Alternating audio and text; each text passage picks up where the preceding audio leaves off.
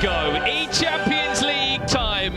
Big games coming your way. We could be watching something special here. The best 36 in Europe. That is brilliant. It's life-changing. It really is. This means so much more than you think. Just soak it in. You might be about to witness history. This is his moment. A new name on top of European FC. He will be this year's eChampions League champion.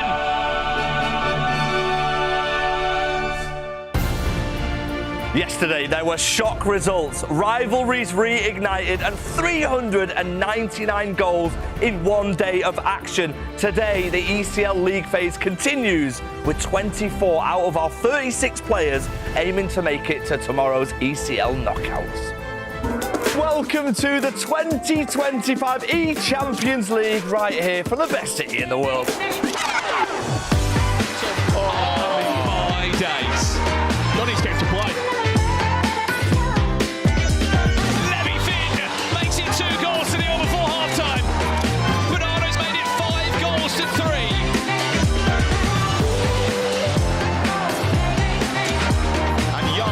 The deadlock.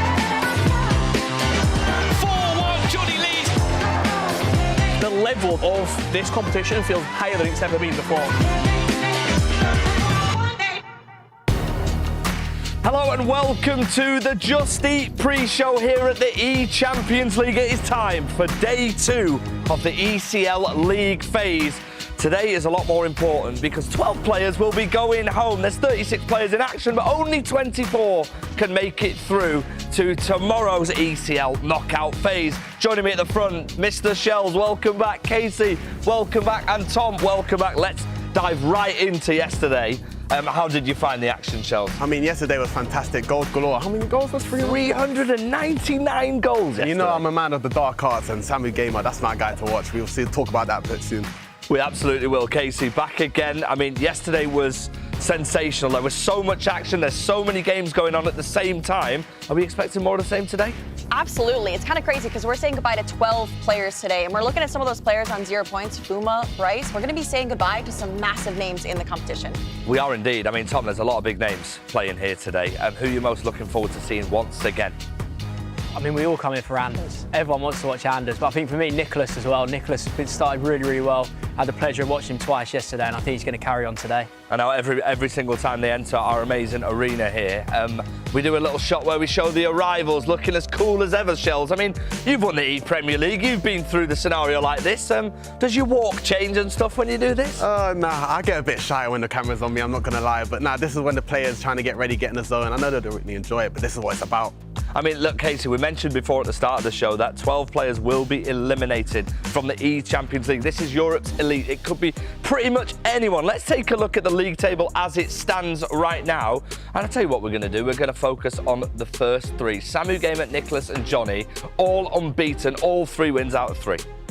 Absolutely. No, there's some big names in there. Maybe a couple surprises. Honestly, I'll be honest, I did not expect Samu to do that good yesterday. We'll see if he continues on today, rolling through. But of course, Nicholas, the Iceman, he is up there. And Johnny, previous winner as well. Excited to see him come back today and continue the excellence. Now, Tom, 11th place, Anders Vergang. Are you predicting him to make it into the top 8? Yeah, he's got to be in the top 8. He has to be. You know it's going to come. Like, he got unlucky in his first game. He said Emre deserved to beat him, but he bounced back well. And I know it mean a lot to him to beat Young. That was a personal match. That was more than 3 points, and he'll be happy with that.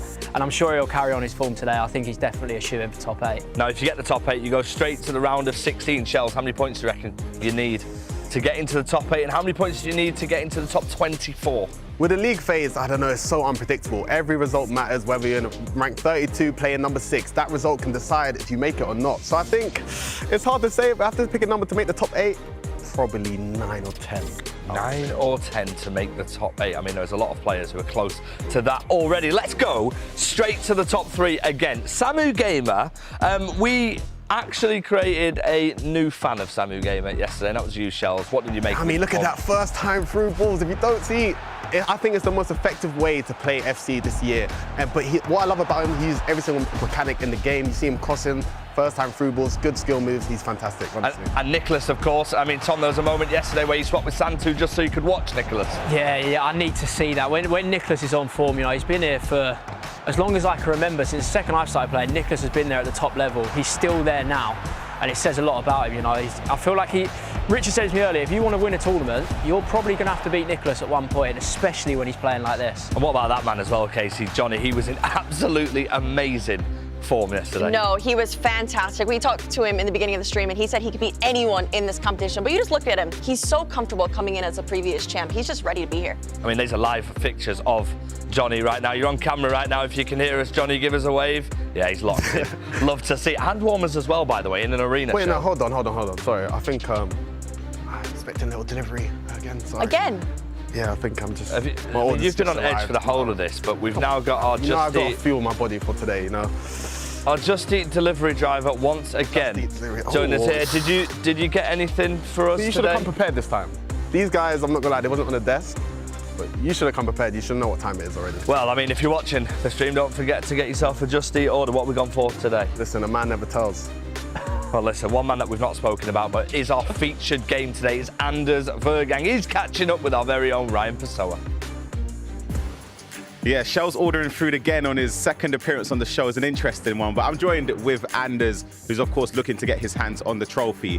Anders, let's talk about yesterday. You didn't start off the best, but you showed your skills in the next 2 games and winning those.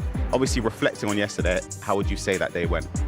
I would say I started pretty slow, but I also know that Emre is pretty good, but if it would have been a nugget game, I think it would have been a different result. But you have to take every game how it is. I didn't play well, it was completely deserved. And then second game, I also think I didn't play that good, but I managed to win. And against Young, he's also decent. He got 1 point, but he's okay. And then against Kosovo was like must win, and I think I played quite well. And if I'm just gonna step up a bit more today, I should also be in top 8. I know yesterday you spoke about that Young game already with Casey, but I feel like I have to ask, do you feel like you've got some sort of redemption already after beating him? I mean, I think it's better for him to have a rivalry with me than the other way around. Like, I'm way better than him. I'm way bigger than him, like, in everything. So, like, I just want to have some rivalry with some players. And he beat me in Saudi and did a celebration and said in the interview after that he has been preparing in 2 years for this moment, and he finally showed he's better. And I think he went 0-3 in the Pro Open qualifier, and now he got 1 point. And I don't know what to say. Like, I think my just head-to-head against him is like I won 3, he won 1, and if you just look at trophies, you can't compare him with me. So that's how it is. Yeah, a lot of confidence from Anders there. Last question before I let you head off as well. You're up against Mark Marley for the first game of the day. Obviously, it's a different day from yesterday. How would you have prepared last night coming into this? Not special or something. I just do like I always do. Like, he went in the Premier League final, I think 2 years in a row. But if you just like hear his name and stuff, I wouldn't put him that high. So I'm feeling pretty confident, and I also know that that's like the only way he has a chance to win is if I'm not gonna play well. So if I'm just gonna play decent, it's also gonna be a win. Yeah, what I'm gauging from this is that Anders is feeling very, very confident. I'll let you head off and prepare. Let's head on over to Gravison and Shuri for some analysis. I gotta tell you, sorry, my favorite part of the whole show, Anders' interviews. I mean, they're just out of this world, real voice. Anders, never change, please, never change. First thing that we're gonna break down here on the analysis desk, we're gonna, of course, break down throughout the whole day some beautiful FC goals. But today, starting now, requirements, because these requirements are kind of different in this ECL tournament. So let's break it down for you guys. Of course, we have a minimum of 2 UEFA Dream Chasers icons, 2 Road to the Knockout 2 CL, and 2 UCL Dream Chasers. But for me, the whole thing and the main thing, of course, no objective or evolution items, but we do have SBCs, the current ones. SBCs, and there's a certain man that 35 out of 36 players are using in Ruud Gullit. Are you using him back at home? Oh, absolutely. Who isn't? Me. Oh. I don't have the coins. I mean, he's too expensive. I'll let you off, Grab. The second thing that we're gonna do is analyze the Anders draft, because it's always different. I mean, we talked about it with him beforehand, and there's a few players that he uses that are kind of different. Yeah, so we're very interested talking to Anders backstage, and something he said, I say backstage, it was quite literally just behind us here. Jarzinho, a man that he said, to be honest, performed unbelievably well for him. Who are you looking at grabbing the team as well that you're thinking? For me, it's Zambrotta because of the relentless and the incisive pass. For me, I gotta tell you, it's the best left wing in the game at the moment. But something I think else we've got to touch on, Sesko up top. He's not actually playing Sesko. No. Kylian Mbappe is someone I really would like to touch on going into Anders' team here, as to be honest, only 3 people out of 36 are using Mbappe in the tournament. And I think to delve deeper into that is really important. Why, Grav? Well, I think because Finesse Plus, great, fantastic, but he does not have a 5-star weak foot. That is huge, especially if you're spending a third of your whole budget in him. I mean, of course, we can mention how the finishing is really good, how the ball control is really good, dribbling is really good, but as you mentioned, I mean, if you gotta just take a hit with the left foot, it's not gonna be that good. Absolutely. So Kylian Mbappe in the team should be fantastic for Anders. I'm hoping to see good things. The playstyles, of course, we have the finesse, of course, we have some wide playstyles as well, but I don't think the playstyles are as important as the stats in this specific chance. Yeah. Of course, Thierry Henry is the man that a lot of people are using instead to free up a lot of the coins. But if we jump as well here into some Anders highlights from yesterday, the man was on absolute fire. Not at the start, though. No, it was. To say. I mean, the first game, it was just a really big defeat against Emre, 4-2, and he wasn't happy with it. But the main thing about Anders, of course, he can get loose in the first round, but coming back against Young, I mean, mentally, he's not effective. He's not. And of course, the way he shot those trivelas, those celebrations, I mean, what can we say? Sue! Seeing him, his confidence is so good, but I like his composure after the game as well. He's very calm after the games. But yeah, Anders today, I'm expecting a 9 out of 9. I think his confidence is just through the absolute roof. I do think he's going to be the top player in the whole competition in this league phase. So let's see if he's as confident in his walk as in his gameplay. So, Anders, we're looking forward to see you play. Let's go for the first round. Well, let's bring these players out and then kick off the eChampions League phase, day 2 of the competition. 3 more big rounds of action and we kick off with this one. Anders Vergang against Mark Marley. RB Leipzig against Brighton of Albion. And I mean, look, 2 of these players had very different days yesterday. He might have lost his first game in Anders Vergang, but he won his final 2 to end day 1 on a huge 6 points. It's not enough, though, for a top 8 so far.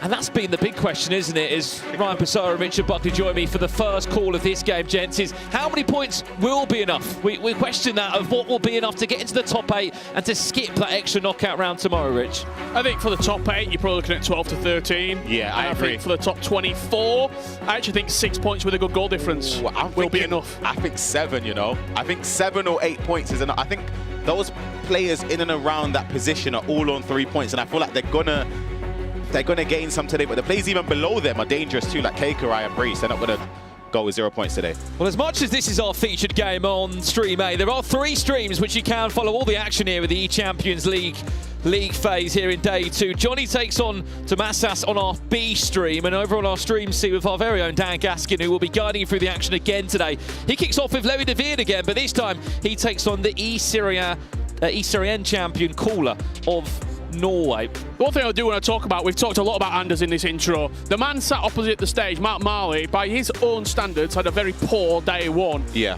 There's no better way to get yourself going for day 2 if you go onto that stage and beat Anders. That sets you up. That's 100%. A 9-point haul. That's a confidence booster as well, and I think for Mark Marley, he knows that he will need to gain quite a few points, but there's no better way to start the day. Talk about predictions. Go on then. I did it. This is my predicted top 8. Yep. I've got Anders Vergang, Ilian Bushi, Johnny, Emre Yilmaz, Samu Gamer, Levi Finn, Nicholas, and LJR Peixoto. So just to clear things up, is this your prediction of who goes through to tomorrow in top 8? Or is it? No, that's for today. Yeah. What I think the top 8 will look like. We did our predictions. I actually listened to the group chat and give them predictions. But listen, they'll show mine soon, right? And it's very similar to be fair. I mean, look, let us know at home as well. You can get involved in the conversation of who do you think is going to be the top 8. Ryan Passaro, this is your top 8. Talk us through it. Yeah, Nicholas, Johnny, Vergang, Emre Yilmaz, Samu Gamer, Levi Finn, Ilian, and Matthias Banana. We have the same. Very similar. It's a very similar prediction. I think the difference is I went with Matthias Banana and you went with LJR Peixoto. LJR Peixoto. That's the only difference. So we have similar expectations on a lot of the players in the competition. Absolutely. Has mine been up or have I just missed that? No, it's not good up yet. Should we put it up? I mean, there's one that's a little bit different. Alian Lyon, did you put him in your top 8? I mean, it's not a bad shout though. First time at a proper LAN event. We don't know a great deal about him in terms of on the international scene, but we've heard a lot about this guy, the new wonder kid they've called him from Bulgaria. I put Karim in there as well. I think the Italians have performed all right here from eCyrien. Let's wait and see. Let's wait and see indeed. Again, remember, we've got 399 goals up to this point already in the Champions League. Who is going to score goal number 4? Welcome everyone to Stream B. Welcome back. This is the chill stream, we could mention it. Yeah, this is so chill, and I hope you guys are chilling with us as well. Yes, we're here on the sofa. We have an Italian and a Spaniard, so of course it's going to be the chill stream. Yeah. Stream chill, we can call it. Can we say that? We are the most beautiful guy in the cast. We Yes, have to of say course. that, and you have to agree about that. First things that we're going to see today. It's going to be a match between one of the best players in the competition, we could mention, Johnny, and Tomasas, who struggled in the first day. So we're just going to jump into the game. Yeah, jump into the game, and let's see what happens. I don't want to say this could be a dead game or a very easy game for Johnny, because, of course, the ball is round. Everything can happen anytime. Yes. We know the game has a lot of time. The matches have a lot of time. See, Domsas is starting to... Wow. Yeah, this is the commentary course as well. Wow. And we see a very, very, very early game in the first 10 minutes of the game. What do you think about that? Wow, incredible goal. Not only that, but the way he built it up, Rivaldo pass into Mo Salah with the right foot, which is not something you usually expect, but still top pins with that right foot. Gianluigi Buffon was nowhere near that pole. What a start. What a start. And why is he using a Real Betis shirt as well? Maybe it's the closest thing to the white and green. Probably. Let's pretend we didn't see that. Let's pretend we didn't see that. Anyway, what do you expect now from Johnny, who has been one of the most informed players in the competition yesterday? The thing with Johnny is his defense and his press has been out of this world in day one, but nothing matters when you come in and you feel a whole different kind of feel within the game when the day starts, really, because of course the day one is so important, but then maybe you get up in the morning, you did everything right, but then the feeling there is not right. So of course he should play the way he played in that day one, but I think the thing that Johnny did best on that first day was the runs and the timing of everything. Yeah. And you cannot train that. You either got it or not. So it seems like... Did you have it? Or do you have it? I don't have it anymore. I used to have it, but I gotta tell you, maybe I did the same thing during 2 days. Exact routine, exact everything. And one day I got the timing, the other day I didn't have it. So you never know. Do you think now, Johnny... Oh, hold on, because there it is. There it is, the equalizer for Johnny, 1-1 with Lars Rieken with a low-driven shot. Was yes, that? it was. Yeah, very, very nice build-up. And was it a double tap on the through ball? I think so. I think it was the, as you mentioned, through ball double tap. There it is. See, that's a beautiful pass into Lars Rieken. Probably our favorite hero within the SBCs now. He's only 500,000 coins, so it seems like in every single team you're seeing Lars Rieken, really, because good body type, very technical, 5'5". Yes. You know, of course the playstyles as well, because you have the finesse, you have the incisive as well. I think the other one is the pink pass as well. It seems like he has the perfect combinations of playstyles. Like, if I could build a winger, I'll probably use those 3 playstyles. Maybe the rapid, if I could throw it in as well. Yeah, but to run faster. But I mean, it's just, I think either as a cam or as a winger, it's just the perfect option, really. It's one of the best cam in the game for the purpose of this competition. To be honest, when I get back home on Monday, I really want to try Lars, because I didn't do the SBC. I'm kind of, getting my phone out, jumping on the mobile companion app and try to advance on those squats, because it seems like he's incredible at the moment. Yeah, I agree. I tried it. Hold on. Yeah, I tried it a couple of days ago when the SBC came out. And it's really, really, really good, actually. So even for casual players at home, chat. I know, of course, you look at pro players and high-level stuff, but you can use it as well at your house. Do you use it as a cam, as a winger? As a cam. As a cam. Yeah, just behind the forwards. Okay. You know, in 4-2-1-3 or 4-3-3. Oh, so you're one of those players using the 4-2-1-3, right? Actually not. I'm a 4-3-3-4 player. Oh! Yeah, with 2 CMs and 1 cam. But I'm actually, like, at the start of the game, I started to use the 4-1-2-1-2. So yes. you got 2 strikers, 1 cam, 2 wingers, and 1 CDM as well. How did you defend? Yeah, you know, at the start of the game, I try to try things. So. So you weren't defending. Yeah, I'm all attack. I'm an all attack guy. You know what I mean? As we saw yesterday with a lot of players, I like to score one goal more than my opponents. I don't care if the match ends at 10-9 as a score. I get that. Anyways, in this match, we have the first third of the game completed with the 29th minute of the game, and it seems like Domasas is really in a good position. Seems like he's beating up the play. Oh, that's a beautiful pass. Beautiful pass. Maybe a cross in there. And there it is. Ay, Thierry Henry, come on. Too early? The cross? I thought the cross was good, because if not, that Lilian Thuram would have just caught Thierry Henry. But what a pass before it was. Beautiful pass. Yeah, the timing was really amazing. It seems like Johnny was the one making that pass, right? With the way he plays. Yeah. But as you can see now, Domasas is using... They're both using the 4-4-1-1 formation. But it seems like Domasas is using Ricardo Kaká. It's like, oh, what a pass. What a save and what a miss. Whoa, Those kind of opportunities, you know, when you are so close to the keeper, you try everything, but the keeper just saves it. Especially because I remember last year, Johnny, it was something really astonishing watching him play, because every single time he was in front of the keeper, he scored. Every single time. I remember the semi-final against Matti Bonanno, it was 2 shots, 2 goals, 2-1. It was just so easy. And I think Matias Bonanno's first half was really good. Like, he had 6, 7 shots. Like, Matias Bonanno was playing really good. Yeah. But none of that matters if your opponent just gets into the box and scores. Now again, Regan, 1v5 actually, so he needs to get back to Xavi. Again, Zico, trying to Trivela. Same as yesterday. I don't know if you remember against Tex. Yeah. Same angle, same ball roll. Same player. Different result. Nice defense from Mo Salah there. What were you going to say, Santu? About the defense of Salah. Yeah, I mean, it was a great defense. Yeah, I mean, I really don't appreciate so much the fact that forwards and wingers have good tacklings, you know what I mean? So for the next year, I hope. Hold on, because now it's Salah on the right foot. Oh, coming back for the finesse. You maybe just need to shoot there. You have the precision shooting, you can do time it as well. Why don't you just shoot? Searching for the perfect shot. Yes, sometimes it's a weird thing when you're a pro. We'll break it down in a second because Roberto's through. No, Buffon gets the ball back.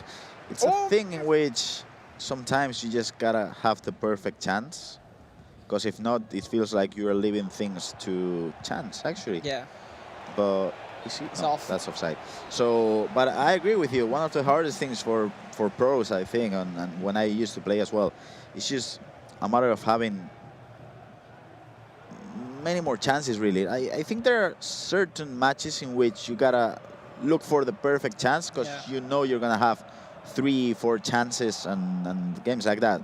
Let's just say I know you're better than me as a player, all right? So the kind of game I'm gonna play is try to... Me, I'm better than you. Yes. No, I'm not. Definitely not. Let's just say you're better than me, right? And I'm playing against you. The kind of match that I want is you having 4 chances, me having 4 chances. Yeah. Because if you're better than me, I just want the volume of the chances to be as slight as possible. But if you're playing against me, and you know you're better than me, you kind of want the volume of the chances to be higher. Yeah. So that's why I think pro players kind of struggle to find the easy, casual player shots. Yes. Occasions. Yes.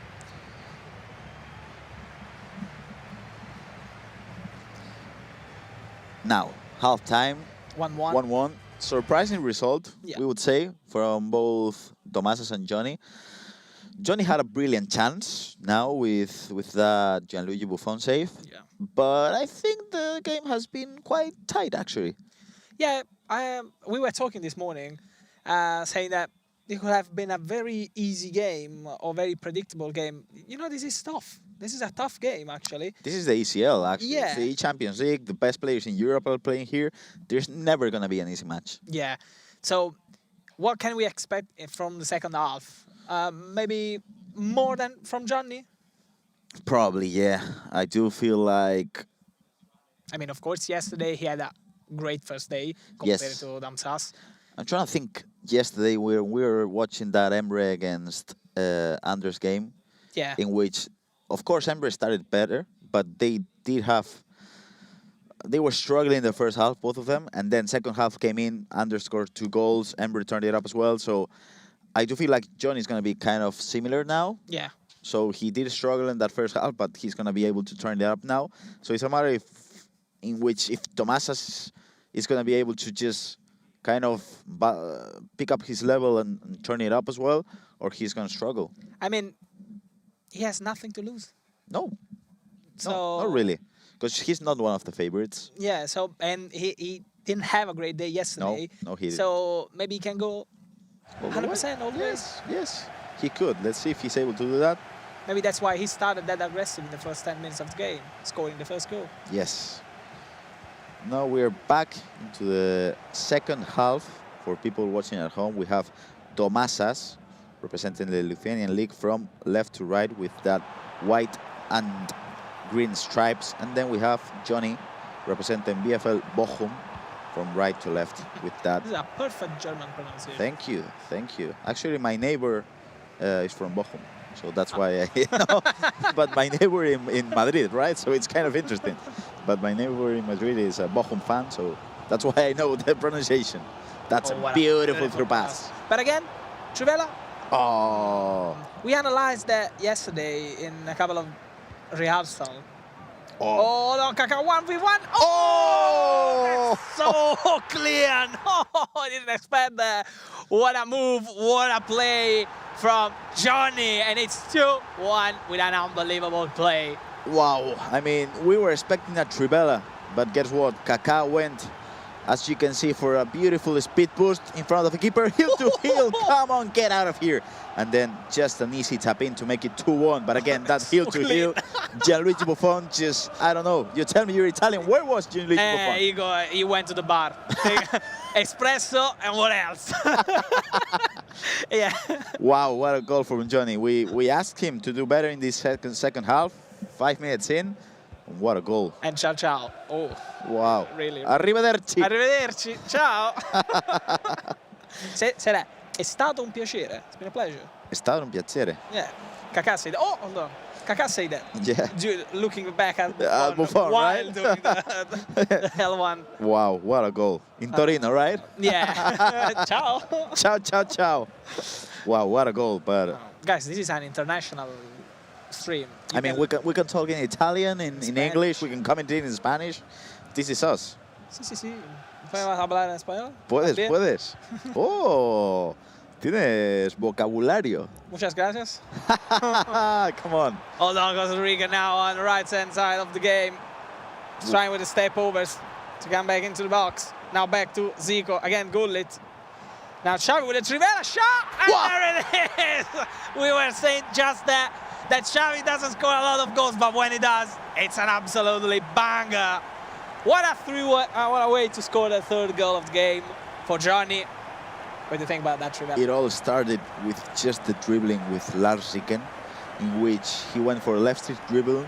He went for a step over, cancelled it, passed it back to Gullit, recycled it into Xavi. And for me, with Xavi, I'm always expecting a pass, really. Yeah. But I mean, that's why you bring it in. That's why you're bringing Xavi, yeah. But this time he went for a Trivela, and wow, what a goal.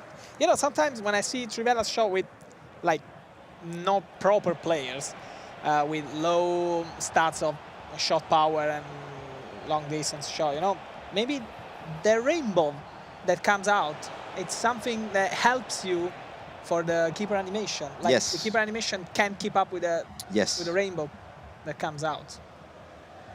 I actually think that, because, you know, when, now Mendes is through. Mendes through with a player lock for Kaká, and again, Kaká on the first pass, and it's 4-1 for Johnny, we say that he needs to deliver in the second half, and he did. Ricardo Isaacson, Dos Santos Leite. Oh. For friends. Wow. Wow. I mean, this is what we thought could happen in the second half. It could be, of course, Johnny played perfect FC yesterday, but now you're playing the first game of the day, first 45 minutes, and now he's found the momentum, he's found the rhythm, he's found the timings, and it seems like he's unstoppable. 15 minutes in, second half, 3 goals already, and he's happy. You can see that Johnny smile on the bottom right of your screens, and Johnny's just cruising right now. He wants to win the second one in a row. Really wants to. And we actually need to care about the goal differences. Yes. So he really needs to score as many goals as he wants, as he can, because maybe, I don't know, at the end of the day, he could be at the same points of another player and winning for goal differences. Yes, first game of yesterday was against Tex, 5-2 result. Second game, it was a 6-2 win. And then on the last game of the day, it was a 6-4 win, actually. So that's a +2, +3, and +4. That's 9. Yes, it is. +9 now, +3. That's a +12. That's actually really good. Yeah. I wouldn't say... We also do math in these streams, guys. I can do everything, really. Want to talk about physics? I don't know. No, I cannot do that. But really, it seems like Johnny has not been scoring that many goals. Like if we, let's just say Samu, for example. Yeah. Samu scored a lot of goals. But the thing with Johnny is he's not conceding, really. Samu is like, you know when you do objectives in the squad battle, saying score 10 goals with an English player. Yeah, exactly. The thing is, Samu seems like a really chill guy, right? He is a really chill guy. He's a good boy, actually. Like I mean, generally a good person, and he doesn't feel pressure. He has no pressure at all. Wow. Again, Zico. 1v1. Zico! And Buffon saves it. Yeah, great goalkeeper movement. Great goalkeeper movement. Now a chance for a corner kick. Bicycle, no, doesn't come in. Would you prefer to go for a bicycle kick or a header? What's more effective? I actually don't know. I like the way Tex yesterday kind of mixed it up together. So he would go for bicycle kicks with some defenders, but he actually went for headers with the aerial of Gullit as well. And I think he scored 2 or 3 corners. So it's a matter of switching it up, I think. I mean, if you have 2 players in your draft, one with acrobatic plus and one with aerial plus, who puts you in, like, would you put in the first post? Hold on, because now Rivaldo... that was a good attack. Nice defense. I guess I will probably put the aerial one first, but then I will maybe change it. So, for example, as a reference, you put the aerial one, but then if you want to go with a bicycle one, you could manually put in the position you want. Yeah. If you look at the bottom of your screens, you're going to have the results on this round 4. Samu Gamer, still playing as good as he was. Still winning. 4-2 win against Bradley at the moment. Lukonegwa, 2-1 against Giobundi. So I got to tell you, Italy's happy, no? Italy's happy, players are happy. I spoke Yes. with them. They are happy with their performances, and they really want to go through the first 8 places. I don't know if guys can look at my loafer back at home. If you look just below my loafer, Tex Iliambushi, 6-3 result for Iliambushi. That's huge. I don't think Tech's gonna like it. That's Tex getting 4 points out of 12 right now. Yeah, he's with 1 foot, I don't want to say outside of the competition, but... He's in a tough position because beforehand he was on the knockout phase because he was top 24. But after this round, I'm not sure. And especially after round 5 when that's concluded. So we got all the points of this 4th kind of match for everyone. I guess we'll see. But it could be a hard day for him. It could be. Especially because now he's playing NIT as well. So... Oof. Yeah, he has not had a good matchmaking, to be fair. No. Same with Levi De Beer, for example. Levi had a really tough... I went into Trivella again. Ooh, Gianluigi. What a save. Yeah, no coffee for him today. Could be a tough day in the office for the Man City guys, because... And again, before. There There it is, 4-2 with Gullit. a bit of lucky. You need a bit of lucky, yeah. You always need some luck in those instances. He got it right. It was a Team Hullet aerial battle. He kind of won it, won the rebound as well, and that's 4-2 for Hullet and 4-2 for Domasas. I'm trying to look down below at the... Can we see a comeback? Nah, I don't think so. No, not really. I'm trying to think of other matches. So, for example, Chris de Boer representing AS Almar against Loxley Breeze. Breeze has now 0 points out of 12. So I wouldn't say he's out. But if he's able to win the last 2 matches, that's 6 out of 18. I don't think. Yeah, it's hard. I don't think that's enough, in my opinion. Yeah. How much would you say the score point, the minimum score points to get through? Good question. I think the top 24 is going to be 7 points. That's not that high. I mean, it's just 12. It's reachable. Yeah, 12 players have to be out of the competition. So I guess 12 players having less than 7 points makes sense. Yeah. And then top 8. I mean, if you win 3 matches, even in 2 days, you should be through. Yeah. You should be through. But then top 8 is kind of harder because I see the people at the top not dropping points. So yeah, they're very good. I don't know. 12. I don't know. 12 points might be too much. Maybe it's a matter of 11 points. Maybe it depends on which play you drop point with. Yes. You know what I mean? Hold on, because now again, Domasas into the box with Regan trying to find a space, but no, because Johnny has had a good defender, but be careful because of the high press. Now Ibarbo is trying to find a space again, but no, again, Nuno Mendes with the save. And he's trying to build up a counter-attack with a very strange pass. Yes, a strange switch up of play, which wasn't successful, and now Johnny is suffering. And I said the game was done, but to be honest, it's really not, because if he's able, Domasas, to score another goal, at the 83rd minute of the game, he has time. He has time for at least 2 or 3 attacks. But Johnny is defending very good, actually. He is. I mean, I didn't feel it for the entirety of the match that Domasas is going to be hard on attack. I don't know. I didn't feel the danger of Domasas' attacks, but, 2 goals are 2 goals. I got to tell you, that first goal was impressive, the way he attacked. Hold on, because this could be a good attack. Marquisio now in the box for Henry, and again with a bounce back. Gullit again for Ibarbo, trying to find a space. Regan, and again, good defense.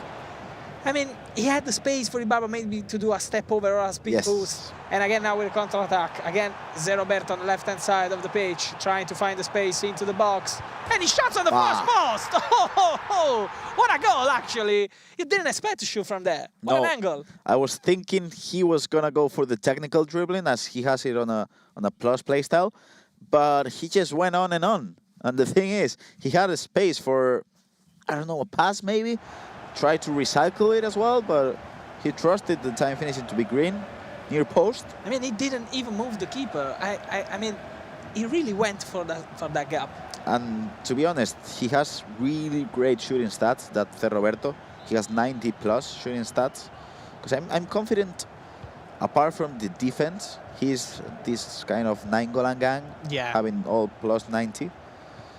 He's expensive though. He's like 1.8, I think. So it's a kind of an interesting choice, because he's not the best attacker, probably. Yeah, but we don't have a lot of choices on the left side. And he's something in between, right? Like, he can defend, he can build up, he can also attack. He's tech guy, has 5-star skills, so... If you got the coins, really, if you got the budget, go for him.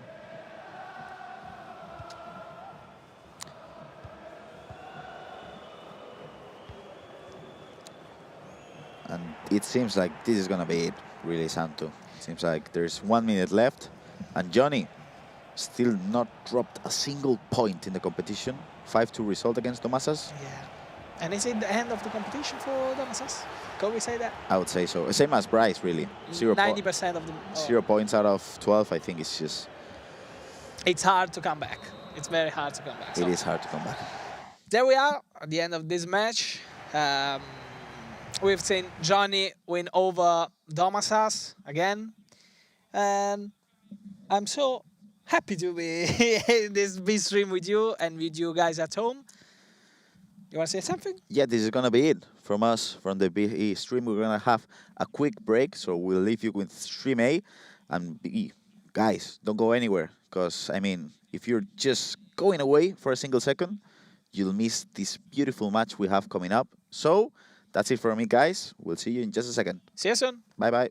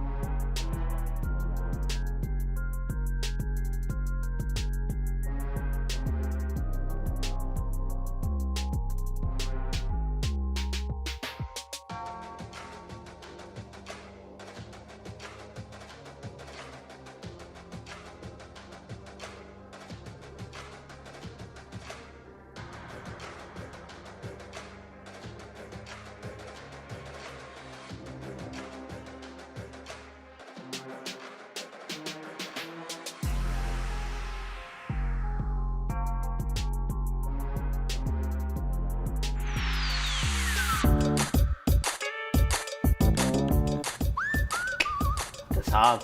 That's really hard. The last time it was in 2012. I think it was in 2012. 2014. Oh, it's 2012. Ooh, it's close. It's close. No. Madrid? I don't know. Chelsea? Was it Chelsea Bayern? Chelsea Bayern. 2012. No idea. Drogba? Drogba. Drogba?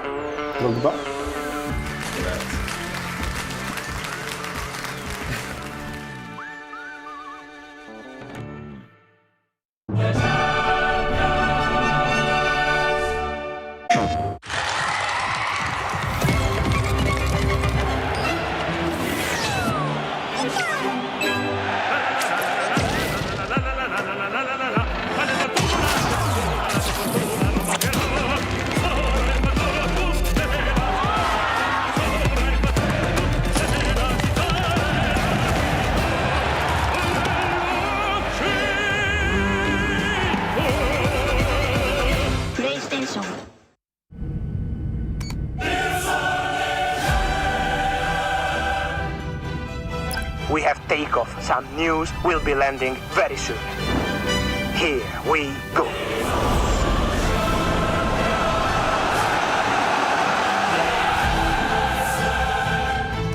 This is your captain speaking. I'm pleased to announce that Qatar Airways are now the official airline of the UEFA Champions League.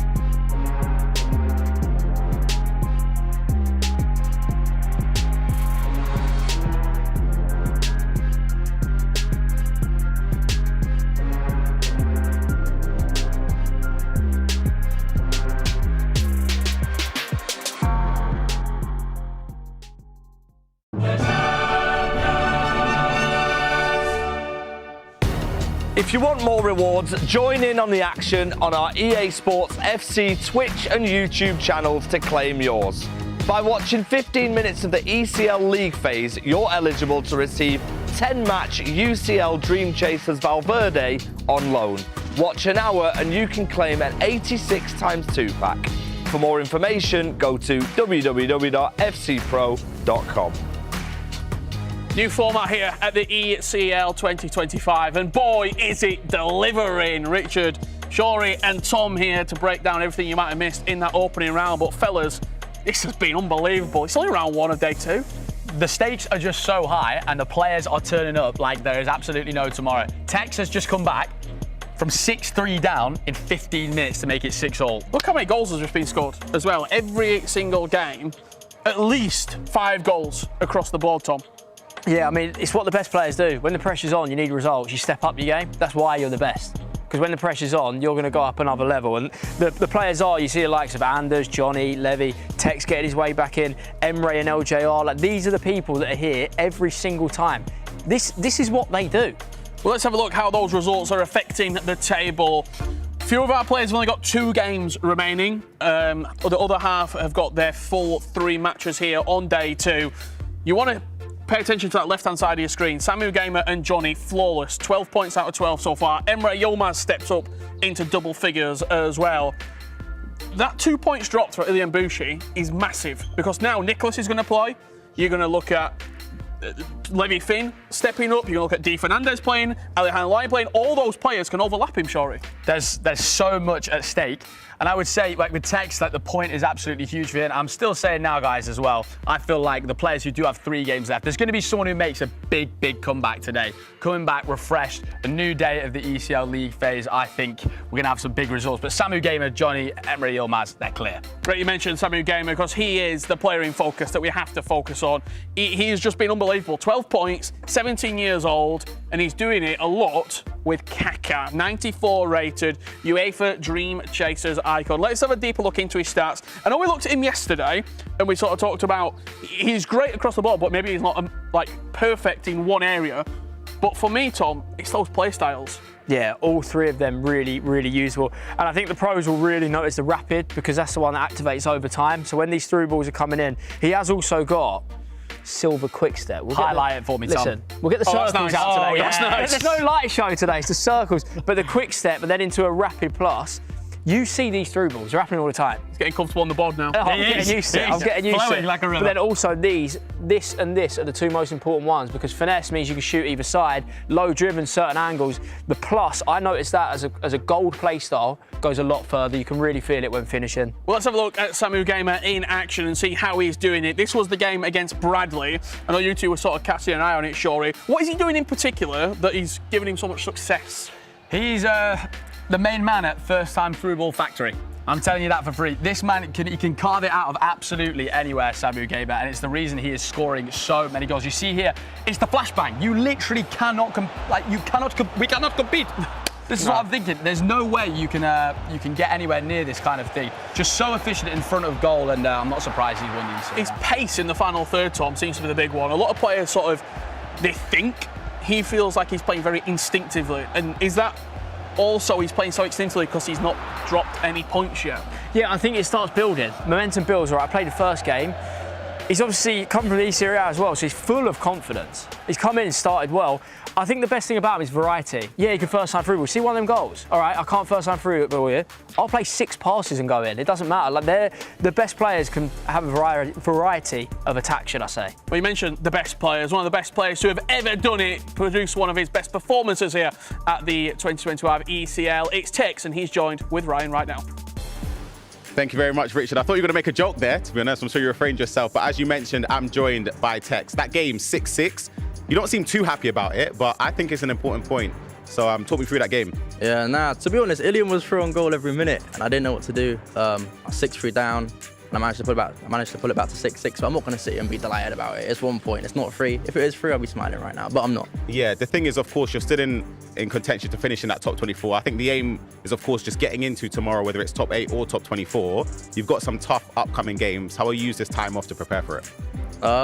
Just sit backstage and breathe and try to calm down, because I know I've got the ability. It's just about performing it on the big stage, which I've been struggling with recently. So let's see how it goes. I think one win, I'm through probably. Yeah, so. I would say so, 100%. If you say about struggling with it, what do you think it is that is making you struggle? You just can't really pinpoint it. Just mentals. Like all these lot know in practice I'm good, but you come to a tournament and I struggle at the moment. So we'll see. But when it's pinpointed, I'll be back. But let's hope it's in the next 2 games and tomorrow. Yeah, one thing I can say is, of course, there's a reason why you're one of the best, if not the best that we've ever seen. But let's head on over to the host desk with FG. Yeah, thank you very much. Very well done to Tex. That was some comeback. Now, we've seen so much good action. It's only right, Santo, I come to you. That last round of fixtures, Samu Gamer flying the flag for Italy. He's absolutely flying. I mean, the stakes are so high and he's crashing it. I mean, 12 points in 2 days and he's cooking again. We hope to see up front. Yeah, it looks like he's doing really, really well. I mean, Shells, let's focus on the next fixture we've got then. So we've got Neat against Nicholas. Nicholas is on 9 points as well. We saw how well Samu played and how well Johnny played as well. Nicholas, I mean, if he gets 3 more points here, do you think we're secure in the top 3 already? I definitely think if you get around 12 points, the top 3 could be decided. But Nicholas, the Iceman, up against Neat, 2 giants of the scene. It'll be a tough battle. I'm not sure who comes out of this one. We've also got Jaden against Levy Finn, which is happening on our B stream. For these players right now, 12 players are getting eliminated here, Santu. How much more tension can you feel in the studio today? There's a lot of tension actually in the studio. I see players shouting to the coach, shouting to himself, vamo, vamo, vamo, vamo, andiamo, in Italian as well. So yeah, the tension is high. The tension's high. We're not going to make you guys wait any longer. Let's head over to our casters for the next round of fixtures. Thank you very much, FG. Look, we are jumping in very quick to the second part of round 4 of these fixtures. Myself, Brandon Smith, Casey and Gravison guiding you through this next round of games. I mean, look, we've just seen half of the competition already kick off for day 2 and already some different results coming in there, Casey. Yeah, we're seeing some different people come in, maybe not starting the day off yesterday very well, but coming back. Like we said, they're doing it all over again today. They have a redemption period. Tex is back in it. And so I hope he does it because I would love to see him play tomorrow. Samu Gamer, Gravison. I mean, you wouldn't believe it's his first time in the eChampions League, would you? What a day he's having. I mean, he's 17 years old and he's just so confident. I don't know, for me it's surprising, and I think there's a key word that Richard mentioned as well, is the way he's effortlessly doing things. It just seems like, I don't know, Johnny, you can really see the through balls. When you're watching Anders, you can see the timings. With Samu, he's I don't know, he's effortless with the way he plays. I mean, he's, in my opinion, the player to watch in the competition. Well, we speak about confident. How confident are you two about your predictions, your top 8? Because we've got them on screen to have a little look at if we can. We'll put them up on stream. You can get involved at home as well. Who do you think is going to be making it to the top 8? Gravison, we start with you. Talk me through it. I mean, I agree with you, Alian. I think he's in that top 8. Okay, so for me, the Anders is going to be... Welcome to the eChampions League. I'm here on the base stream. This feels a little bit nice, doesn't it? Matt. I'm wedged in. I'm in a hashtag sandwich. And we're going to be guiding you through an old Brazilian affair. Boavista's Young against Real Racing Resende. Here we are. Straight into it, boys. Oh, yes. Chaps, how are we? Am I right in thinking Resende really needs a result here? Yeah, he's on... Nil point or 1 I think point? both of them Nil point. are right near the bottom of the table, I'll be honest. Yeah, Charles, I'm doing well, mate. How are you? Oh, I'm pretty fantastic, guys. Excited, like Buckley said, to see the old Brazilian affair. Yep. We know Young from yesterday, guys, of course. Had a bit of a tough result against Anders. To be fair, I like seeing the respect after the game, though. Like there was a bit of, jibber jabber throughout, but then it was good after the game. Not feeling very young anymore, is he? Probably aged a few years. Classic. We're all day, yeah. I'm surprised. I thought Young was going to have a nibble back because that was some serious winding up. I thought he might do something, but he didn't. I mean, he needs to focus for today. Got to forget about that loss against Anders because these points right now are the important ones. He needs something, and he needs it now. I think Resende as well, kind of making a return because when me and Shoz were playing back in 20, Resende was the man. He was. He was unbelievable. Slowly dropped off. Young's in here. Henri. Keeper. Ooh, in near post. Surprised by that. Interesting. Maybe she'll look for a low driven. Maybe you look for the low drivens. Oh, Buckley, it's so great to have you here on the big stream, though. Look at us. This is everything I've waited for. Yeah, this is the dream. We're even touching knees. I know, everyone's knee making it just couldn't get better. Yeah. Connected by the knees. Right, chaps, let's go early predictions for this one. Yeah. Why not? What would you like? I'm gonna go I'm going to go Young, 5-3. I've got a bit of a rogue shout. Oh. I'm going to go 0-0. I think the first 0-0 of the tournament. It's got to be the first one, yeah. We're about to see. Them. I'm going to go with the old guard. Resende's got to step up, show him who runs Brazil. You know who's sat behind Resende as well? No. Even older guard. Used to go by the moniker Rafifa.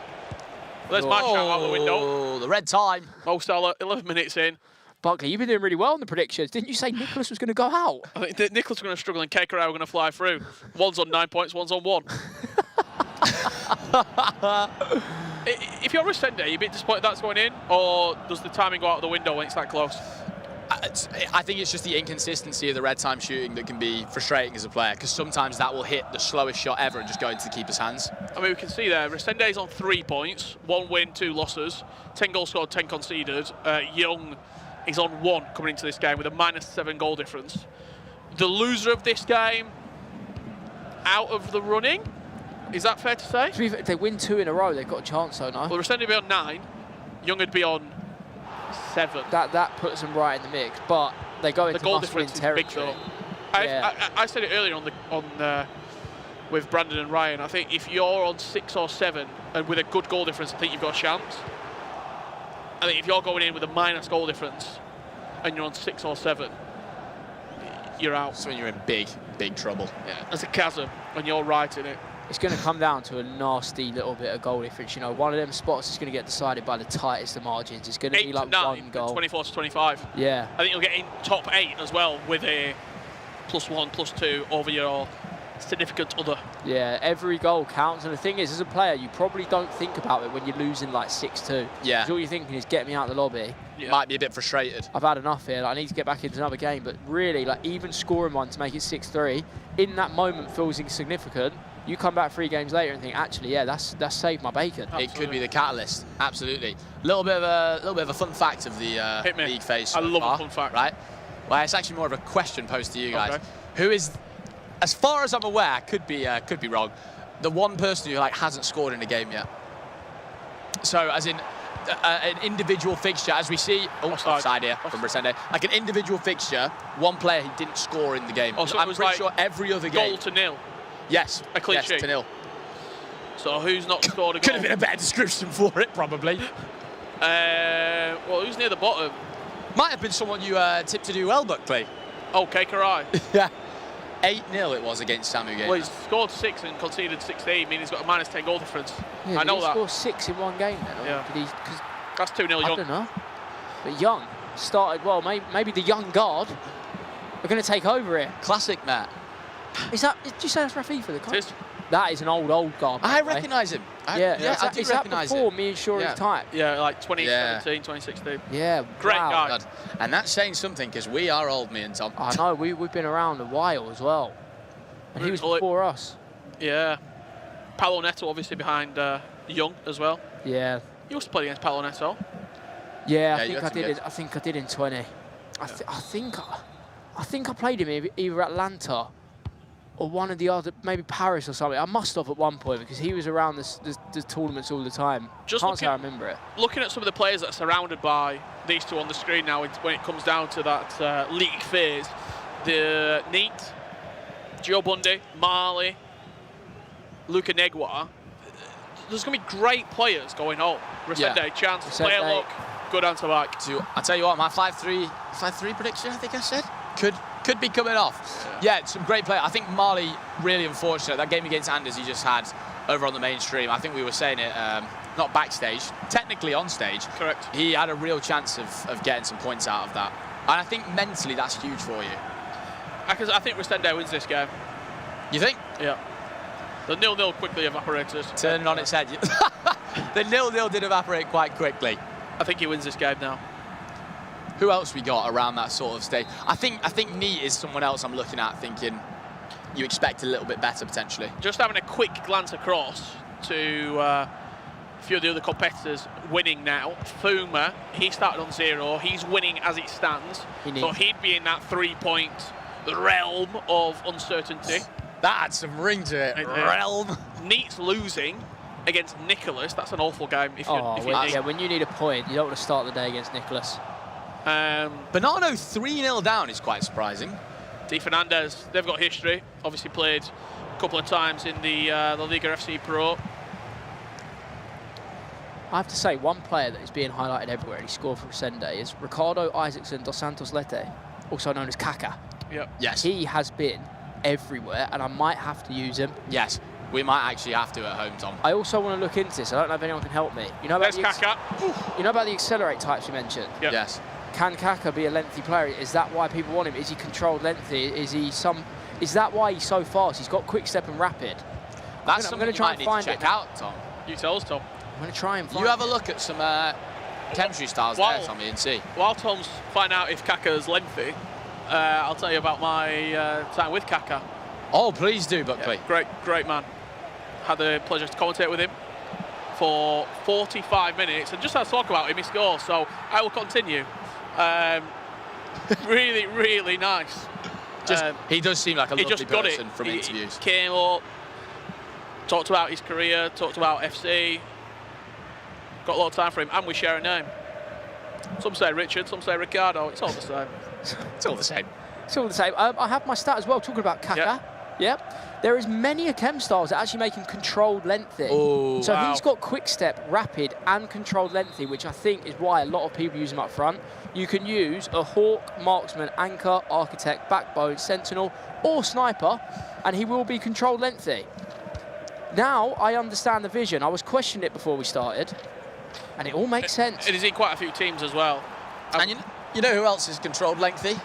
A man being used by 18 out of 36 of the players. That's 50%. Thierry Henry. That's 50%. Oh, he's in here. We're geniuses. He's in here with Henry. Speak about Henry. Hello. Low driven.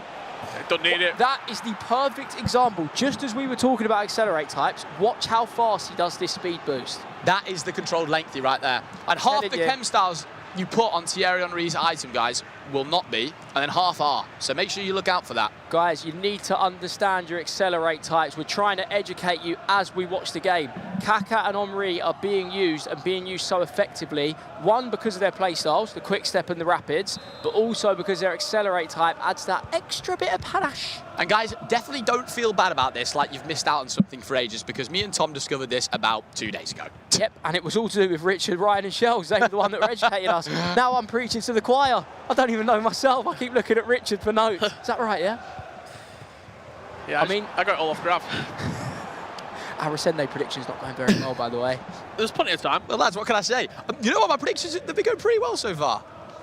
You just give me a second as well. I'm going to look into Thierry Henry. I'm guessing a lot of them using the Team of the Year item, yes? Yes. Well, the other one, he's probably better. Well, he definitely is better, but he's just too expensive. Too expensive. It does not make sense to use it in this draft format. 15 million coins available to you. The Team of the Year, it's too good of an item not to use. It's 2 million coins. You've got 13 mil to spend, and you've got your striker locked in, the main man. He's so good, and there is about 7 chem styles that make him controlled lengthy. If you guys want to experiment with it... Hold on, Resende's in. Oh, he's offside. That's 2 offside goals. If you want to experiment, there's 2 ways. You either look at community websites, which will show you, or if you apply the chem style, it comes up on their bio, doesn't it, what they bottom have. left corner. There is 6 different acceleration types. For strikers and defenders, you want any version of lengthy because they're faster over time, especially with the through balls now. That's what you need this year. The through balls are so prominent, you need players that can run for a further distance. I'm going to stop talking about accelerate types now, and we're going to watch Young potentially go 5-1 up here. Yeah, he's played really well. It's the best I've seen him play. Very sharp. This might sound a bit deluded or a bit crazy from me, but I have a theory sometimes with the way I've played. When you play someone at the top level in a tournament, even if you lose, sometimes you start playing better after because you've played against the best. Like if you play against Anders early, the other games start to feel a bit easier because you've felt Anders, you know how he plays. For me, I pick it up. Hold up. No, but I pick it up. Like I pick up how they play as I'm playing them. And then the next games I go into, I'm doing some things that Anders does. I mean, obviously not to his level, but I used to do this quite a lot. I know you did it a lot with Tex, when you used to play Tex. Yeah. You know what? I'm going to pull out a Michael Owen quote here. Yeah. Someone does have to win, and someone does have to lose. But you are so right. What you take from that energy, you could lose 10-0. You could go and win every game after that. You genuinely could, because he's at a ridiculous level. Resende just before half-time. I've got another theory. Go on. Yesterday, he didn't play very well. Today's a new day. Today's a new day. Oh, today's a new day The theory. classic quote. Oh, the classic. And he's got a good night's sleep. Oh, he knows what he needs to do. He knows that if he came in today on 1 point, if he can pick up 7 and goes on 8 points, he's probably, and I say probably on 8 points, gonna go through.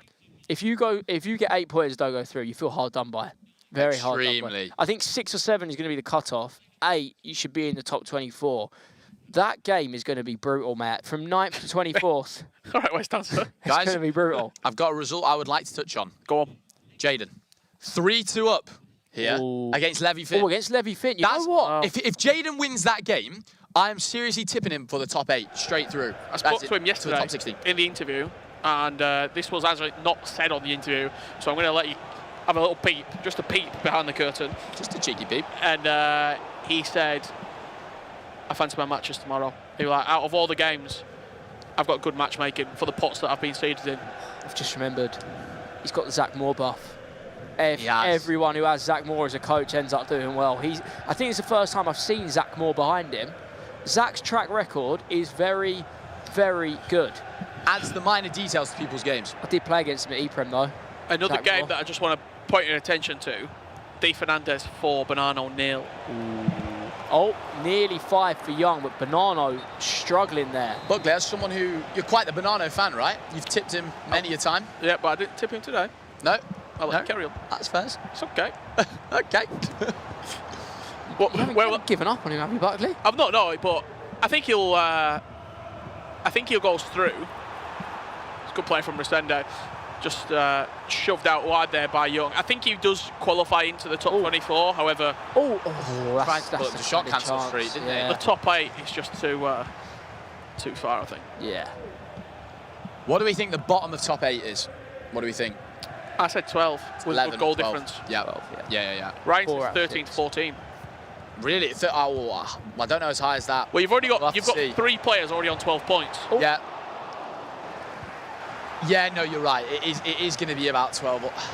I think 12. I think 12 gets you in. Samu's in, Nicholas is in, Johnny's in, all on 12 already. And then you're starting to look at players on 12 to 13 as also probably guaranteed. Young's looking to wrap this up. He's building well, but not that time. But yeah, I think 9 will get you in the top 9, but you need 12 really to get into top 8. I wonder if someone's going to get 18. I can see him doing it the way they're playing. Well, there's only 3 players who could do it. Yeah, I can see him doing it though. We're cooking here, guys. Absolutely. I'm tipping Johnny for it though, personally. Absolutely. Well, should we have a quick, just a glance at their games? Have a little glance, Buckley. Why not? I'll tell you. Johnny would go on to play Fuma and Ivan Nilsson. Fancy that. Yeah, big Samu Gamer plays Young and Levy David. He won't fancy that. No. Nicholas plays Assault. Last game of the day, Alihan. Ooh, Alihan actually to touch on right now is 4-1 down at the moment. I think he's on. You what? You say Alihan's 4-1 down? I believe so, unless my eyes are deceiving me. I might need to get my glasses on. I had him down as storming, but maybe. I think he was on 6 points out of 9 from yesterday. Yeah. Yeah, he's 4-1 down to RVP legend. Yeah, I mean, RVP's a top player. By the way, RVP is massively going under the radar because he is going to be in a very good position if he wins that game. As soon as this ball goes out, Resende is going to score this attack. I've seen the script. And now I'm going to leave you at 4-2. Buckley, it's been a pleasure. It's been a pleasure. I'll see you very soon. See you soon, my friend. That is an ice cold bit of commentary to leave on. The sofa won't be as comfy without you, but we'll keep it warm. Don't know what that meant, guys, but here we go. Well, Shots. Right, well, we're back in. Should Thomas. we go knee to knee, or? We can do. I mean, we are in matching, which you guys can't see right now, but, you know. We can see. You'll get the pleasure of seeing at the end of the game. That's the man you want to see. That's the man you want to be seeing right now. Absolutely. How can he come back? I mean, look, RVP is going to be on the same amount of points as Verge Gang. That's easily the most under-the-radar player out of the whole weekend. No one far. mentions him. Not a single person. RVP and Jaden going under the radar there. They're both on 9 points. They're playing well. Jaden's got good fixtures. We'll have to find RVPs. As D. Fernandez has put 5. Oh, Finn has just equalised against Jaden. Hold on, Neat's beating Nicholas 4-3 here. It's all going off. Hey. That's big for Neat, seeing as... He needs that. He needs that. He has really, really had a bad day yesterday. That would be huge for Neil. And I'm telling you, guys, I've said it all day long, and I will continue to say it in this league phase. Someone is going to come in today and cause an absolute storm that had a stinker yesterday. I think Fuma's closest too, because if Fuma wins, he's got his first win on the board. And then things are going to get ridiculously tight. If you have the people pop off from who didn't yesterday. Fuma's the kind of player that can do that as well. I'm expecting an honorary speed boost any moment now from Young. Mo Salah being used in teams, absolutely love to see it. I'm actually interested to see how many people have decided to go with the Egyptian King. 14 players, Tom, have decided. 14, yeah. And that percentage is 38.89% of players. I heard the other 62% haven't watched Salah Stars, so... Ah, you see, they're missing. As Kaka, Tom, you touched on it. Oh, it's precision shooting.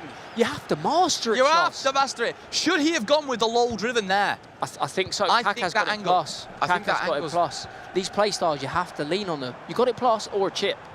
I think a chip or a low driven. Third on the list of shot selection there is shooting across goal normally like Young did. But these split decisions, we've spoke about 10 seconds. He had 0.1 seconds thinking about that. Yeah, it's easy for us to sit here. I mean, there's maybe a reason he sat in that seat and we're sat here commentating.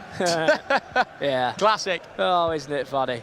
Classic. Isn't it funny? So who's your tournament favourite, Tom? Ooh. See, I still think Anders, because I think when Anders fancies it, he steps up. Like, the bigger the game is, the better he plays. Correct. Samu Gamer is also up there. Like, I feel like Samu is the kind of guy I think, yeah, you might be Anders, but like, I'm Samu Gamer. As we see, a big chance for Resende. Not quite going in. But this next goal is the flip. This is the flip right here. If Resende gets the next one, I really feel like he gets a result here. Young gets another, he's just going to absolutely run away with it. Cheers, Michael Owen again. As we see, inside here, Rivaldo, you can't be moving the keeper like that. Oh, he's hit it with a prancing bird. You can't move your keeper. Rule number 1, we just watched Tex do it. Don't move your keeper. Don't get so excited. Just leave the Just keeper relax. and deal with the player who's about to shoot. And it's time for my favourite quote. For you guys at home doing keeper movement, remember, when people go through, it's still hard to score against the keeper. Can you back your keeper up onto the line a little bit more? Back him up onto the line. Yep, that's something we know We don't need to do it the cha-cha slide, do we? We don't need to go left and right. Hey, wouldn't mind if I was on Strictly, but not right now. No, they're too early. It's too eager. It's like you make the mind up for the striker. He has to make a decision. You dance across, no decision made. I'll tap that in. Empty net. We can see a few results here. As Young looking happy with himself. Sorry. He's doing the cha-cha slide. It's the quote of the quote of the weekend Slide so to the far. left, slide to the right. Right, listen, make sure you do that. Make sure you do. Yeah, you got to get up and do it. No, sure, make sure you do it on the A stream, okay? You want me to start hitting the... You know I dance like a robot. Oh, I mean, we're both as bad as you are. We're never going to beat the uncle allegations, you know. Our dance moves. My hips do lie. I'm not like Shakira. They do lie. I can't move them. The quotes are moving absolutely crazy. I can't move them. There's goals going in everywhere here. Jaden and Levy Finn is 4-4. That is a massive, massive game. Keep your eyes on that. Young looking to just finish this off at 5-2. Resende's going to need something magic. That scoreline you just said there, that sounds almighty familiar, doesn't it? Ooh. This is my exact prediction, guys, if it stays like this. I need to stop focusing on my predictions, but I've done pretty well on this B stream so far. Hey, give yourself a pat on the back, as Nicholas has also equalised with Neat. Anyone in the chat, tell us who you want to win. Tell us who you got your eye on. Any big stories you see coming. And tell us, do you think me or Shuri would beat any of these players? What do you reckon? Just had it on good authority, by the way. If this stays at 5-2, Shuri actually has to do the cha-cha slide. Live on camera? Yeah. I can't even remember how you do the cha-cha slide.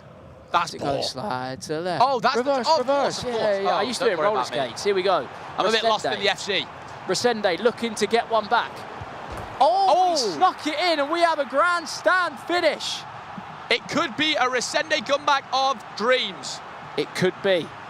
He's not dreaming right now, though, is he? It's live and direct in person. It might just be shots. We thought this game had run away, but you just don't know. Well, at least I don't have to cha-cha slide. So, who's the real winner here? Oh, you've got who's away the with real that. winner here? You know what? Tom, talk to me about when someone goes through in that kind of position, keeper movement-wise. The thing is, Young has actually done pretty well there. Just a bit unlucky. Mm. But, do you know what you say in these situations? This has been my mantra and why I've always looked at self-improvement. Yeah. You always say to yourself, don't allow him in that situation then. Yeah, if the don't let goalkeeper him. movement's not going to help you, if you're reliant on goalkeeper movement, okay, you can't deal with the last phase. Could you deal with him getting in before that? I mean, to be honest, I think in this day and age, it's actually impossible. Like, everyone scores in every game. So sometimes you have to just say, all right, mate, you scored. I need to get another one. Because you can't dwell in it. You can't keep thinking, oh, I have to keep clean sheets. It's virtually impossible. No, it is. Everyone it doesn't matter can how well score. you're playing. Every single person can score. So you just have to go, all right, I need to score. In this situation, if you're young, don't hold on to 2 goals. No. You get a third and go then for it is over, yeah. Get another one. Off topic, but on topic, your favourite item of the weekend? Like, who's like caught you off guard? Would you say it is Kaka? It's a good question, Shoz. It's a good question. There's been a few standouts. There has been, I have to say. But I think I'm going to have to go with Kaka. I'm sure many of you at home have got Kaka on FC25, and I'm jealous of you guys using him in Weekend League because I want to. I mean, them 3 play styles. The thing is, his silver play style, the base ones are also good. He does have ping pass, tiki-taka. He's got first touch, press proven, and relentless. Like, he's nearly the dream item as Young looking to finish the game. Look who's doing the cha-cha slide now. I mean, Young, he's had a chance there. You don't want to regret that, but Resende has given him the ball back. In fact, that might have been the tango. The tango? Yes, he pulled out a different one. I mean, by the way, we'll give you a few score updates whilst we go through the dance moves. I mean, Alihan is 6-2 down to RVP. Jaden 5-4, that's a bit of a stinger. Yeah, 5-4 down. Jaden losing 5-4 to Levy Finn. Nicholas Neat is 4-4 as Young is wrapping it up. Back post header. Oh, wow. That's a skill. That's a skill right there. Even though that is literally centre of the goal header, you don't see that scored very often. If you can see the Tom Lee celebration right now. Rivaldo, he's just put him to sleep. He said, you know what? I'm putting this one to bed, tucking you in, and I'll be going to the next round with 3 points in the bag. Young will be very, very happy with the way he's played there. It was a tight game. Resende did start to come back, but truth be told, Young was in control most of it. Rivaldo's another item I want to touch on. The kind of player, I've packed him, and also extremely good value for these players. Of course, guys, we've got a 15 million coin budget for the eChampions League here. Hey. And it's very important to know he's cheap. You said earlier that your best pack ball was Isak. As Resende does get one back again, it is Kaka again. You said your best pack ball was Isak. Yes. You've got Rivaldo. Yeah, Rivaldo's only worth about 600,000 coins on the transfer market. I mean, you guys are going to have to decide, but in my book, Rivaldo would be the better pull. Any more to go around? We're seeing goals flying in here. We want to keep you as up-to-date as we possibly can. I don't think there's been too many goals so far, but Fuma is going to get his first 3 points. He's 5-2 up against Karim is back. Shuri has said there's going to be someone that comes back from the dead. No points yesterday. Nil point. He's now on the board. If he gets 9 points, he's going to be right in there. And I'm telling you, even if you sneak a 7, you've got a chance. You've got a chance. Play your cards right, eh? Chuck a couple out there, see what the dealer's saying. That's what I think. I mean, the dealer might be answering the phone to Fuma. He needs... It's about momentum now. You get your first win, suddenly you're fearless. Whoever you're playing next, no problem. I'm back in it. That 3 points is such a big confidence booster. It's just massive. I actually can't explain how big it is. It's that big, Shots. The confidence is going to be off the charts. Karim is back as a very good player as well. He hasn't just beat someone as a freebie or someone that's not playing well. Karim is a very, very high-profile, good player that many people have backed to make top 8. This huge result for Young. This puts him on to 4 points. He needs this. He needs this absolutely massively. Resende, that is a tough result to take at this stage. These are the crunch matches now. Would you say Young and Fuma have pulled up to Confidence Castle? Is that how I do it? Confidence Castle, that'll do me well, Thomas. I'm trying so hard to keep up, Shots. I'm an unk. Do you know what I mean? I haven't got all these sayings in me, but I'm trying to keep up with you, my friend. Hey, Tom, let's actually lock in, for this last attack, because like we were saying before, the goal difference, guys, could be so big for this. And I think if he scores here, he's buzzing like a bee. I mean, Young, he likes 6-4, but 7-4 would have been better. You don't want to concede here as well. Don't concede. You might be thinking, why are we... Barber run. Oh, my. That's the pass of the weekend, ladies and gentlemen. Oh, it's gone wide. Now, you're wondering, why are we hyping up a chance at 6-4? Trust me, mark our words now, goal difference is going to be huge. Young has won his first game of the day, 6-4. He's back in it. Any other scores we need to report on? Levy Finn has won 5-4. Nicholas and Neat 4-4. Fuma's got his first 3 points. Wow. Wow. I like that. What? I like that. I liked that very much. Guys, what a set of games that was. Absolutely fantastic. All them results there. A great result for Young as well. Thomas, that was an absolute pleasure. It was an absolute pleasure, and we're going to leave you by saying thank you very much for watching. And where are we going to send them, Shuri? To the A-Stream. We'll see you there. Finn's point of view, simply not good enough there, and just keeping hold of the ball. There was only a minute left of the game. That's a tough one to concede, and not only to drop points in this match, but then I'm sure when you go into round 5, you're thinking about this match. There's no way that gets out of your head throughout the whole day. No way. That's a big, big mistake from Levy Finn. And it seems like we have the 2 minutes of this match left, so let's see what happens. Nit is happy with the draw, it seems. Well, let's have a look at this one then. Added time of 2 minutes. Neat's only got 10 players on the pitch against this press of Nicholas, which is going to be relentless. But there's only seconds left. We play the 2 minutes of added time. Has Nicholas still got ice in those veins? Schlotterbeck does enough, and I think Neat will take that. They'll walk away with a draw. Yeah, absolutely, especially up against the Iceman, one of the best competitors in the competition. And Neat, 3 points yesterday. He's now on 4 points, and so Nicholas is looking at that one. He potentially could have had it, but he's still sitting in a very good position to be in that top 8. Yes, I do feel like Nico is in a great position, as Casey mentioned, to be on that top 8. I think we all put him up there, right? On our top 8s. Yes, I got that right at least. Yeah, we got one thing right at least, but Neat has to be. I'm really looking forward to a Neat Tex match, because it seems like one of those players could be out of the competition. Well, Nicholas, he might not have lost. He still is unbeaten. He still has got quite a healthy point tally in the Champions League. Up next is Matthias Pinano v Levy David. But so many of you at home are talking about the Mystery League. Check this out, and it might give you a few more clues. Only 2 teams of this league have ever won the UEFA Champions League. It's where the special one started his career. Diogo Jota also started his career in this league. I'm the reigning champion of this league. There are 2 players from this league here at the eChampions League. 1904, la la la la la, la la la la la.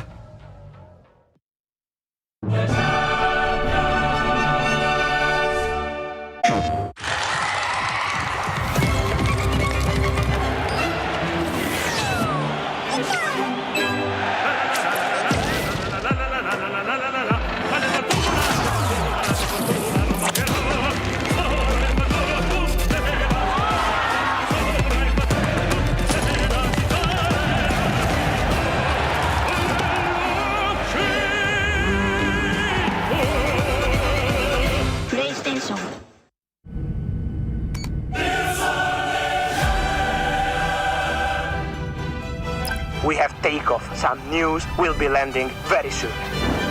Here we go.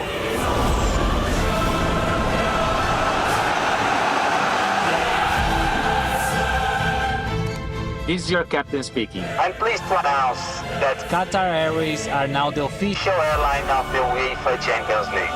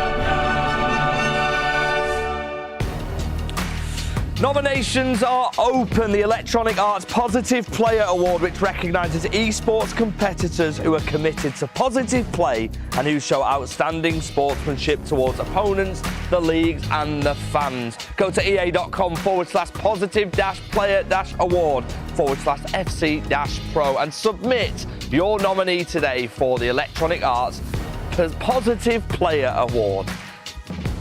Welcome back to the eChampions League. We are here. It is day 2 of the ECL League phase, and every single one of our players have now played their first games today. Tex has got it all to do. He's currently still in the knockout phases as it stands, but it is tight. That man, Anders Vergang, as well, has been brilliant today. He started off really, really well. There is so much to play for. That man just conceded a goal in the last seconds of that round. Joining me at the host desk is Santu and Mr. Brandon Smith. Brandon, how on earth are we going to predict what's going to happen here?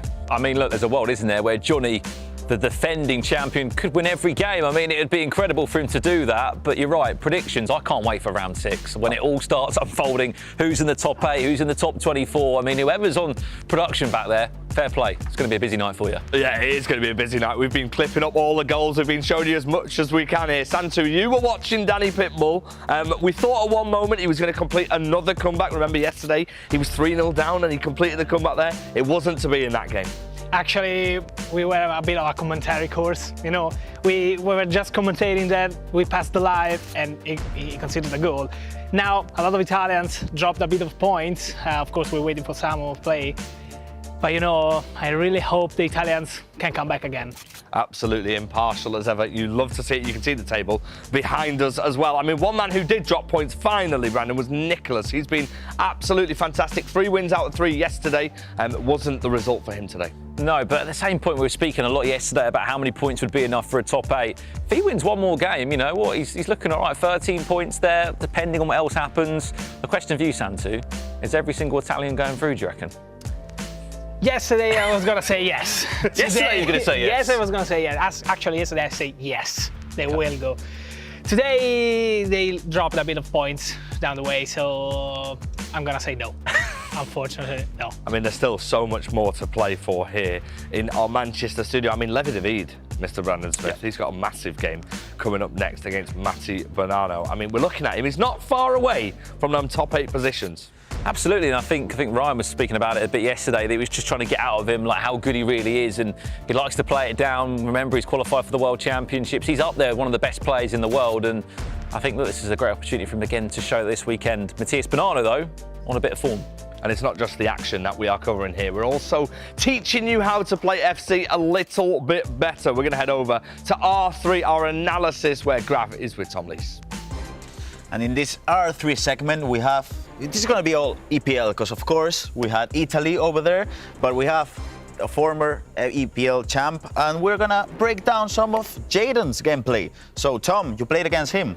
Talk to me. Yeah, I'm very happy you mentioned Jaden, because he's actually the reason I'm not playing here. I lost to him in the semi-final, which was a game to make it, and he's a very, very good player, and he's showing it today. Obviously, he's gone for a 4-4-2 setup. Kaka, one of the main players, we've seen him a lot, haven't we? And Mbappe. This is because Jaden loves his pace, he loves his through balls, and loves getting in behind. He plays very, very fast, and I think this team has been built around that. What do you think about Ricken, Salah, Kimmich? There's some interesting players, because I don't think we've seen Kimmich that much.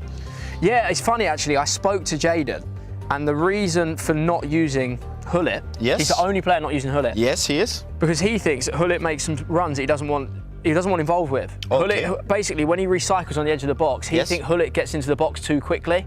And he said he noticed it in practice. He said he wasn't comfortable with it. He likes his centre mids like waiting on the edge of the box so they can play it into the strikers. And that's why he's ended up with the midfield pairing that he's got. You were mentioning the run, so we're going to break those down, because of course you know how Jaden plays. Talk to me about this. I mean, I've seen this happen to myself. You know, this is so familiar, because this is how he got me in the E-Premier League. The triggering of the runs and the use of the player locks. You can see he player locks twice there. One of them's fake and cancels it. Well, the other one he plays. He then triggers the run out to the right, and you can see here he's on the right, brings it into Mbappe, recycles there, And it's just, look how quick this passing is. It's so good. Look. Tiki-taka. Tiki-taka at its fine. These are the goals I love. I love these kind of goals because it's just pure passing play. We're going to break this down, and I'm going to get on the controller and try and tell you exactly what he is doing. So as he's playing this forward, we see he's got it with Kimmich, not Hullet.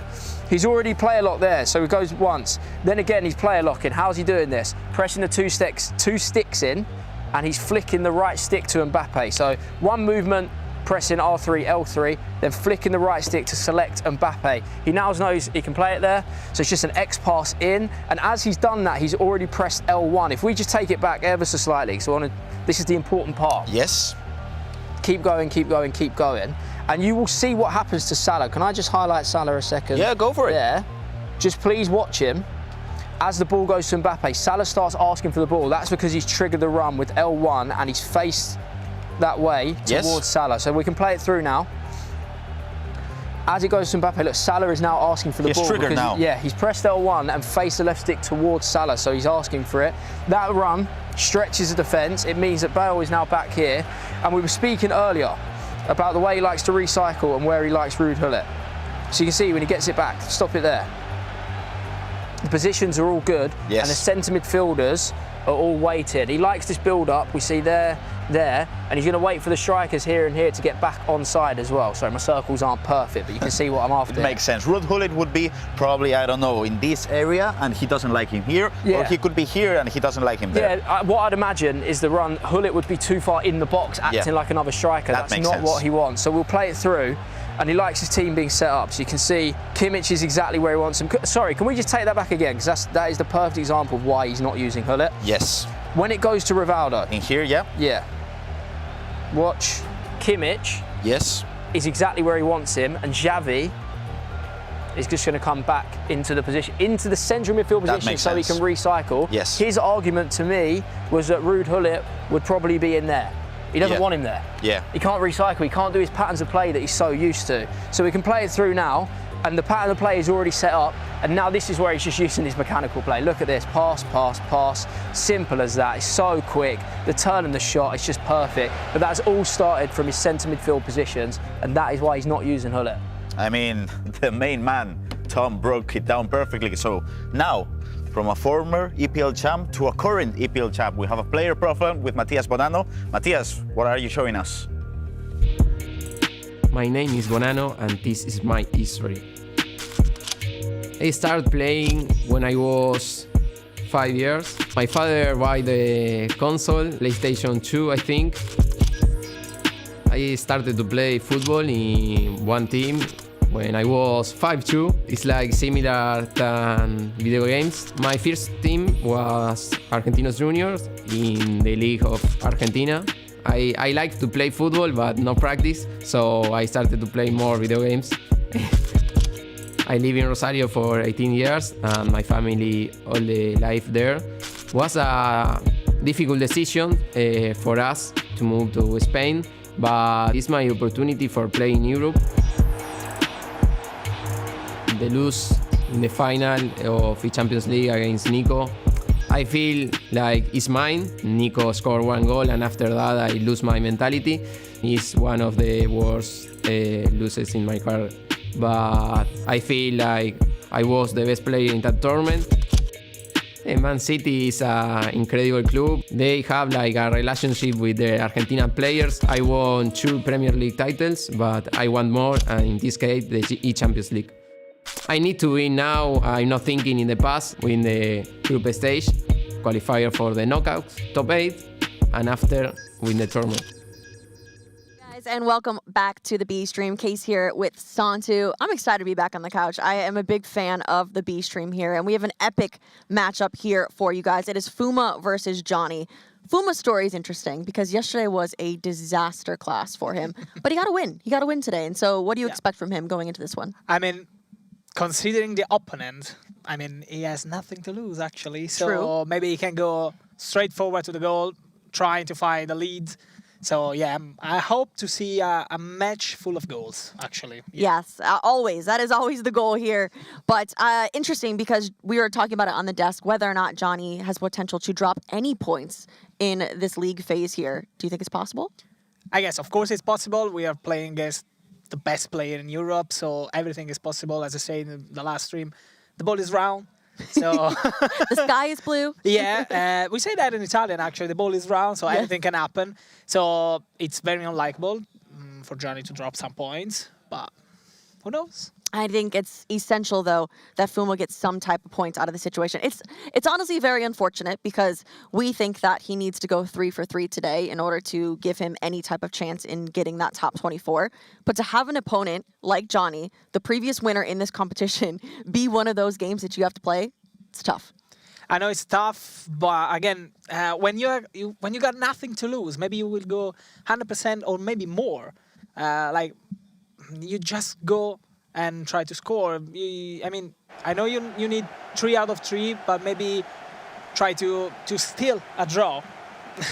Yeah, any points that he could possibly take will be absolutely wanted here as we are kicking off here in this third round of games. I'm excited for this one. I think that this is 2 top-tier competitors in the competition.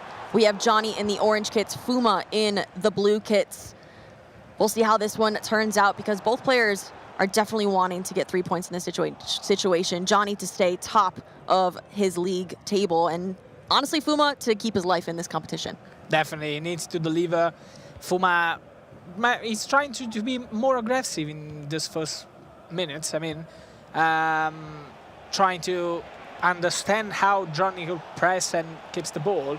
So let's see what happens. Because now Johnny takes a good opportunity here. Good with a straightforward pass, but no, good defense here. Also, we are looking at you guys in the chat. We see everyone who you're rooting for. I see Mervin is rooting for Johnny. Alien's also rooting for Johnny. Johnny, let us know who you guys are rooting for. Who do you guys think is going to win this matchup? We'll be able to shout you out as we see you come in through the chat here on YouTube.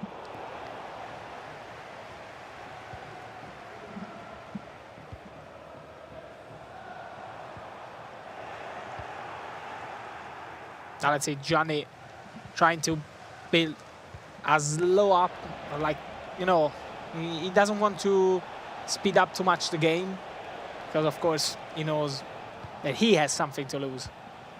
Absolutely. He's looking at that top spot with players like Samu Gamer, who's been so dominant here. Nicholas almost losing there, but still undefeated in the competition. And so those are the people that he's going to be battling for some of those top-seeded spots going into this next stage, because it's so important. Tomorrow, if you get top 8, you have only 1 game to make it to Munich. Yeah. I mean, that's like, you see it in your sights. Your ticket is so close to being booked. And then having only 1 game to have to do it, it's a perfect situation to be in. Absolutely. I've been so impressed with Johnny, though, because if every single time I look at his player cam, he's either smiling. Oh, hold on. I mean, I respect it.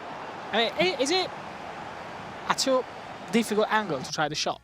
I mean, how often do those shots get in? I mean, I think we've seen it a couple times. You definitely have to time it green, but I respect the confidence. I mean, because not try many that? players would try. I would definitely not try that. But again, I am nowhere near the level that he don't is be at. that bad on yourself. You are near that level. I know you can. Yeah, in my dreams, maybe. It's already something. Let's back to the game. So, guys had little tactical changes for corner kicks. Guys, from the oh, this is a nice tactical for the art of the tactical foul. Do you use it? Do you spam it? Sometimes. Sometimes it's an accident. But yeah, no, occasionally a tactical foul is definitely needed if you see that that momentum is shifting in favor of your opponent on a fast break. Yeah, definitely. It's a good opportunity here for Johnny. He's trying to shot. Saved by Buffon. Do you think there is a better goalkeeper than someone? I mean, Gigi Buffon is my favorite goalkeeper in the game. I think that he'll probably stay on my team for the end of the cycle unless someone else comes out. But yeah, no, he's been really, really good for me. I struggle with goalkeepers for a while.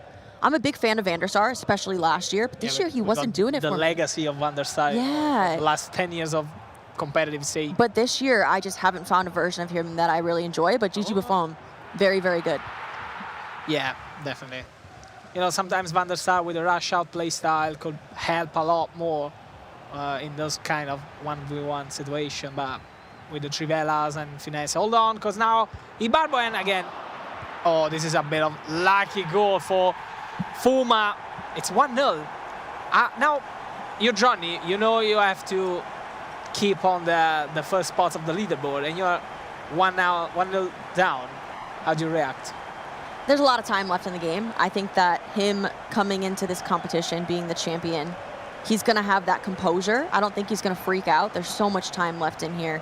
But I think he also understands. If you were in this competition, didn't know who Fuma was, you would look at how he competed yesterday, coming into this match and not really worried about it. But Fuma, 5-time French league champion, they know that he has what it takes. And so they know that one day you can be fantastic, the next day not so much. And so he definitely is not underestimating a player like Fuma, which is why I think that this game is going to be so good. And now he's actually defending quite good, actually. Yeah, Fuma, talking about Fuma.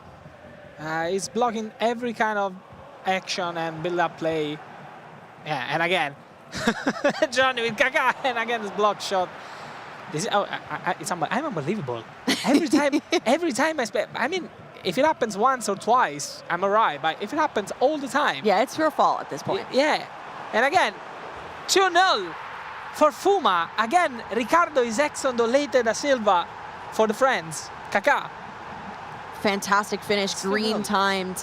No, this is a very, very good start. We're seeing a much different player of Fuma than we did yesterday. Obviously, he won game 1 here today. It's a must-win game for Fuma if he wants to somehow stay in this competition, because only 24 competitors make it through to tomorrow. And he came into this day on 0 points, shocked a lot of us here. Him and Bryce, I think, were the biggest shocks going into today. But he needed to do something, and it seems like it's clicking for him now. Well, talking about Johnny, do you think coming into a game like that, I know we're talking about Fuma, who's a 5-time Ligue 1 champions, but you know, seeing that struggling, could it be like having a bit of less pressure and coming more relaxed into the game? Yeah, I mean, I think that maybe he turned it off a little bit. He saw how he played yesterday and isn't as aggressive. I'm not really sure. Or is it just that Fuma is playing so much better today? It could be a combination of the two of them. But again, we're 26 minutes into this one here for everyone watching over on the B stream. And we'll see if Johnny has an answer. Hold on, because Kaká goes for the third again for Fuma. We were just talking about that. And again, Kaká with the finesse, not even a green timed one. It takes a huge lead actually in the first half of the match. Okay, so I did see something flash on that screen. If I don't think I'm mistaken. Nicholas is currently losing 3-2. So 4-2. He is now losing 4-2. So 2 of the players that were top of the table are getting their first loss of the day, potentially. And Samu just took the lead, so it could be the only one at full points. Yeah, wow. So we mentioned it before, whether or not it would be possible for someone to go undefeated today. But it is looking less and less likely, because also Samu Gamer's last game of the day, Levi David. Yeah, it's going to be a huge day and a funny game. Guys, you don't want to miss that. Guys at home, you don't want to miss that. Shout out to everyone in the chat. I see some Fuma fans. Vishnuk rooting for Johnny. Now we see everyone in the chat, so thank you so much for tuning into the broadcast here today. Thank you, guys. And let us know who you think is going to win the entire eChampions League for this time around. Who's going to Munich? Who is lifting that trophy in about a week? I don't know. At this point, at first I would have said Nicholas, but at this, I don't know anymore. Can you say Samu? Could you? I don't know. I mean, like, how high are the stakes to say for a debutant to win it at the first try? Yeah, I mean, it would be one of the biggest shocks that we've seen in this competition ever, but also fantastic. He's so young coming into this competition after last year not really being seen, being the backup. But yeah, if he was somehow able to do that, I would be absolutely shocked, but also pleasantly surprised. Imagine that scenario where you win the E-Serie A your first try and the eChampions League at your first try. Yeah? No, that would be very, very... Huh? Yeah, not bad. Not bad. First season. What's next? Right. I feel Johnny, I mean, hold on, because Ginola now again with Kaka, and Thuram blocks it. Johnny didn't feel any dangerous in any play he did. No, I don't think that Fuma has felt phased at any point in this match. He's looked so strong offensively and defensively. But I also feel like Fuma's able to break through Johnny's defense pretty easy. Yeah, exactly. Maybe Johnny has lost a bit of confidence, can we say that? Potentially. Ooh, almost an opportunity there. Are you that kind of player who puts the player on the line during free yes, kicks? Every time. Bad I feel like it's good luck. It might not actually do anything at this point in the game, but I do feel like, for me, it brings me the luck. So you don't do it? I don't do that, not because I don't want to concede a goal, but because if he scores, like if he shoots a very good free kick, I want to see the magical of the free kick. I love the magic of the free kicks. Hold on, because this is a very huge, good pass. Again, for Ginola, 1v1 against the keeper. He tried a driven shot, and again with a lucky shot, and it's an astonishing and unbelievable 4-0 lead for Fuma. Unbelievable. And the coach even doesn't believe him. He looks shocked as well. No, that is actually Lex there behind him. Good friend of Fuma, coaching him. But yeah, first shot didn't go in, rebounds off, and he's able to get that second goal scoring opportunity in for Ginola. But yeah, 4-0 up against the previous champion of Johnny. It's just such a different Fuma that we're seeing today. Very, very impressive. He won his last 2 games. If he does keep with the scoreline here, he will have 6 points going into his last game of the day, which I believe he still has to probably win that. But I do think that there's a potential opportunity that people on 6 points might go through. Yeah, it depends a lot on whom drop points in the second half of the leaderboard, actually. But what I wanted to ask you, how much confidence does it boost to you? Hold on, because, oh, what a save. If you're Fuma, you lost, you did your worst day ever. Oh, what a bicycle kick from Gullit at the 45th minute of the game, just behind the end of the first half. No, that was beautiful. I love a good bicycle kick. Green timed as well. And Johnny's technically back into this game. I mean, we could maybe see some changes here going into halftime. I think we might need to. Still 3 goals that he needs to come back, but there's a little bit of a chance, a little bit of hope here for Johnny. Expected goal 0.03. But yeah, we take that. I mean, what's your confidence now? What's your confidence now if you're Fuma and you're winning 4-1 against the previous champion and you had the worst day of your life yesterday? Here's the thing. I have seen Fuma be up in games and somehow his opponents have come back. So I've seen that situation happen a couple times. And so we'll see if it's a similar one, especially with Johnny just competing so well in all these previous rounds. But I don't know. He's been so impressive. I don't see, unless something drastic changes, I don't see it completely flipping on Fuma here. Yeah. I mean, Samu just had the game equalized from you. No, you. Young. Young. And Danny is winning 4-2. So Italians are doing pretty well. Pretty well. Let's see if there's any other shockers here. Bonanno currently losing 4-0. That's a tough one. And we are already back in the game. We're already back. Quick one. Quick halftime here for Fuma versus Johnny. On. Quick start. That Zico is smashing Trivelas all over the place. He tried that. Oh, what was happening right there? He's trying to use that bicycle kick or aerial plus play style.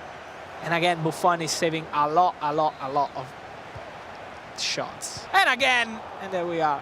He loves it. Yeah. He absolutely loves it. But going back to that Zico, he's one of only 3 players that have him in this competition. But I think that he's been such a top-tier collection into his draft for this time around. Yeah. There's a couple players that are outliers that other people don't necessarily choose that I'm a fan of. Which one? People have their own preferences. Which one? Well, first of all, I need to get Ricken. I haven't done his SPC, and I've seen him compete this weekend, and I absolutely need to do it. Also, Hullet. I need to see if I have the fodder, though. Wait. You've seen playing them. Hold on, because Kaka, you've seen playing them using Ricken. Yes. can you be at their level playing with Ricken? What? Can you be at their level? Actually, Fuma got the 5th goal of his match. I mean, he is absolutely taking it away with it as we see Johnny's reaction. Not happy. He knows that top of the table was looking likely for him. He's still in a good position to be in the top 8 here. It would be his first loss of the day if things stand as is. But like we said, Samu Gamer is currently winning his game. I'm not sure.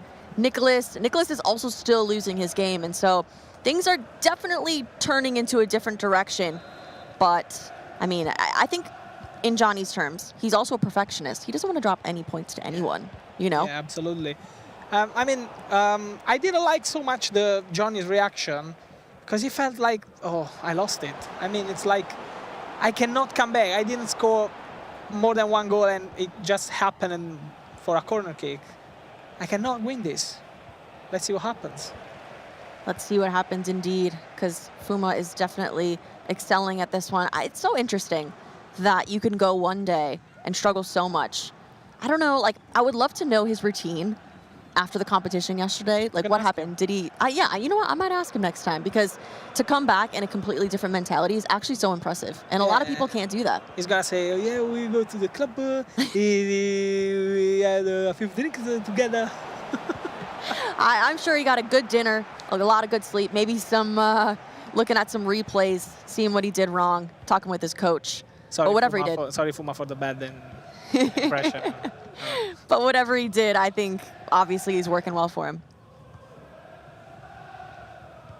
Do you want to steal his routine, actually? Do you want to steal his routine? Hold on, because Ibarbo now with the player. This is so unnecessary. Why would you ever do a player lock in that situation? It was even offside. Seeing some messages in the chat saying, let's just forget this match happened. There's still one more. I'm assuming that's a Johnny fan. Yeah, definitely it is. I mean, yeah, but just don't look only at the results. Of course, it's important. We have to consider the mentality that is behind this match, because, you know, you are so confident to do not lose the winning streak, and then you are playing against a person who did, we can say, bad yesterday. Maybe you came in that match saying, oh, I'm gonna win 100%, and then you're 5-1 down. This is not gonna be very good for his mentality. Yeah, definitely. I'm curious how this next round will go for Johnny here, because it is super important in terms of locking in that top 8. But he had such a stellar day yesterday. He just looks so comfortable. We definitely don't see any comfort on him today. It's a much different situation here in this game up against Fuma. Because Kaká again with the driven shot. This is the importance of the driven shot. He can score from anywhere in the box, and this is not looking good. This It is not looking good. Looking good. 6-1 against the previous Europe champion. Yep, that it is. As we look at some of the other scorelines here coming up, Nicholas bringing one more back up against Branshaw, so there's potential that he can still win that game there. What else? Young versus Samu Gamer 3-2, another close matchup. A lot of close matches this round. Important ones too. The level's so high, everybody wants to win. Apart from a couple of matches, everybody is so close to each other. I don't think Johnny is gonna react very good in this situation.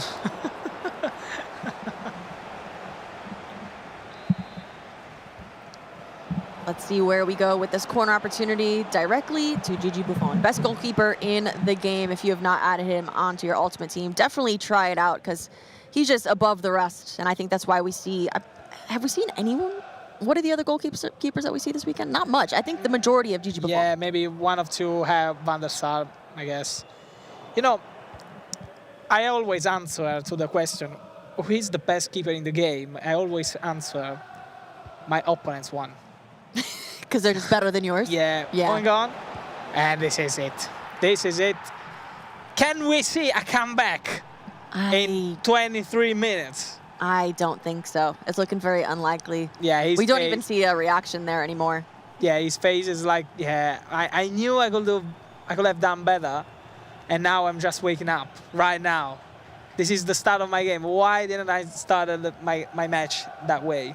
And here's the thing. I think at this point in this game, Johnny has to just know that he has one more left to go, regroup, try to forget it, and it's almost an impossible situation, a very high mountain to climb to get back into this one, so he should really just look forward to the next one because Fuma is absolutely dominating. And I have a feeling that we have however so many minutes left in, Fuma's going to continue to go. He's not going to stop because I think goal difference is also very important. I was coming to you about that.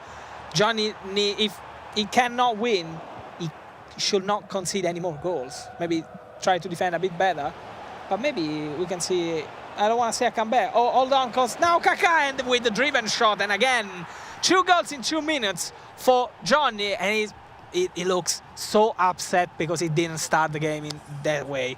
Because he knew he could have done that, and maybe this could boost a bit of his confidence. Yeah, definitely going into this last one for sure. But I think that he was wishing that he heated up in this match. I mean, even at halftime, it would have put him in a better situation because if he continues on like this, the clock is just clicking, ticking very, very quickly here. And which one is better, clicking or ticking? I think it's ticking. Yeah, definitely ticking. See, I'm better in English than I'm other phone.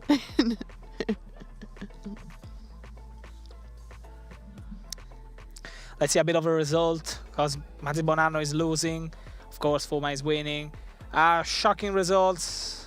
And Nicolas is looking 5-3. And Danny Pitbull is winning 6-4. Yeah. Guys from the chat, who do you think is going to win this tournament? Please tell us in the chat because we're looking at you right now.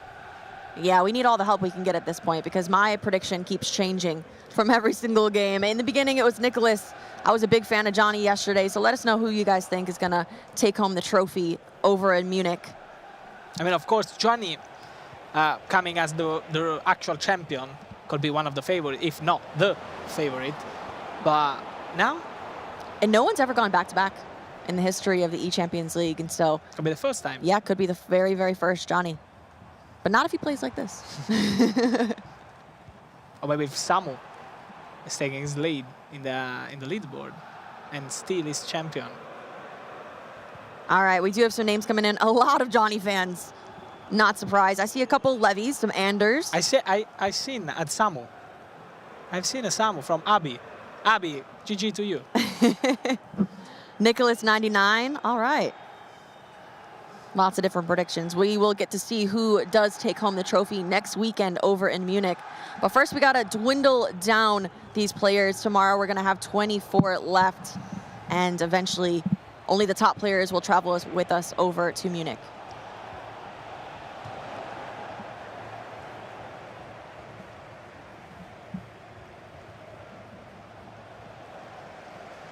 Not many score updates over on the other end.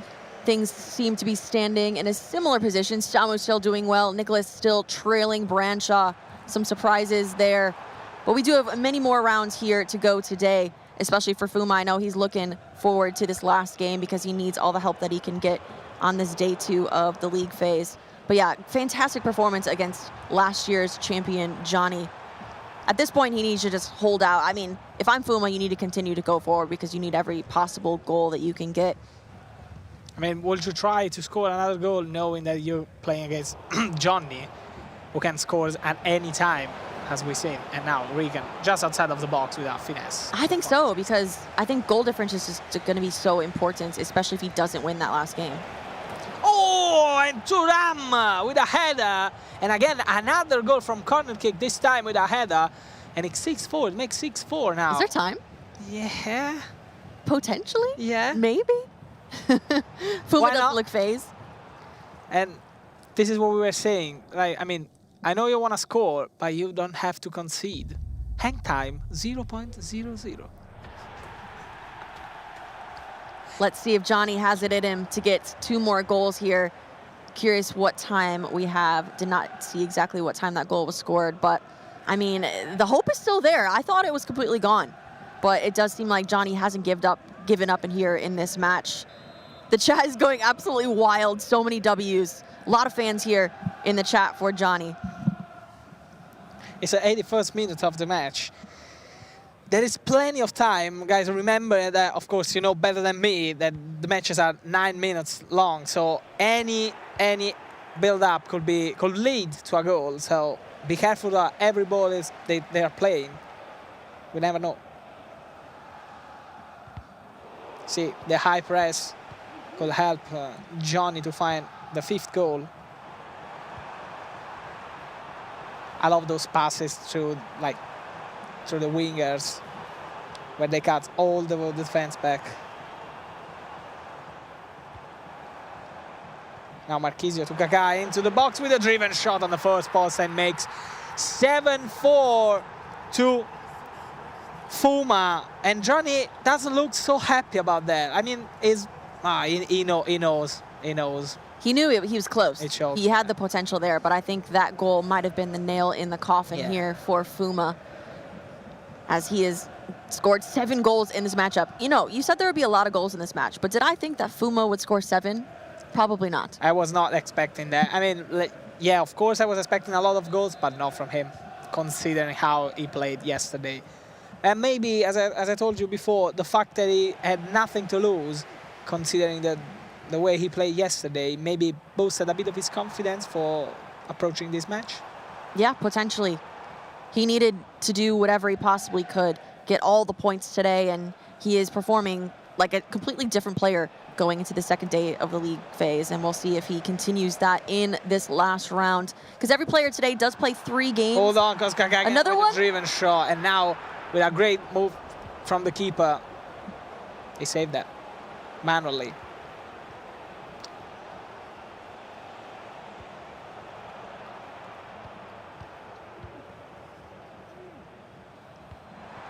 Last few minutes here. What a through ball, and again Kaká 1v1.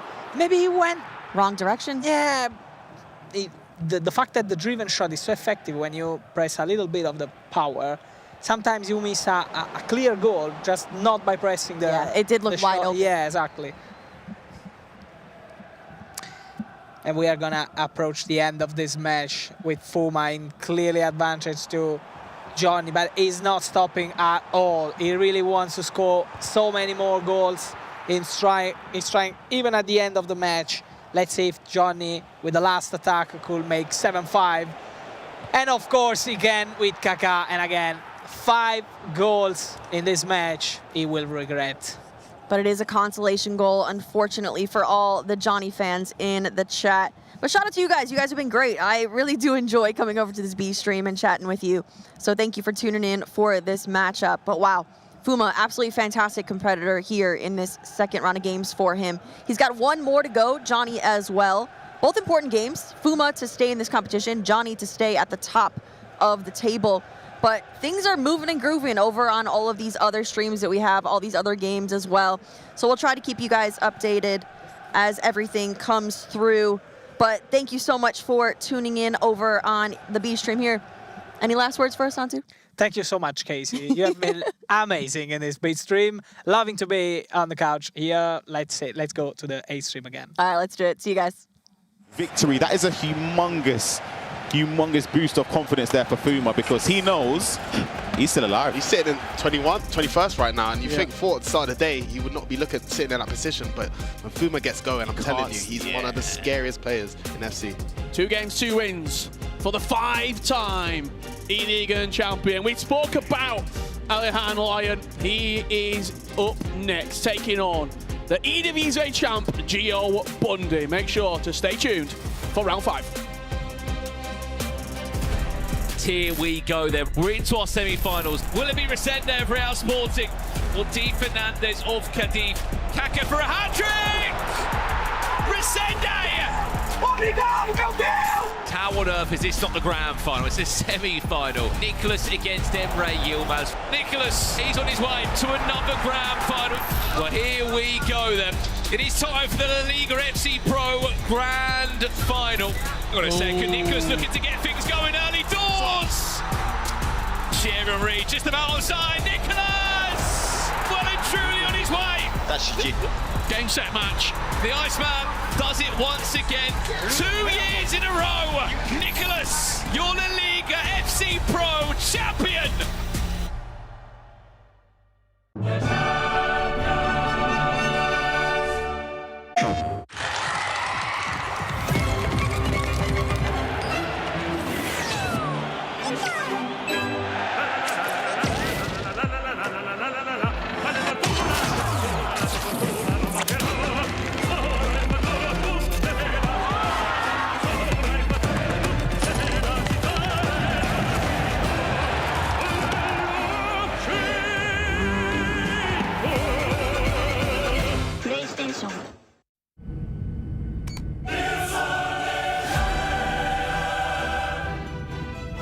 we have takeoff. Some news will be landing very soon.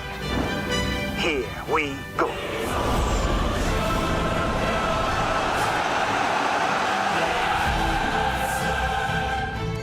This is your captain speaking. I'm pleased to announce that Qatar Airways are now the official airline of the UEFA Champions League.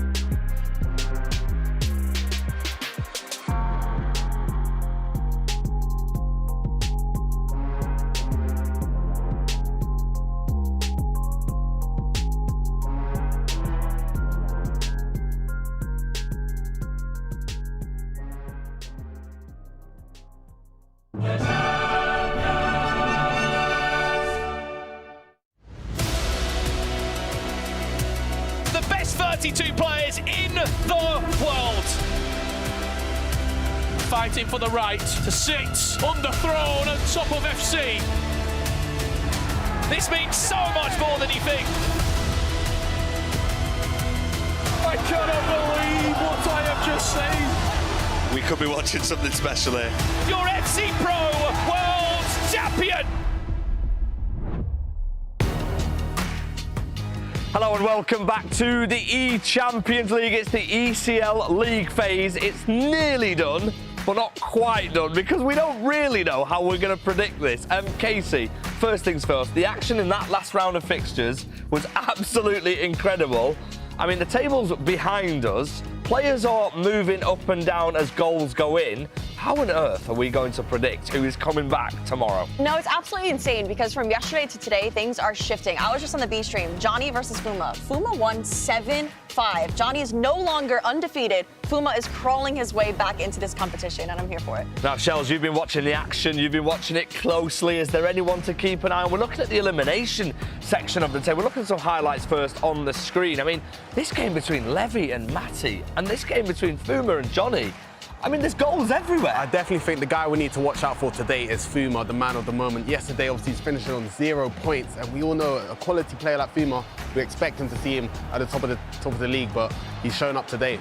And Levy Finn has shown up all weekend. He's currently third in the table as it stands. He scored another amazing goal. I just saw him in the hallway. It's the biggest smile that I've seen on him all weekend. I think he's so proud of his performance, and it's looking like he's setting himself up really, really well going into Knockout Sunday. I mean, the pressure is rising. We're going to get the table up for you in a moment. What I can tell you is Tex is hanging on in this competition. He is hanging on. He's level on points, and he's only in the knockout phase on goal difference as it stands.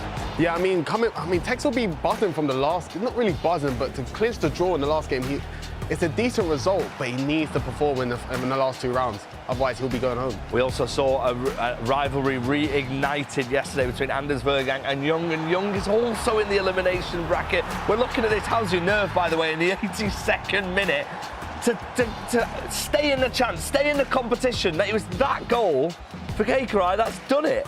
Yeah, no, it just goes to show that every single goal means something, especially when we're thinking about goal difference as well, coming into some of these mathematic things that we're going to have to do, determining where people are going to land. But every goal matters for sure. You just saw the highlights of Jaden in the last minute, and you can see why he was so happy. A quick reminder, whoever finishes in the top 8 at the end of play today will go straight to the round of 16 tomorrow. I mean, we're looking at this table. I mean, any surprises, especially in that elimination section? It's tough to say. Every player here is quality. I guess Bryce being on 1 point. I know how good he is. Marley on 3 and Neat in elimination. Sorry, a little puzzle there. Elimination zone right now. You are a bit surprised, but I'm looking at Ilian dropping out of the top 8 as well.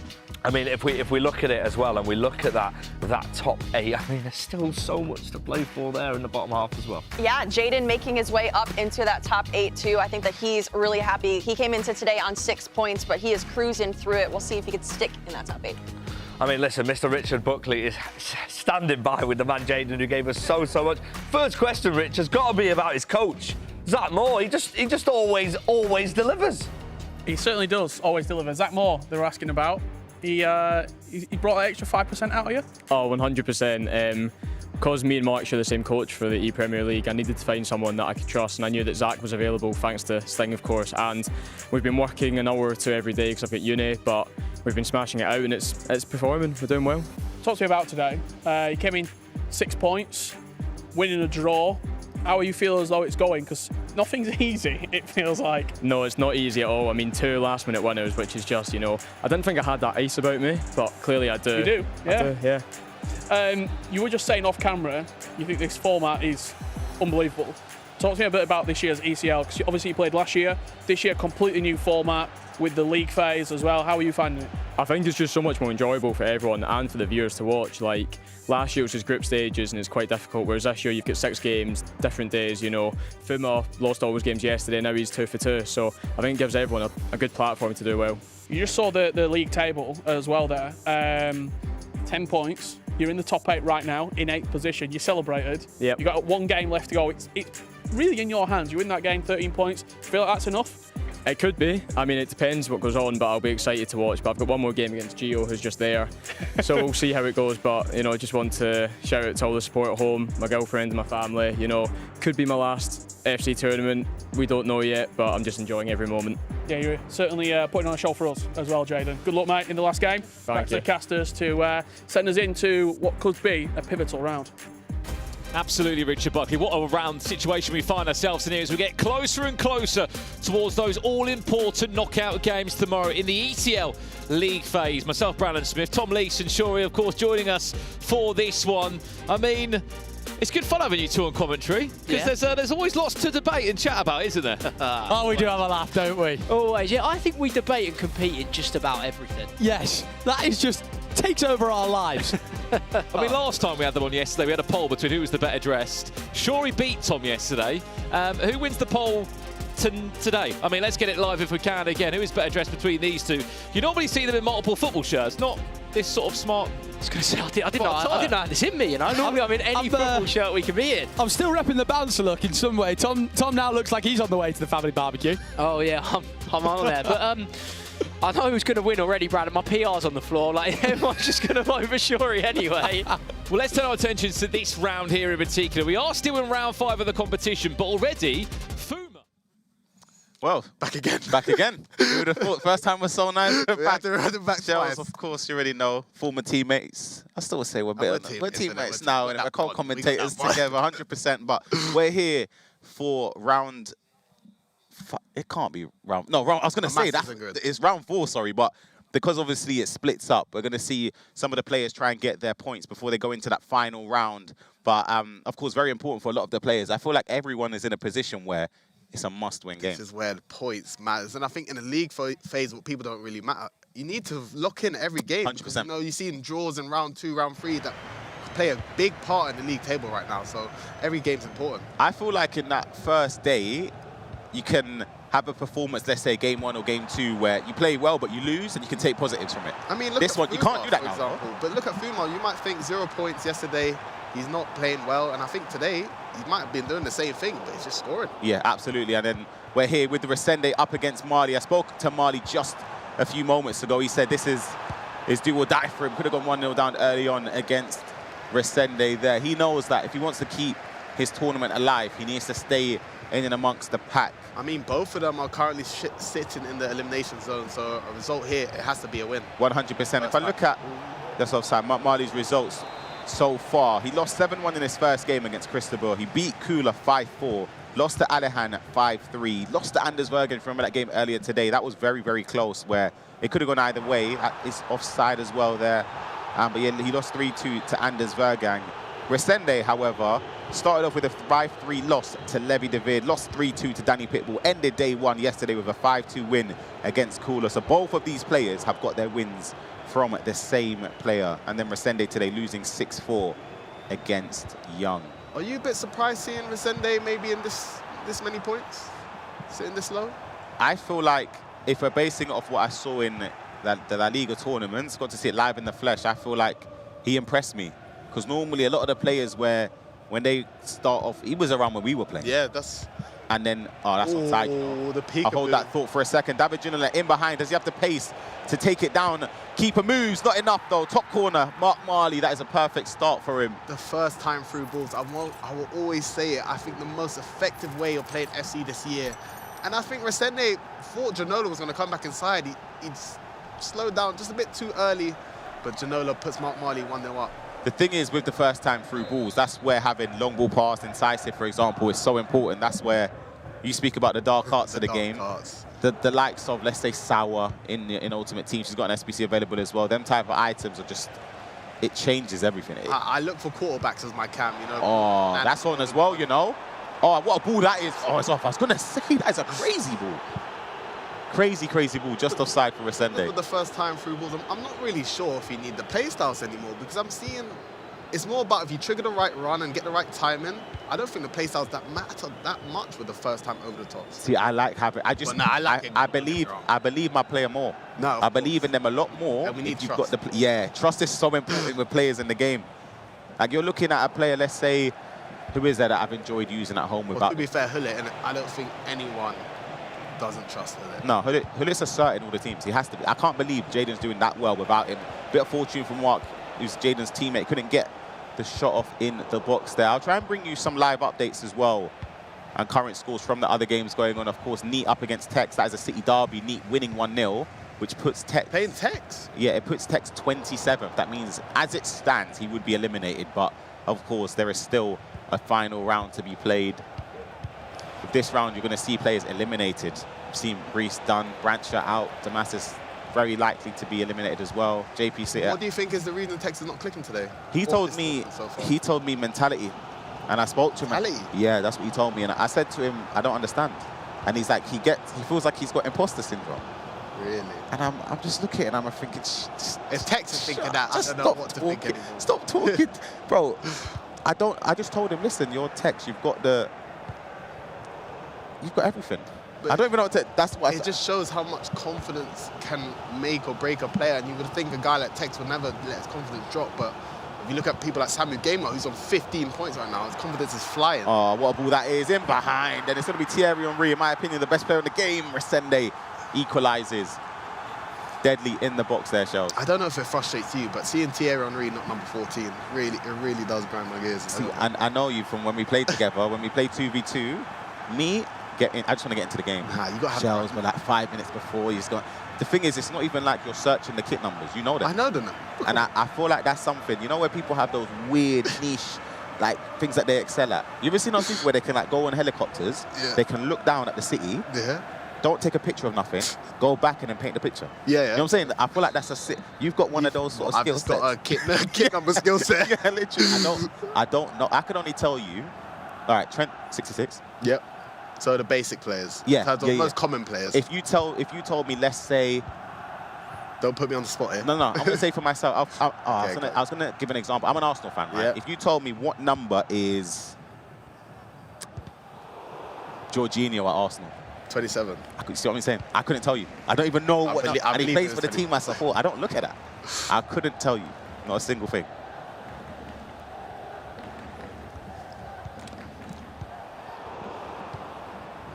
looking at some of the other scores, Ilian early 4-0 up against Evan Nilsson in that game. That puts him in the top 8 as it stands as well. We gave our predictions, and he was one of the players that a lot of people put in there as well. Look at the direct play from Mark Marley there. David Ginola trying to play the ball to Xavi. First time pass.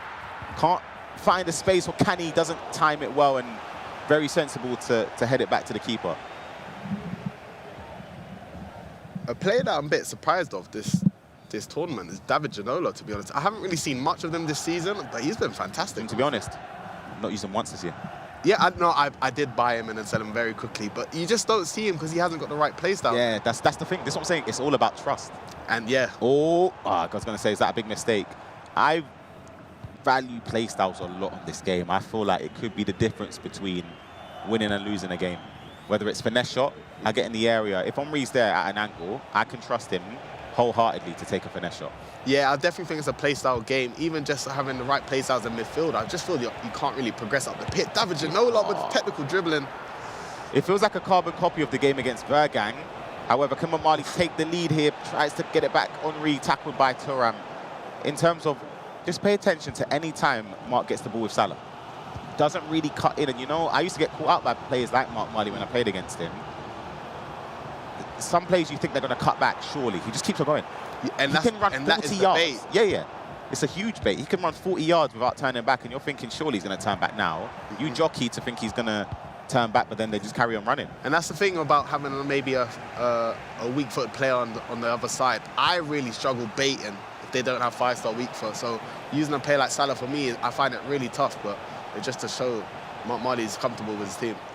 Here he is in the box there. First time passes. The space looked to be open there. A bit of fortune. David Ginola can't get the shot as Lucio steps in. Both of them sitting on 4 points right now. Not enough.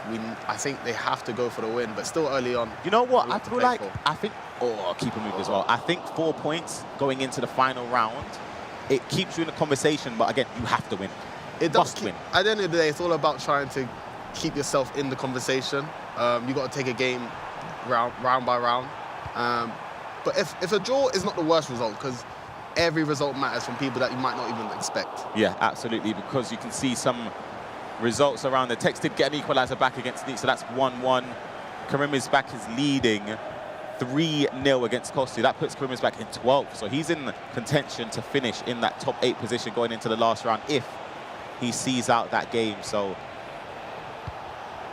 it's a lot of permutations on just how the table can shape up and change. That's why I actually love this. It's like the format in real life this year. And as the round goes on, I think it just gets more it gets better. It gets so much better. The reaction from the players, you're hearing people scream for draws, and this is what you want to see. It's just in the final moment, in the final rounds, it means more. Those last 2 or 3, because it takes shape, and you start to realize what a win does for a certain person, how much you can, for example, you can go from Fuma's position, who was, 21st start of the day, and now we sat in a qualification spot, which is crazy. So a couple wins can just turn your whole tournament around. And you know, when the start of the tournament, you might think, yeah, I've got a few rounds to redeem myself. But as it goes on, it gets lesser and lesser, and you know, time's running out. So it's about to clutch up. That's where the better players step up, though. That's where they realize that they can deal with the pressure, they can cope with those situations where they have to win. How was you in pressure moments? You know what? I always ended. I feel like you had a bit of ice. Yeah, I ended the tournament better than I started. I used to start awfully. It was awful. That first game. The first game is always the hardest. First game in my head, I lost already. I'm just thinking, game 2, who am I playing? First game, I just started slow, very, very slow. This game, though, we go into half time, 1-1 between Mark Marley and Resende. You kind of see. It's been an equal game, but I feel like both of them are playing a little bit reserved. I think Mark Marley's looking a bit more threatening than Resende right now. But a draw at this stage, it's not the worst thing, but we'll see if one of them can pull out 3 points. Yeah, 100% in this game, of course. You talk about how both players started the game on 3 points. Now we're both on 4 with the draw as it stands. But even if they draw, they still can go through in the top 24 in that final round. But don't really want to leave it that late. I think it's obviously, though, it's better to win this game and then draw. Yes, of course. Than course. draw and then win. I think the pressure because you just want it out the way. Yeah, you just want to make sure that you're safe. You can go into the last game with the unpredictability of not making it. You know, it adds a bit of nerves, makes you play a bit worse. But at the end of the day, you got to focus what's in front of you. 100%. All right, let's jump back into the second half Just going back to the format as well, I like how the top 8 get rewarded. Like, you can't finish in the top 8 with luck in 6 games. It just shows. I think it's a bit of a weird one, though, because the top 8, yes, you do get rewarded by skipping around, but, you know, the potential players that they might be facing, they're on a heater. Yeah. They're a bit warm. They're used. It's not their first game of the day, so it can be a bit of a weird disadvantage. But at the end of the day, if you can skip a 3 rounds, I think every single player will take that. But it's kind of like back in the day when they used to have tournaments when we played where there was a loser bracket. Yeah. You're in the winner bracket. You're on cloud 9. You haven't lost the game, but then someone in the loser bracket. That guy on the loser bracket run is on a heater. And they had to go through the trenches to make it. Because you know they're on a. Like, if you're playing someone then, that means you might have come off of a loss. Like, they're on a win, so it's just a mentality shift. But for these players, it's just about how they can keep warm. Resende to the byline. See the use of the R1 technical dribbling. I don't think I use it enough. Really? That's Aspan. I really don't think I use it enough. Omri brings it. Good defending. Of course, a pen, you know. If you press tackle. Yeah, Marley hanging on just about. Good defending, honestly, but got a bit fortunate, but honestly, great defender from Mark. Yeah, done really well there to not dive in. I would have pressed tackle and given her a pen. Yeah, I would have been watching the celebration right now, for sure. I don't know how he would have scored, but we would have been skipping celebrations. It's got to be Kaka speed boost into the box there, tries to go near post. Look at that for a clutch tackle. It's Thuram there. It is, I'm not gonna lie, I think Anticipate is so... It can glitch. Oh, look at that. Oh! I thought he was going to play it on the floor to Henri. Remember, he's done that in the first half. It probably was his intention, but sometimes a bit too much power can change the direction of the pass. Janola. You're joking. I was going to say, he red-timed it, and I thought time seemed to just stop. It was like it was going to roll past the goal line there, just off the post instead. First touch from Janola was beautiful, and I do think it's so crucial, your first touch in the box this game. It can either decide if you get a good shot off or goal or not. Onside, Henri, little drag back pass there. Rivaldo cuts back inside, plays the pass. I don't know why, but maybe he wanted to go to Hullet. But then, I don't know. You tell me. I think definitely some of the passes he wanted didn't go to the right players. But then again, he got the ball in the final third and just a bit too much.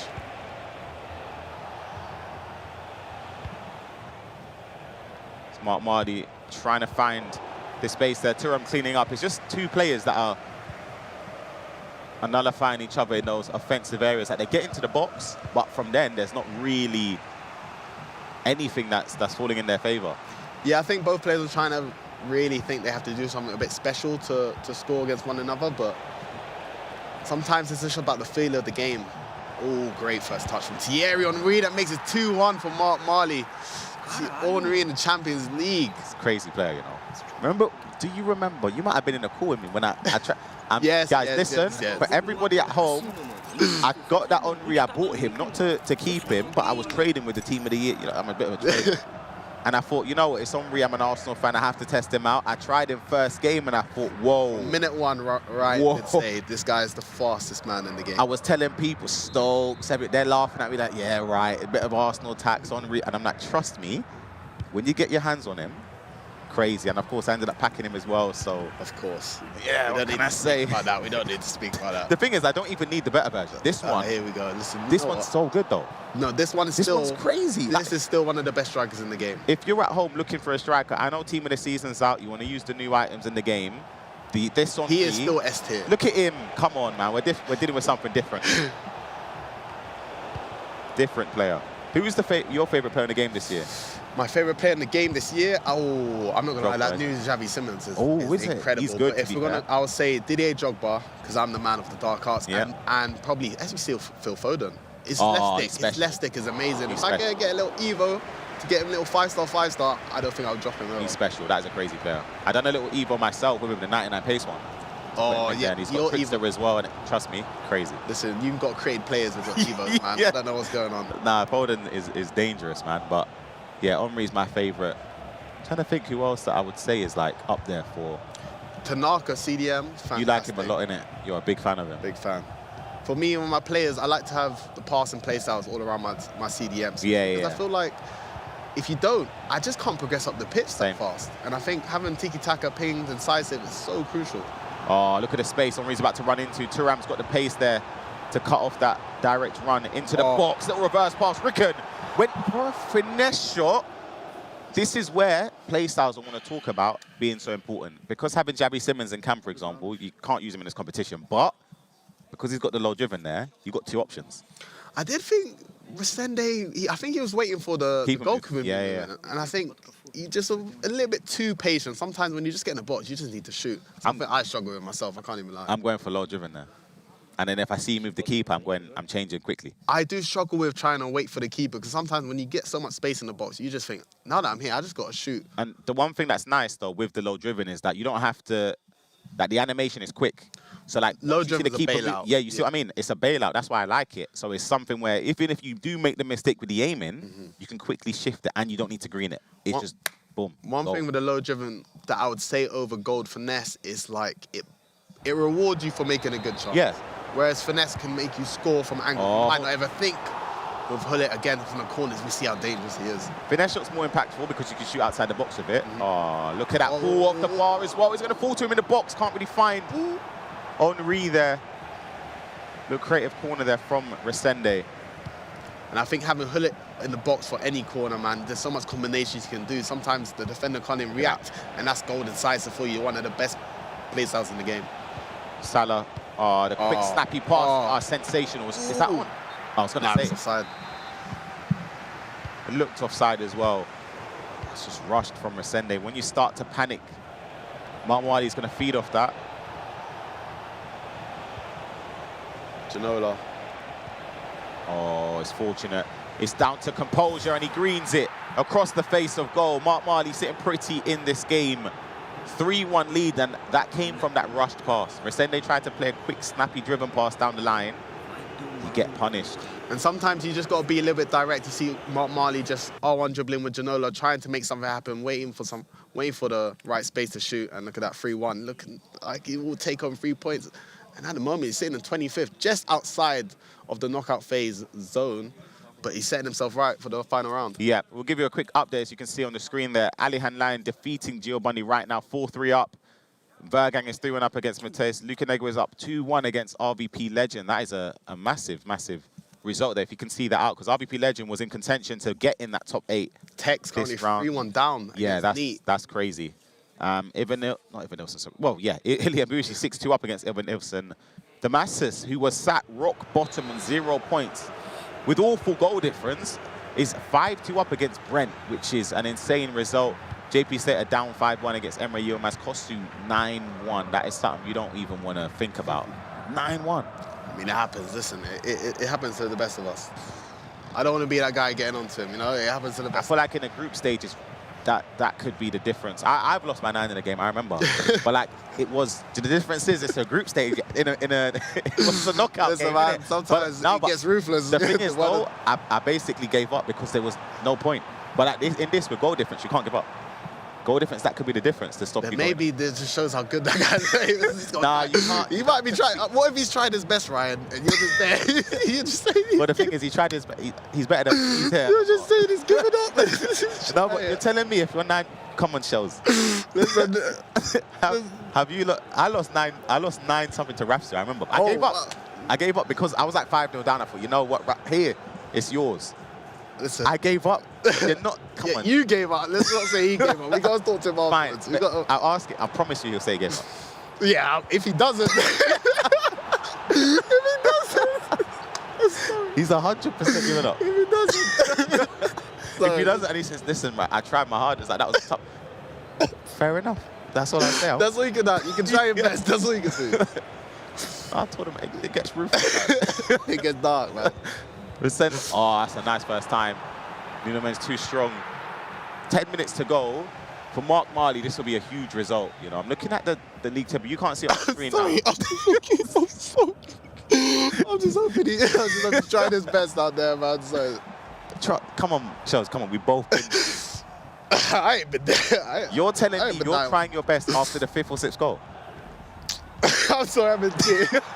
Rudiger in behind has to be, gotta be near post, keeper moved to the far post. Resende, he's got time to get an equaliser. That could. And 9 minutes half, the 8-second minute, you might think you're close to victory, but 9 minutes, it feels Like, you're there for a long time. I'm looking at the table right now. Mark Marley is sat in 24th with 6 points. Resende 31st with 3. A draw is not a bad result because it keeps you in the conversation for the last round. If he loses, it could pretty much be all over. Like, it's out of your hands at that point. I definitely think Resende is so unpredictable, and that's the thing with the league phase and how great and exciting it is. It goes down to the last round because all of these players are potentially playing each other. You might have 7th against 21st or 7th against 32.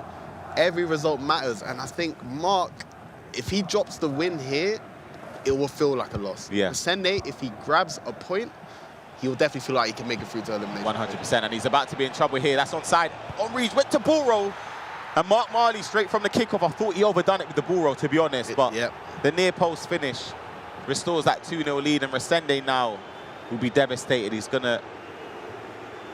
I definitely thought he messed the chance up but he composed himself, and you will see with the ball roll that sets him up for the decision to Trivella.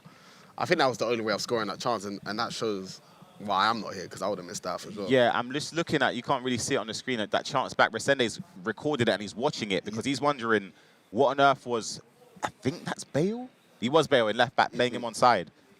Crucial, crucial goal for Mark Marley in this game. Seriously though, going back to that, after you can see the 5th goal, you're telling me you're 100% good. You're 100%. What minute is it though? Let's say you got to fight, Ryan, man. You got to give it all. Let's say it's 60th minute. Yeah, you got to fight, man. 5-0. You're 5 or 6-0 down. You got to fight, bro. 9 minutes half. I've seen worse things happen. You know why? Because if I was fighting him, I'll be scared. No, but he gets one. I think I've lost. It's 7-1, right? Are you 100% trying in that game? When you not a group stage knockout game? I'm on the beat. Nah, probably. I'll be honest, I'm done. Goal difference matters though. I'm saying knockout. In a group stage. Oh, knockout, I'm done. In a group stage game, you can't give up because the goal difference. Yeah, but you're saying he's given up. That's the problem here. You're saying he's given up. We don't know Maybe he has. All right, fair enough. I pray he's given up though, because maybe he hasn't given up. But then again, the problem is also, who would say they didn't give up? Because that is wild to say. I'm going to find him and ask him. Because we go way back. He's been about. He knocked me out in one of the calls there. Yeah, like he's good. This is what I'm saying though. I respect these guys. He's good. So that's what I'm saying. 9-1. Bro, come on. I'm not having it.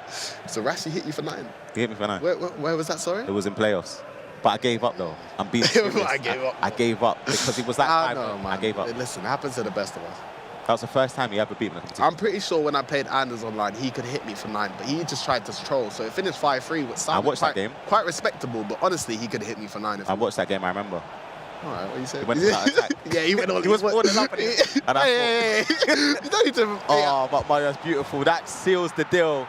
And that gets Mark Marley the 3 points he needs and puts him, I'm pretty sure, 25th or 24th. And it's actually a big goal difference. That's what I'm saying. That goal difference. Keep on forgetting. It might bring him up into the top 24, but either way, it gives him a chance in that final round to progress.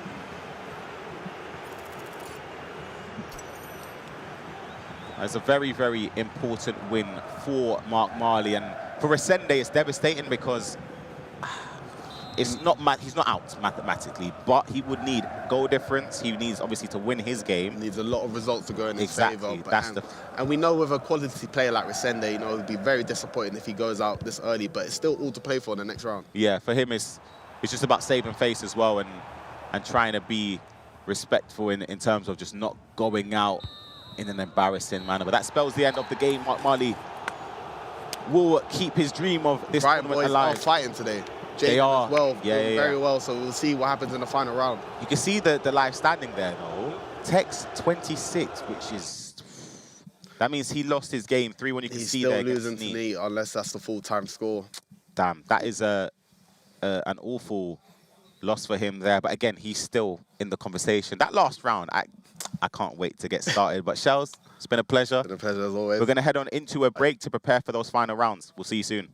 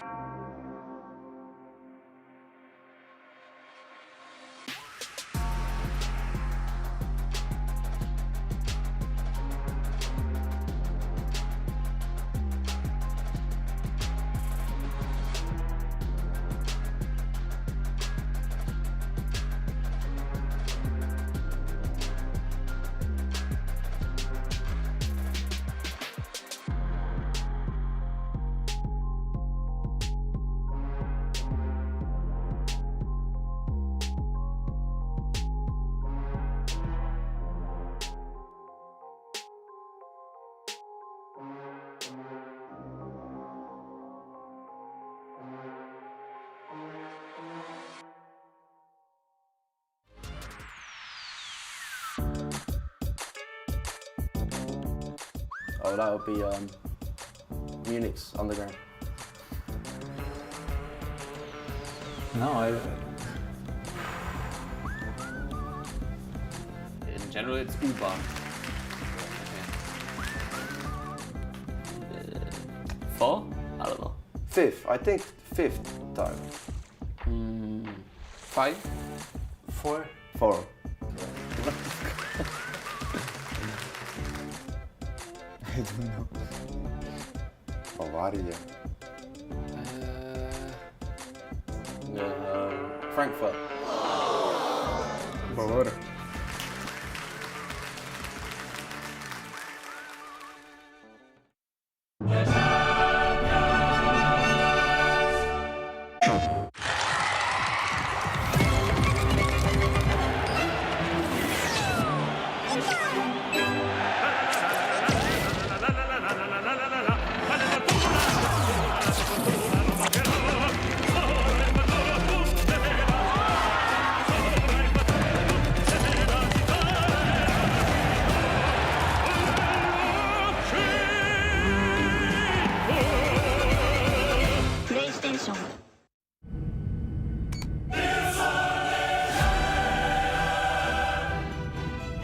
We have takeoff. Some news will be landing very soon. Here we go.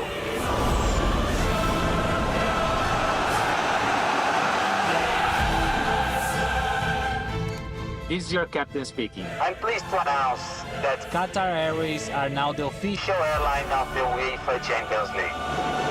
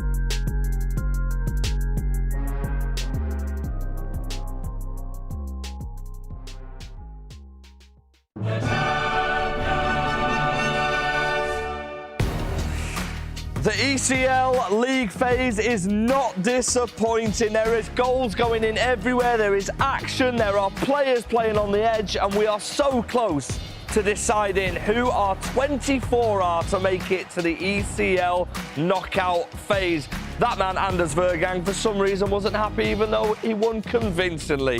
Some things never change. There were massive, massive wins, but also huge defeats in that last round of fixtures. I mean, but the focus, rightly so, is on that man, Anders Vergang. Absolutely fantastic again. What I love so much about him, Grav, is how much he cares. Every single kick on that virtual pitch is super important. It was. I mean, you could see what it meant for him to just maybe not score a goal, concede another goal. Another thing about Anders, he came over like an hour ago. He asked us, do you think 12 points is going to be enough to make it to the top 8? So it's not just he's thinking about the league table, he's thinking about the matches, and when he's on the game, he wants to score every single goal possible. It's just he's passionate about things, and he's the living proof of how FC25 and the competitive scene is just so important for all of us. Absolutely fourth in the table as it stands, Anders Vergang. Let's take a look at the results from that round. That round was absolutely sensational. Goals absolutely everywhere. The one that I want to focus on though first, Santu, is the Tex game. Neat 3-1 win against Tex, which means as it stands, Tex is going out. I mean, this is such a turning point for Tex. He needs to deliver points. It's out. Of course, it's out. But shout out to Karim as well. 11 goals in one match for him. So, we were talking about 399 goals yesterday. He scored 11 in one game. I mean, Karim's still got a chance as well to make it into that top 8. He's currently, 11th in the table as we see the league table. I mean, 11 goals, Grav. How's that for confidence? I mean, not only the confidence, of course, but the goal difference as well. I think it's going to close with 11 or 12 points, but that goal difference plus 10, come on, that has to be huge. I got to tell you, if we're looking at this round 7, which is, I mean, we're all looking forward to it. I'm just looking at that guy, Samu Gamer and Levy. Samu Gamer, 15 points. That's 5 matches, 5 wins. But then Levy, that's 5 matches, 3 wins, 2 draws. So he's not dropped a single. He's not lost a match yet. I don't know what's gonna happen because Levy, I think with a draw he might be on the top 8, but I don't think he's gonna be happy with that. He's gonna go for the win. And Samu Gamer, with the way he's playing, he's going for those 18 points. I don't know. For me, that's the game to watch. I mean, that is an absolutely incredible return if he manages to do that. I mean, it's well enough that he's won 5 in a row. Santo, I know you're a massive fan of him. I mean, what about this free kick we saw in the last round? And what about the commentary from the hashtag house at the point? I think they predicted that goal was going to go in. But the quality we are seeing here, there is a reason it's Europe's top players here at the eChampions League. Absolutely, Samu has the pursuit of perfection. He doesn't feel the pressure. He really needs to win. He wants to win. He doesn't have any fear in his eyes. Of course, I know him personally. I spoke with him. He really wants to, and he's so happy to be here to win and to be unbeaten. And another win as well for, I mean, Damascus was in great form in that last round of fixtures, Graf. I mean, let's take it back. I mean, we've got this one that we just spoke about a moment ago. 11 goals Karim scored in this game.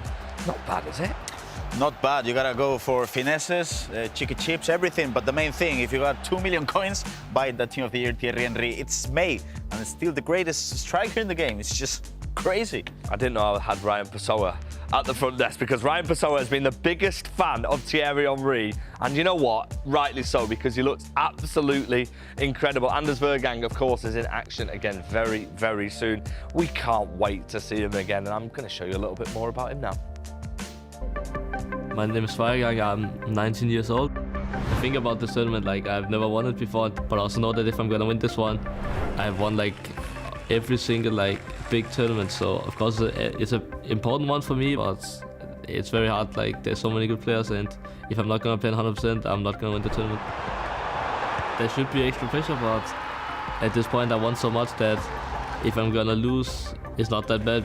I know that everyone expects me to win at this point, but I've always been expecting myself to win, so in my head, nothing changed.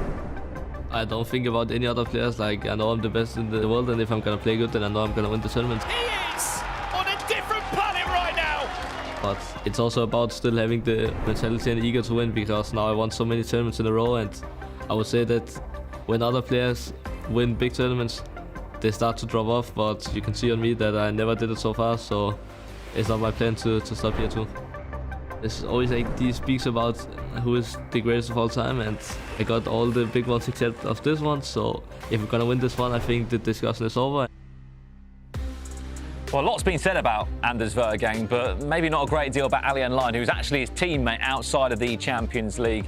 Myself and Shells are just looking at Allian Line's team now. What's been the story of his success so far? He's 1 round away. He plays Nicholas in the last round in about half an hour's time. This is the team that he's been using, but who are 1 or 2 players that have impressed you most in this squad? I mean, there's superstars all around the pitch. You know, Thierry Henry and Mbappe leading the line, but I'm looking at Xavi and Rivaldo. Xavi, because I call him a little quarterback. He's got all the passing play styles you need, incisive, ping, ticky, all gold, and with a silver long ball as well, you can pass it everywhere. But Rivaldo, let's talk about this man. I mean, the last time I saw Rivaldo, he had 99 physical. That doesn't make sense, but what makes more sense is some of these stats in here in particular, Shells. I mean, we know he's great at free kicks, we know he's got important play styles, but what is it about this item that does enough to get into the squad? I mean, if you look across, the stats are all about 91 pace, 92 shooting, 95 dribbling, and 5-star is very important in this level. Gold tech, gold rapid, gold ping, gold technical is very underrated because you're allowed to set up the Trivela so much easier. And you know, silver dead ball. I like to have a silver dead ball in my team, at least one player, and Rivaldo's got it for Allian. And there's, speak about moments. Well, we're speaking about that play style in particular in dead ball. Why is it so important? Well, this is our MasterCard moment of the match. Funny enough, it came in our last game against Gio Bundy. I mean, talk to me through this. I spoke to the hashtag House Lads on commentary about free kicks this year. They are penalties in a sense. If you get them right and you've got a player with dead ball, you can do and make things look quite simple like this. Literally. Free kicks around the edge, around the box, if you've got silver dead ball or gold dead ball especially, it's practically a penalty. If we just quickly play this through and then if we can pause it, just as he changes to this point now, just 3-2, a little bit more. As he just starts moving there, because he's looking for, right, pause it now, you're looking for a Trivela. What's this moment about here and how important is this? The outside foot cold free kicks, there's something about it. It's so powerful for the goalkeepers to react. And they've got silver dead ball as well. It's pretty much a pen. So what he does, gets Rivaldo, aims it just past the post. With silver dead ball, it allows it to curve back in. And the main important thing now is the power bar. Getting the right bars of power, make sure that Rivaldo will hit it correctly, and green time finish, it's pretty much going to go in regardless. They really are like penalties, aren't they? That's our MasterCard moment of the match there from Allian Line. What position he is in. One more win could be enough for him, not just to get into the top 24, but who knows, maybe even a top 8 in this year's eChampions League phase. That's it from myself and Shelves. We're buzzing for this last round. So without any further ado, it's over to the casters to bring this home. Thank you very much, yeah. Hello, guys, and welcome back to the eChampions League. We are here on the B stream, and I am joined by the main man, Grav. How are you, my friend? I'm good. I'm looking forward to this round because, of course, we're shaping up things with the top 8 and top 24. And, of course, we got some storylines. Tex is playing, but not in this round, the next one, so we won't be mentioning him as much. But the match we're going to be commentating here is the Lukonegwa against Emre. The thing is, Emre with 13 points, I would say he's qualified. I'm going to say the same as Tom, right? I think he's mathematically... When Tom said 15 points, Tom said, guys, I'm going to throw this out there now. 15 points has him qualified on the A stream there. That made me laugh a lot. Let me divert here for this feature game. Of course, Grav, on 11 points here. What are you thinking? He basically needs, do you reckon, what, 1 point? Obviously, a win, absolutely fine. Yes. Going back to the Tom point here. But even a draw here for Levy. But the only thing is, a draw's quite unlikely. I feel like, you know, more, do you know what I mean? More chance of losing than he is drawing, in a way. I don't think you can approach this match as a draw is enough. No. If you go with that mentality, you'll probably lose. Like, in your head, you might not attack as much if the score stays quite close. Yes, that's the thing. So, I don't know. The thing is, Samo Gamer, the way he's attacking and now defending as well, I mean, the goal difference has to be, let me just take a quick view, that's plus 19. So he's not only... Wow. He's not only attacking well, he's defending well. That is unbelievable. Plus 19. So the thing is, Levy, 3 wins, 2 draws. He's been consistently good. But I don't know I don't know if he'll be able to get a point from Samu. Really. No, I think Samu has been playing too well. And guys, we're going to be looking out this game. I promise you, keep your eyes peeled for first-time through balls from Samu. Yes. The games I have been watching him play, he hits you with the flashbang and you simply cannot recover. It's the way he puts players through on goal. And I think, Grab, from obviously us playing FC 25 a lot, you learn that the guys who can play the really quick first-time through balls, your defense is never going to run back in time. Sometimes some first-time through balls, your players are able to get back. The way that he is flashbanging them, Samu, and you guys can really keep a close eye on this throughout the game, it's so difficult to defend. I remember, I think this was back in January, something like that. I was playing Champs and I matched up against Tuga. And of course, I didn't compete this year, so yes. It was just, you know, when you're not playing as much and you're playing against a pro, you're like, okay, if he plays the meta, he's gonna destroy me just because of the quickness and everything. Yeah. He went for those over-the-top through balls. I think, like first 20 minutes of the game, he was just one-on-one with the pick keeper 6 times, approximately. So the thing is, it's really hard to defend when your opponent has the right timing. And it seems like Samu's just found a way to just make the runs and get the ball into strikers. And what can you do, really? Change depth? Yeah, you can change your depth a little bit, but we've been watching people all weekend. You know, Johnny's a good example of someone we've been watching. It's gone early chance for Levy here. Very, very close. We've been watching Johnny all weekend and thinking, why haven't people lowered their depth against him? But I don't know if you can even do much about it. No, not really. Because I don't think there's a difference between 95, 50 or 70 at this start of the build-up. So when you're building up in here, the defensive life is going to be the same. It stays nearly on the halfway line. It does. It really does. So if you got the ball quickly to your cam, you're going to be able to go for a through ball, really. And the thing is with Samu, I think, he's really quick with the player locks as well. So quick. He's done a bit of a trigger overrun on Hullet here. Always very interested to see how they do this. Kaka. Oh, the near post was so on there. He was. It's the goalkeeper movement clutch of absolute dreams. But what do you think, Grav, in terms of Samu Gamer coming into this weekend, right? Obviously the E-Serie A champ. Do you think Levy, when he looked at his fixtures before this, was probably thinking like, oh, Samu last game should be a win? What do you think? I think when you're a competitor, of course you're looking. Oh, this is a great through ball to make it 1-0. And again, for the people at home that do not know this because they don't know to follow their hashtag house, mostly lengthy Kaka. Mostly lengthy Kaka. Me and Tom have been touching on it all day, Grav. You'll be proud to know on the B stream and on the A stream, we have just been riding it home to people. And that's the reason why. You can see the control, you can see the low-driven shot, and that's 1-0 to him. But yeah, back to your point. I remember when I used to compete, and of course, not only when I got to the top, but when I was at the top for 2-3 years. Yeah. And you had a youngster coming in who was really good. First thing that you think is, I'm the old dog. Like, if we play, I'm better than him. Yes. And it's not till the point that you watch him play or you play against him, and you're like, okay, this guy is the real deal. That was what it was for me, at least. Like, my first thought is, I'm better than him. Like, no chance, because I've been proving for 2, 3, 4 years that I'm a great player. So for me, Levy, when he's looking at those fixtures, he'll be like, okay, this guy, of course he's good because he won the E-Serie A, but I'm better than him. Yeah, you're going to have it in your head to be better than him, I think. But then coming into today now, Levy seeing that Samu had already, gone 9 for 9 yesterday, he's probably coming in with a slightly different mentality. Not that I'm saying Levy would underrate anyone at all, because I feel like Levy's a very professional guy, isn't he? Like, he goes about his business well. He holds himself very well. Wow. As we see Levy go clean through here, you can't move the keeper. Hey, that's basically undefendable there. I will say, Levy's 2 goals. Of course, I'm not saying Samu Game has been perfect in this game, because he definitely hasn't. It is quite hard to even mark. The first one especially. I don't think you can see the first goal as Samu and think to yourself, did he just bite his hand there? I think he might have. I think he did. He just bite his hand. I think you can't be that angry at yourself, because they're so hard to mark. These pros are so good at scoring these kind of goals. Of course, you cannot be that angry, but then when you're on the wheel and you got a silver keeper. Now that's when we've got problems. Guys, don't ever put yourself on a spinner wheel playing FC. It's not fun. It really isn't. Surprising start to this game, though. You could say it's different, though, Grav, in terms of Samu knows he knows he's in here. Like he knows. And it's also, it's not like first seed is necessarily definitely going to be there. You could end up matching someone like your knockout bracket is not necessarily fantastic because you finished first compared to 8. There's not really a difference between top 1 and top 8, really.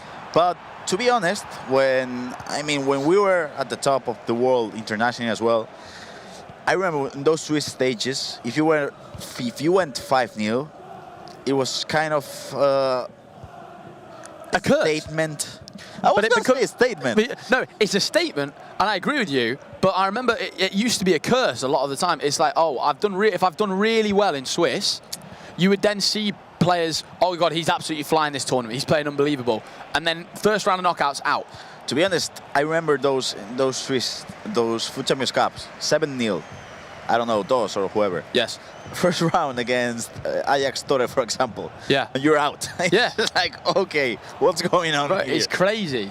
Crazy, but again, it shows what can happen from playing on 2 different days. Because I think it used to be a Swiss format, and then obviously next day would be knockouts. And it'll happen again. It'll happen again. The guys who make it through today, there'll be someone who scrapes through today, literally from the bottom of the barrel, and comes tomorrow and just absolutely destroys everybody. Oh, the low driven from Samu Gamer. And build up. Maybe we're seeing a bit of Samu Gamer's age coming out here because, yeah, there's a bit of rage happening, which is completely understandable. I think we've all been there. We've all been there. We have all been there. I mean, when you're 17, and not only playing in here, when you're on champs and maybe things aren't happening, are going the way you want. High expectations of yourself as well. Like Samu Gamer, you've won 5 out of 5 games. You've just won the E Serie A. In your head, you're thinking, I'm untouchable right now. So when you go 2-0 down early doors, your head's scratching. It is.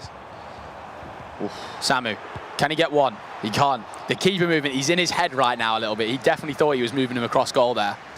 Let's see what... To be honest, he's playing good now. He had a couple of really good chances. This could have been 2-1 or 2-2. Grav, someone that surprised me today as well. Yes. Nicholas, a little bit. Yes. Been some surprising stuff. I saw he conceded 4 goals to Bradley in like 20 minutes or 30 minutes. And I was surprised. Yeah, Tom was talking about how Bradley will trigger fullbacks or DMs, and Nico couldn't do anything about it. Yeah. Like the timing of... Oh like this. My God. Guys, he should have scored from that. Holy moly. Okay, that's one of the best. That's one of the best on the floor first time free balls I've ever seen, by the way. Yes. But we're gonna see. No. What? I feel like I can tell I'm watching a game between 2 of the top players at this tournament right now. Yes. Especially because just in 2 or 3 passes, they're on and they're through. The quality of the attacking is just ridiculous. For me, the thing is, I remember back in 2019, those years, you'd see a lot of mistakes from players. And now I'm watching this, and it's like, of course, Levy could have shot in that distance. Yeah. It's just like, they don't do mistakes. No. These guys are absolutely, they're robots, essentially. Yes, they're absolutely flawless. Someone I want to have a look at, Grav, is Jaap Stam. I've got my little statistics sheet here. Yes. Jaap Stam, 30% of players are using him. I don't know if I'm surprised by that or not, are using that item. Do you know what? There's just so many good centre-backs, isn't there? There's a lot of good centre-back choices to use from, as we see. Jaap Stam very close here. I think what we say about the centre-backs is just really important. They're often not as expensive as the attackers, so you can just choose between a lot of the centre-backs. Whereas with the attackers, I think if there's a really expensive one, you just straight away go no. Your two choices for centre-back. My 2 choices for centre-back. Lucio's got to be one. That's a must. Lucio is the absolute must. And the other option, I'm seeing people using Blanc. Blanc, but I don't know about him. Not a fan. I don't know about Laurent Blanc. Jaap Stam, for me, personally on my RTG, I had the Grassroots Greats item. Yes. Stupendous player. Ooh. You know what? You guys will know what I mean. Oh! Important goal. Take a bow, Levy, my friend. Ice cold. I'm surprised he's not celebrated that a little bit more, because that is the goal that could seal him. Yes. Hold on. Sorry, we're going off on a tangent here. Anders is 3-0 down to Danny Pitbull. You know, I remember it was ECL back in 23. Danny Pitbull actually beat Anders on the group stage. I remember Anders was crying and stuff, and Danny Pitbull just stand up and hug him. It was just really like a wholesome moment. Danny Pitbull's a cool guy. He is. He's a cool guy. He used to be a model. I'm not surprised. I'm not surprised.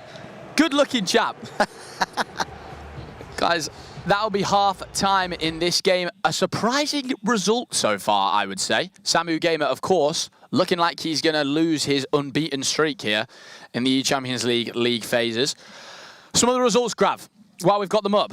Anders has just got one back. Okay. Would you be surprised? Would you be surprised if you just come back and won 4-3, 5-3? No, not really, because it's Anders. But I want to jump onto the third one. Lukonewa winning 2-1 against Embry. That's Lukonewa with 12 points and Embry with 13. It just seems, I thought 11 points was going to be enough. Yep, now I'm not sure. I'm not so sure, especially because we've got the whole rest of round 6 after this, guys. Of course, this is the first 9 games being played here. If Levy gets a 4th, this is just definitely over. Yes. And Levy has secured his place into the top 8 from the league phase. And that's 4 wins and 2 draws, so... Wait, he's gone fully unbeaten, Levy, then? Yes. That's amazing. Wow. I would say the only unbeaten player up to this point. Grab, I will tell you a little story about me and Levy de Bird. Yes. So in a recent champs that I played, I matched Levy at 9-0, and I was thinking, oh dear. Quite a close game. It's 4-3 to Levy in like the, I don't know, 75th minute. I'm thinking, right, one more, Al, and we can maybe take this to extra time. Full-time result, the whistle goes. 8-3. 8-3. 8-3. I conceded 4 times. I don't know, bro. He just started scoring everything. He's just way too good, guys, honestly. He's way, way too good. And you can see why he's looking very much like he's going to go unbeaten here in the league phase. So there's always a player that you cannot... Oh, Levy. Levy. The small details, Grav, they're so important. Always right. And that's him. The ice cold. Just drinking. Just chilling. We touched on that on the main broadcast. That why do we drink so much water when we score goals? I gotta tell you, I played the Liga Portugal last year, and because I was listening to you on stream A, every single highlight of mine was me drinking water. Bro, it's the same thing for me. I couldn't do anything else. My family who saw all the highlights from my tournament and putting it into a video, they're thinking, do you need any more water? What are you doing? How many sips do you need? This is world class. I don't know what it is, guys. It's just something like a reaction that you have. But Levy 4-0 up here against Samu Gamer is just a fantastic result. I want to ask you, when you play against Levy on Foot Champs, what item did he use that was just unstoppable for you? Do you remember? I think I was so scared about getting flashed, but I can't even remember his team now at this point. I will tell you one player I can remember him using because it sticks out to me as really bizarre, and it was the Winter Wildcard Haaland item. The centre-back. The centre-back. Oh, the centre-back. The centre-back.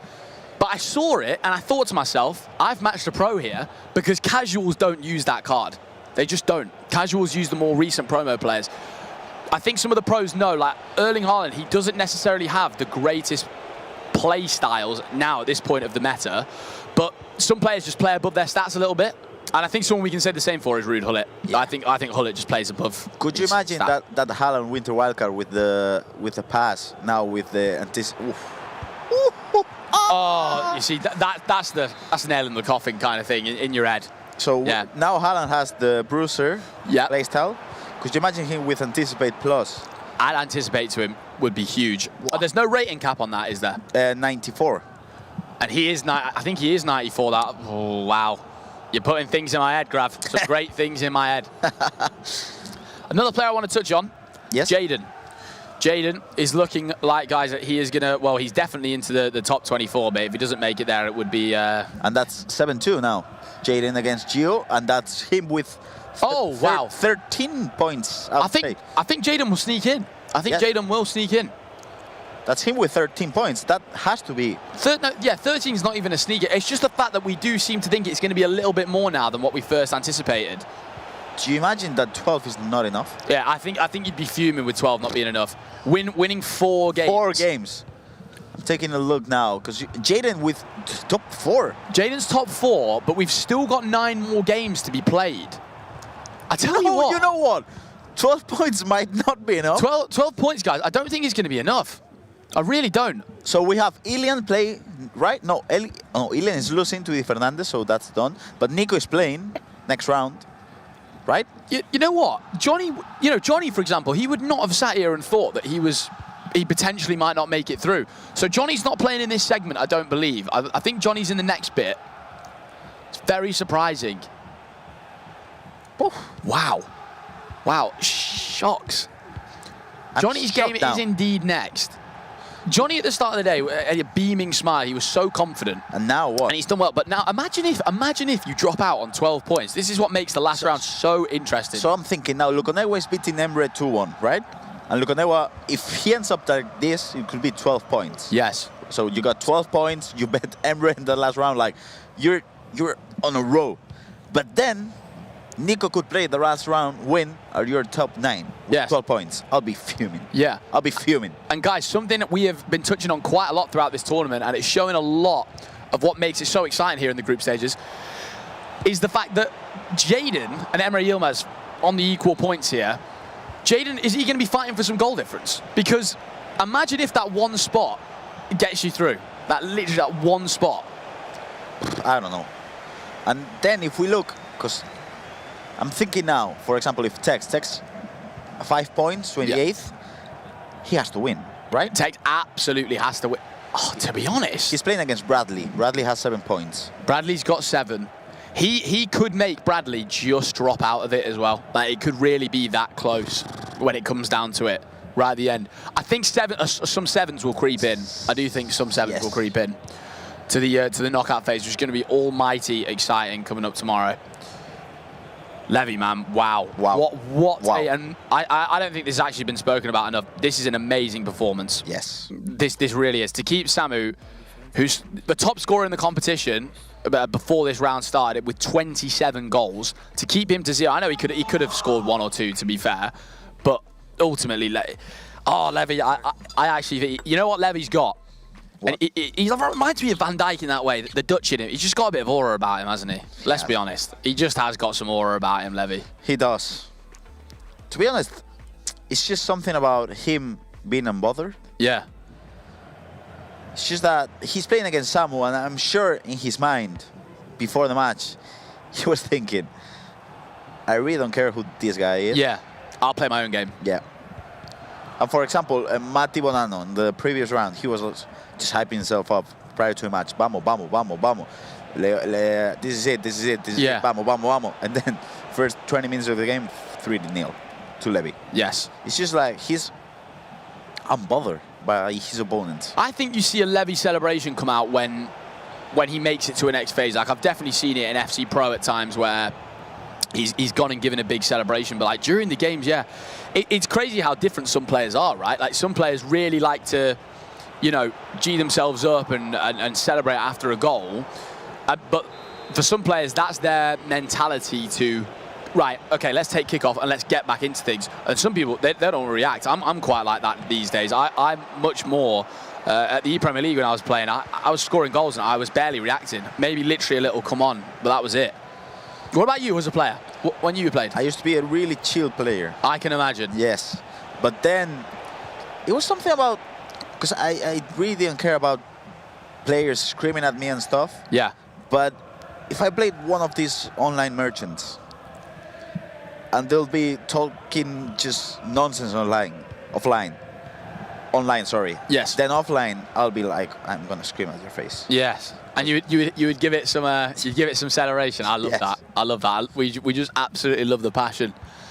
But here, guys, coming into halfway through round 6 of the league phase, we are seeing some crazy results. And to be honest, it's going to be really strange for these players who've played at the start of round 6 here to watch on for the next part of round 6 to finish off the day of whether, like, are they going to creep into that top 8 or are they going to creep into that top 24 for the guys at the bottom of there as well? So, for example, Resende, if we look at the just lower part of the screen, you can see Resende beating 5-1 Kikore. Yeah. And now Resende is the 22nd. So you'll finish your game and you know you're probably going to be eliminated. You're probably eliminated, but still, you've got that little bit of hope as Jaden goes 8-3 up against Gio Bundy. Jaden, hats off to you, my friend. You have done fantastically well. It seems like the Brighton boys always do well on the ECL. They're just great. You know what? They're great lads as well. Yes. They're really, really good people. So unfortunate with the E-Premier League as well to get there 3 times to the finals. Marley's got there 3 times. Twice that Yes. Jaden and Marley have made it there to the finals. We're seeing here, it's just the end of the game, guys. Yes, it is. It is. Sometimes this reminds me of the end of a champs game, when you're finally there, like, yes, I'm 10-0 up, and my opponent's put the controller down. I'm sure everyone can relate at home. Samu, look, you've still done absolutely fantastic. You've still probably finished top of the table. You might have Anders overtake you at the end here, but still been an unbelievable performance. It doesn't look like it because Danny is beating Anders 4-1. So. Oh, of course, Anders is here this game, of course. I think he's gonna still end up. There's me corrected.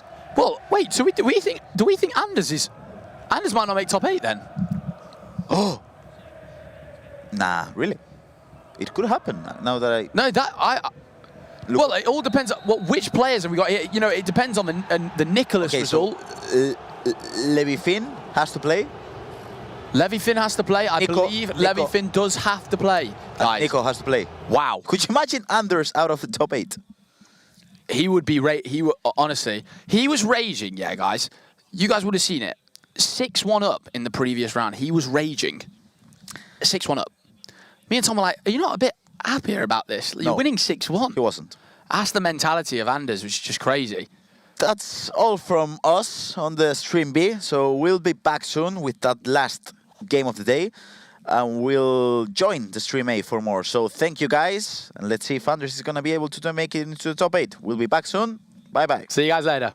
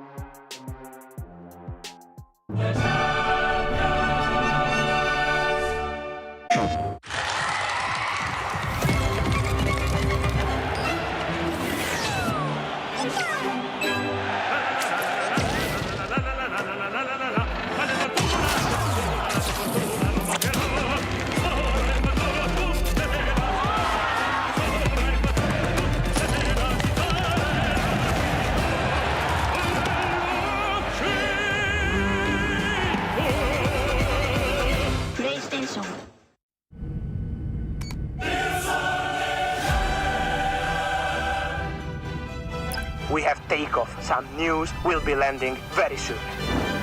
Here we go.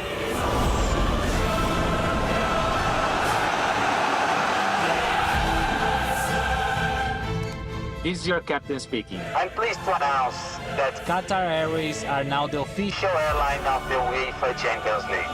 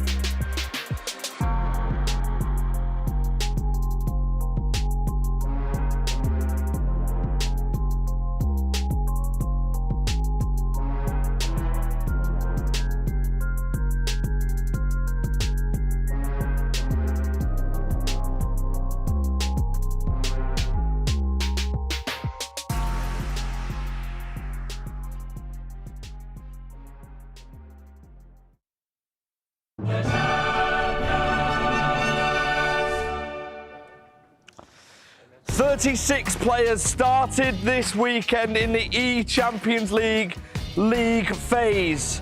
24 players will be going through after this round of fixtures. What a round we have just seen. Danny Pitbull was sensational against Anders Vergang, which means Anders might not finish in the top 8. This last round is absolutely unbelievable. We're going to see potential eliminations. We're going to see the table moving. There are so many big games in this round. Thank you for sticking with us at the eChampions League. Casey, first things first, if we look at the elimination bracket, we're seeing Cooler in action, we're seeing Marley in action, we're seeing Tex in action. I mean, this is absolutely insane. No, it's absolutely insane as well because a lot of those players play each other, so they have to win that match in addition to obviously getting those points, but only one of them are going to go through, so there's a lot of vital matchups here. It's crazy because we have only one feature game, but there should be feature games for the bottom of the half and the top to figure out who we get for the top 8. It's absolutely insane. I mean, let's look at them fixtures straight away then, shall we? Because Cooler, who we just mentioned, who is currently in an elimination position, is facing another man in an elimination position, Young. Both players have to win to give themselves an opportunity to continue in the eChampions League. Yeah, and not only that, we also have Bradley playing Tex. Both players need to win as well. Tex needing to jump over him in the rankings because Bradley has 7 points, but that's a dangerous situation to be in because there are multiple players that can pass him up. We're looking at Marley as well. He's facing Bryce, who unfortunately has already been eliminated, but he's played really well at points in this weekend, in particular today. When he got that point, it was a goal-scoring game.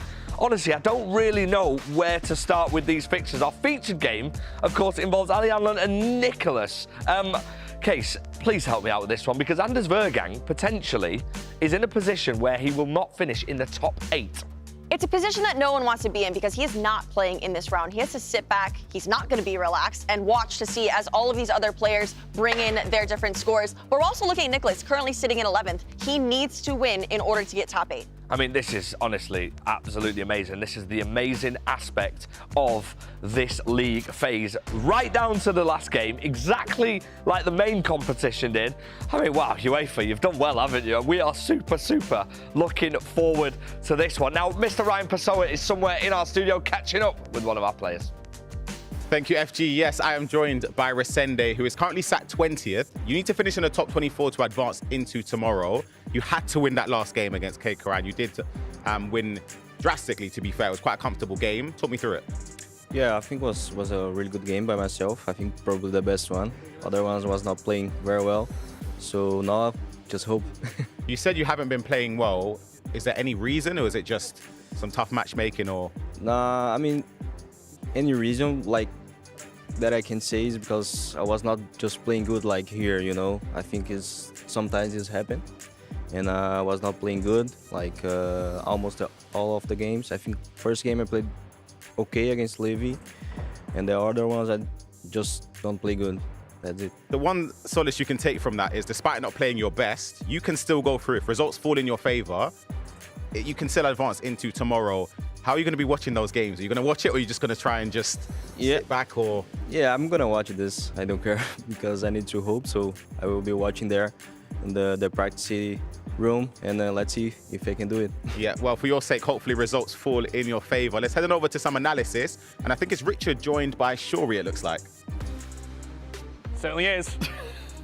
Best time of the day. Richard, Shori, analysis screen, ECL Showtime, presented by Pepsi. It's the best goals, it's the best skills, it's the best moves of the day. Shori, we've seen some great stuff today. Rich, I'm almighty excited. You are. Can you not see my beaming smile? Oh, I can. Should we get into it? Oh, I can. We're going to kick off with Danny Pitbull and LJR Peixoto. I'm going to guess direct free kick. Hey, don't you mean a penalty? That's what everyone's been talking about all day. This one nice. I actually called for this earlier on today. Lovely step over, green near post is outstanding. Alian Lyon, unbelievable free kick. That actually one essentially is a penalty. And then, of course, the green timed bicycle kick of dreams. There's been some real good games today. As you just look ahead from what we've seen here, these are the best moments. ECL Showtime presented by Pepsi.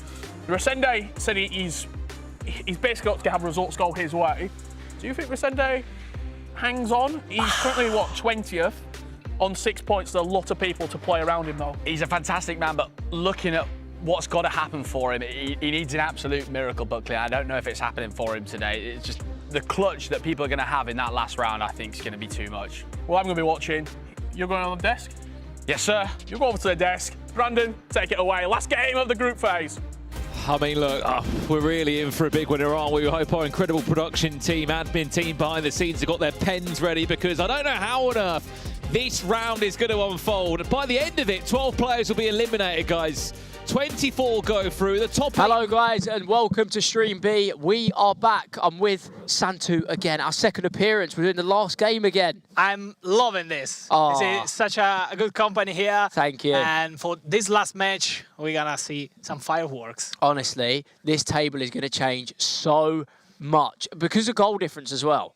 Every single goal, something is changing. I can't imagine the stress the players are playing under. But I mean, you're used to, come on. Yeah, I mean, that's why I'm here now. It's too stressful. It's too stressful, yeah. I mean, these formats are always great when there's groups and you're relying on other people. There'll be people watching backstage, hoping results go their way. But got to ask you, who's impressed you? I think I know your answer after the last game.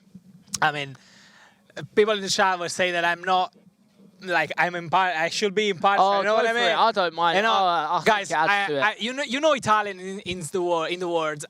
Danny is of course from Naples. I am from Naples, and Naples could win the league in the real world. You know, so of course there's a lot of emotions coming from me. I'm gonna say, of course, I'm impressed from the last game of Danny, but I wanna say Emre. Yes. 16 points. goes quietly about his business, doesn't talk too much, isn't too loud, no one really mentions him, and then he just ends up there every time. Yeah, he delivers every single time. I think he's actually secured top spot as well. Going into the last game here, no one can overtake Emre, so he leaves the league phase as position number 1. He'll be very, very happy with that. There is going to be movement, though, in the elimination stage especially, but also in the top 8. We will try to update you as much as we physically can here, because we're going to be looking the same way you guys are. Every single goal, every result. Guys, don't blink. Do not blink. Do not for 20 minutes. Yeah, make me a deal now. 20 minutes, no blinking. We're straight in. I do wonder. I know especially for Tex and Banana of Man City, they're right on the elimination stage. The 2 Man City players are virtually next to each other. And if Anders now sits at 9th, you have to remember, whoever finishes 24th and is last will be keeping a keen eye, because you might have to play Anders as your first game tomorrow. Welcome to the knockout phase if you do get there. What we do know from what we can see on our left side, I am 95% certain that the top 5 would be through. So if you finish on 13 points, it will be enough. However, it's worth noting Nicholas is playing now, so his results will change all the time. He has gone 1-0 up against Alihan Lion very, very quickly. So the results will always be changing. But if a player is done on their points and they have 13, that is enough to go through to the top 8. Yeah. We were... Actually, Anders asked us, do you think 12 points is enough to go through? And we say, we don't know, actually. So... I think now we know 12 is not enough. If you want to make sure you go through, look, there's 10 people on 12, so it's not enough. It all depends on goal difference there. And there's still games to be played. We know there's a big game where Alihan is playing Nicholas, which will be really, really big. And then I think, if I get one, RVP is playing Levy Finn, and they are both just on the outside of the top 8. So there's many a game to be watching. I'm pretty sure we're going to be watching Ivan Nilsson in a minute. When this game kicks off, we will let you know. We're waiting for games to kick off still. Maybe it's the nerves. I don't know what it is, but people are taking their time to start. We've got Johnny one side. And if we go to the other camera, it is going to be Ivan Nilsson against Johnny. Now, Johnny's going to be needing this because he is one of the people on 12 points. And Ivan Nilsson, if he gets a win, he'll be on 7. So both of these are playing for different reasons. The leaderboard is going to be crazy. Crazy, unbelievable, crazy. I cannot wait to see during the match, not even the end of the match, you know. Even in the real life, the last matches in the Champions League were really, really, really tight for the leaderboard. And of course, we cannot see the goal differences, but it will matter, I'm 100% sure. Oh, it will, yeah. We are heading into the game very shortly between Ivan Nilsson and Johnny. I can hear the Champions League theme tune in my ears, so I know they're getting ready. They're just in a pause right now, making sure all their settings are ready to go. And this is going to kick off. I mean, I don't even know how much we will be able to update you because there's just so much going on. Maybe we just call this play-by-play and we'll see how the table looks, especially in the second half. That's where we're going to see a lot of change. You know how the goals have gone in. I think I heard 399 goals on day 1. We've probably eclipsed that total in day 2 because I've seen goals flying it. I mean, Karim scored 11 in one game. Yeah. So you were commenting there. Well, it was 10 goals ahead. He scored the 11th. So a lot of goals happened today. 5 goals before with Danny. So a lot of emotions. Yeah, he took that personally, Karim. He heard 399 goals. We want 400 plus today. I've got on our screen Johnny in the red kit. In the red kit, Ivan Nilsson in the black. 2 players that are playing for very different reasons here. Johnny is aiming for a top 8 finish. Ivan Nilsson is looking to sneak into the top 24 late on and secure himself into the next round, but he will have to play a knockout game, obviously, if you don't finish in the top 8. Absolutely.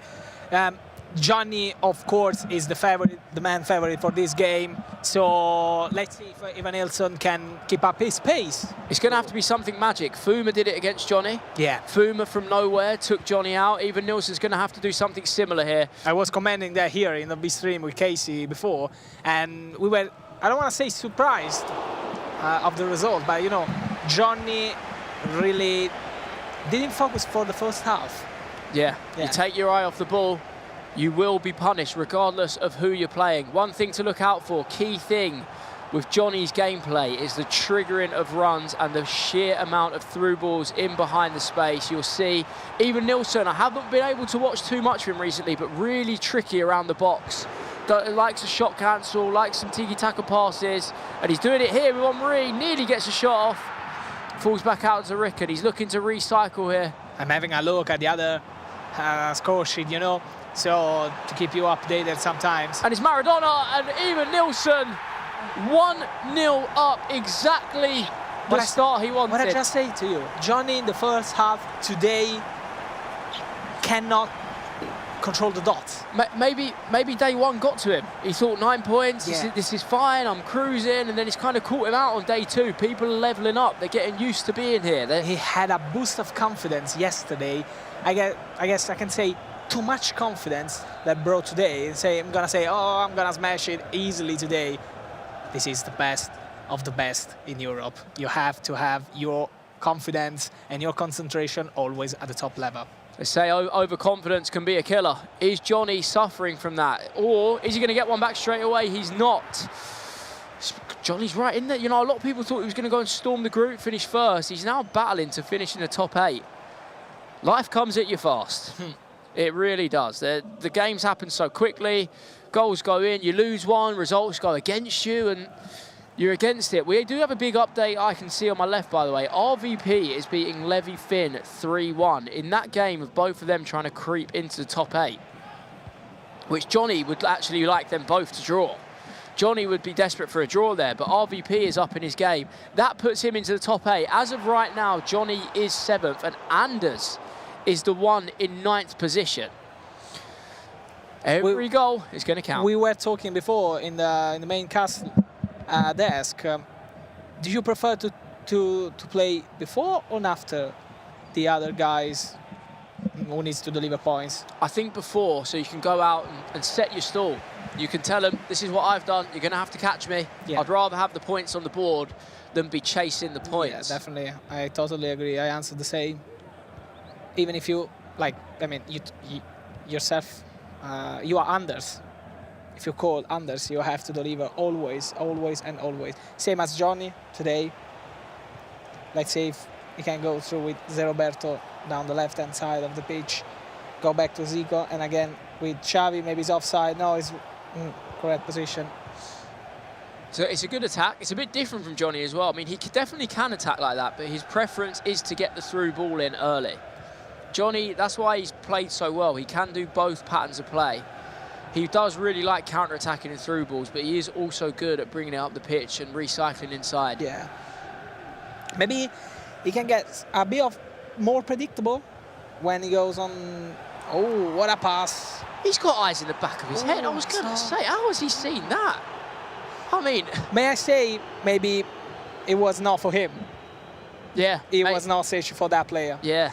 Maybe it was just another run that he triggered and it kind of just went that way, because that pass was outstanding. See Johnny, look, you can see he's trying the through balls. He knows his game. He knows what he's looking for. Every other game across the score right now is pretty tight, people. Can't really tell you that someone's running away with something, so I don't want to overload you with updates. Yeah. We will enjoy what we're watching on our screen. Johnny on the right with Kaká, a man we've seen many a time today. Same with Xavi, the second most selected man behind Ruud Gullit. Everyone loves a midfield of Xavi and Gullit. It gives you physicality, the aerial plus, a lot of passing play styles, of course, the agile of Xavi. Let's see if Johnny can go any levels. As we told you before, he really likes to do the cutbacks and stuff and coming back in the center of the box. And there it is, 1-1. Kaká always there. The striker had a tap in that time. It was all from Lars Rickard, a man that we have not seen at pro events before. No one was really coming into this event saying, yeah, Lars Rickard is going to make the difference. But a lot of pros have gone for him. Obviously, new SBC in the game. And the pros are loving him. His speed boost there was majestic. Plays it into Kaká, who is currently looking straight through us at the screen. And Johnny, that is exactly what he needed. What a play, what a play. And what a player, talking about Rican, he has been one of the best players in this tournament so far. Yeah, I mean, at Johnny's trials for his team. Hang on, because now again, Rican for the shot on the first post. Maybe he did change his mind because he was going for the finesse, and now with a beautiful, wonderful overkick. I've seen that script before. I missed the word. It's so beautiful. Bicycle kick, corner kick, yeah. What did I say? Corner kick into a bicycle kick. I mean, we've seen that before from Johnny. He did that yesterday. I mean, look at the hang time from Ruud Gullit. Wow, he is up very high there. It's a well-practiced routine. And we have seen pros do that this weekend. Some of them are swinging it in straight away. You hold L2 when you press shoot, and it will give you the acrobatic finish that Ruud Gullit has just given Johnny. Would you prefer to have the aerial plus on the first pass on the acrobatic play style? I mean, right now, probably acrobatic, because with the aerial, sometimes the headers are a bit dodgy. They're not always where you want them. The acrobatic, the bicycle kick seems a bit more consistent. Hold on! Oh, what a miss! And again, this is something that you really need to try to go on the second post, but you don't go to the second post because you know the opponent will move the keeper. So you go to the first post, but the opponent didn't move the keeper. It's mind games. Yeah. All mind games. Sees Maradona. Even Nilsson with the cancels. A lot of looking cancels. Sharp around the box. Goes for a nice finesse. I think that's Gigi Buffon in goal, doing what he does best. This year, I mean, there are a couple of years since now that the weak foot is more important than the skill, yes. the 5-star skill, right? Used to be a real debate, but I think most years now, With the weak well. foot is so important. As long as you have Trickster, you can move pretty agile and do a lot of skills. But the weak foot is so important because if a chance falls to you, like it's going to fall to Henry. And Buffon again. You need both feet. Buffon working overtime for Johnny right now, as even Nilsson is looking to work the space in the box from a corner. Can we see? Sorry to interrupt. Go on. I was about to say, it's a different approach to Johnny. Yeah. Johnny puts it in the box, even Nilsson playing it short. He's recycling well. Continue. No, I was asking about the keepers, but we have plenty of time to ask that. Because now Henry, they're really trying to find the space, and Ginola with the equalizer. He makes 2-2 for Evan Nilsson, and Johnny, he really can't understand what is happening to him. Yeah, I mean, we said even Nilsson, he's tricky in the box. He likes to move, short passes, cancels, perfect build-up. You know, I'd love to get a pass count on that one. A bit of annoying too, as well, as a play style. Yeah, I'm sure it was maybe 15, 16 passes around the box before it found its way in. And yeah, two different play styles that can't be split right now. 35 minutes into the game. We are currently at a Desmond, 2-2. Let's see the reaction of Johnny. Again, maybe he was offside. Oh, a bit of luck for Johnny for the third goal of his match. And he's trying to smile a bit, but I know he's not happy. I know he's not happy. You can see it, can't you? Yeah. You can feel it. We were speaking about Buffon at one end. I mean, I think he's messed up there. He's given the goal straight to Rickon. Johnny's not happy with the way he's playing, though. Yeah, I mean, he knows that he can go 3-0 without conceding any goal, of course. And now every ball that Evan Nilsson is playing could be a risk for Johnny. Yes, exactly that. Johnny wants to run away with this one. Something tells me he won't be smiling until he scores a few more goals. We are just looking around. There's a lot of evenly matched games. I couldn't give you all the score lines. What I can tell you is there's a lot of 3-3s and 4-3s and 4-2s. A lot of goals again scored in all the matches. A lot of goals. Johnny's looking to make it. Oh, that is beautiful, Johnny! Oh! But it's not over yet. It's not over yet. He's recycling the ball. Maybe he's offside. Kaká with a driven shot, and again Buffon, what a save. Wow. Shot canceller dreams inside the box to work the space there, and Johnny's starting to heat up just before half-time. Is even Nilsson going to wait for the 45th minute here, or is he going to go for it? We'll find out. I guess he's waiting. He stopped with the left back and making the runs. He really wants the last play of the first half. It's always risk versus reward here. Your heart's saying go for it, and your head says no, because if you concede, you'll be kicking yourself. Yeah. And even Nilsson's aim now is to basically build up until the 45th minute, see what the stoppage time says, and then decide his attack from there. We'd be expecting a +1. It could be a +2. But the aim of pros, they always say, do not concede in the 45th or 90th minute. You will regret it. Even Nilsson, he might have gone forward too quickly there, but he hasn't. He's now got +1. And he's now, got the last chance of the first half. He knows he's got the last chance. He can play risk-free here. He can go for it, which is exactly what he's going to do with Ginola. Ginola has shown Cafu a clean pair of heels. He sets it to Xavi. Great movement. Henri, nearly enough. Ginola is bouncing everywhere. But it's just enough for Johnny, and some half. 5 goals. The cancelling is unbelievable. I really wasn't expecting that cancel. Oh my God, really so fast for him to play in that way. A bit of annoying. I mean, if I were his opponent, I mean, a lot of this cancelling, keep on cancelling. I will never know how to defend. That's why I'm here. You're right, though. It's the mechanical, we call it mechanics, you know, how good are you at the quick skill moves, the quick cancellation, the quick thinking in them times, and they're doing very, very well. I mean, I think it helps with how calm they are. You see Johnny here, he's not really too phased. Even if he is unhappy, he's not raging, he's not shouting, he's just having a nice word with his coach, who goes by the name of Tom as well. Great name for Johnny's coach. He will be giving Johnny a few words. Even Nilsson wondering, can he turn it around? He nearly had a chance at the end of the half. He's going to have to step up because he's currently 31st in the rankings, and only 3 points is going to do it for this man. You might see him throw the kitchen sink. Have you heard that term before? Throw in the kitchen sink? Never heard before, but always happy to learn something. I have to teach you, yeah, when someone is going for many goals, you need goals, you need them now. Throw everything at him. You're throwing the kitchen sink at them, yeah. You taught us about the meatballs? Yeah. I'll teach you about Everybody was telling me about that. I'll teach you about the kitchen sink, yeah, the good old-fashioned term. Even Nilsson is going to have to do that soon. He is going to have to. But actually, we may have... I mean, he's lurking. He's lurking. We might be having a special guest join you. I won't spoil it for you yet, but he's waiting, and it will be a man that's very, very happy. Emre, come here, my friend. Right, but let's make some space for you. You can plot yourself in the middle. Guys, we have a huge let's just guest make sure here. this wire is all good. Go on, mate. Take a seat. Yes, thank you. How are you? We have... Emre, yeah, just get this mic nice and close to your mouth and we'll be in business. Emre, can you hear me? Yeah. How you doing, my friend? Good, good. Number Yeah? 1 seeded, so I'm happy. Solid day, just 16 points, number 1 seed guaranteed. Yeah, but I'm very nervous. Are you? 16 or 17. So I'm very nervous. Oh, you're waiting to see, yeah. I hope not my teammate Chris, but we'll see. As we see Johnny going 4-2 up, Johnny's playing for that top 8 spot. He wants to join you. I mean, the goals are flying in. You can have a look on your left.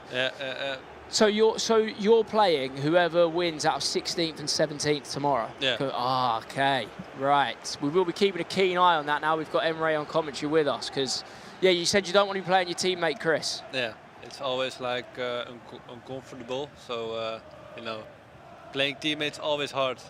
What was the game you didn't win? If you've got 16 points, Tex. How do you feel about that? Did you feel like you deserved to win them all, or are you happy with 16? Yeah, I was 3-0 down, so a draw against Tex was for me a win at that time. Yeah, for now the same, it's a win. But as long as you're not like losing, then it's good. What's your opinion on Tex, can I ask, recently? Because really good. Some people play him, like Oberon said it, you've said it, but can't seem to find it consistently, you know? Like there's something missing for him right now that, as one of his friends, I don't like to see it, you know? I want him to go back to the top level, but do you think he's still got it? Like he's still there? Yeah, for me, Tex is one of the best players in build-up. He makes not many mistakes, so it's hard to press him.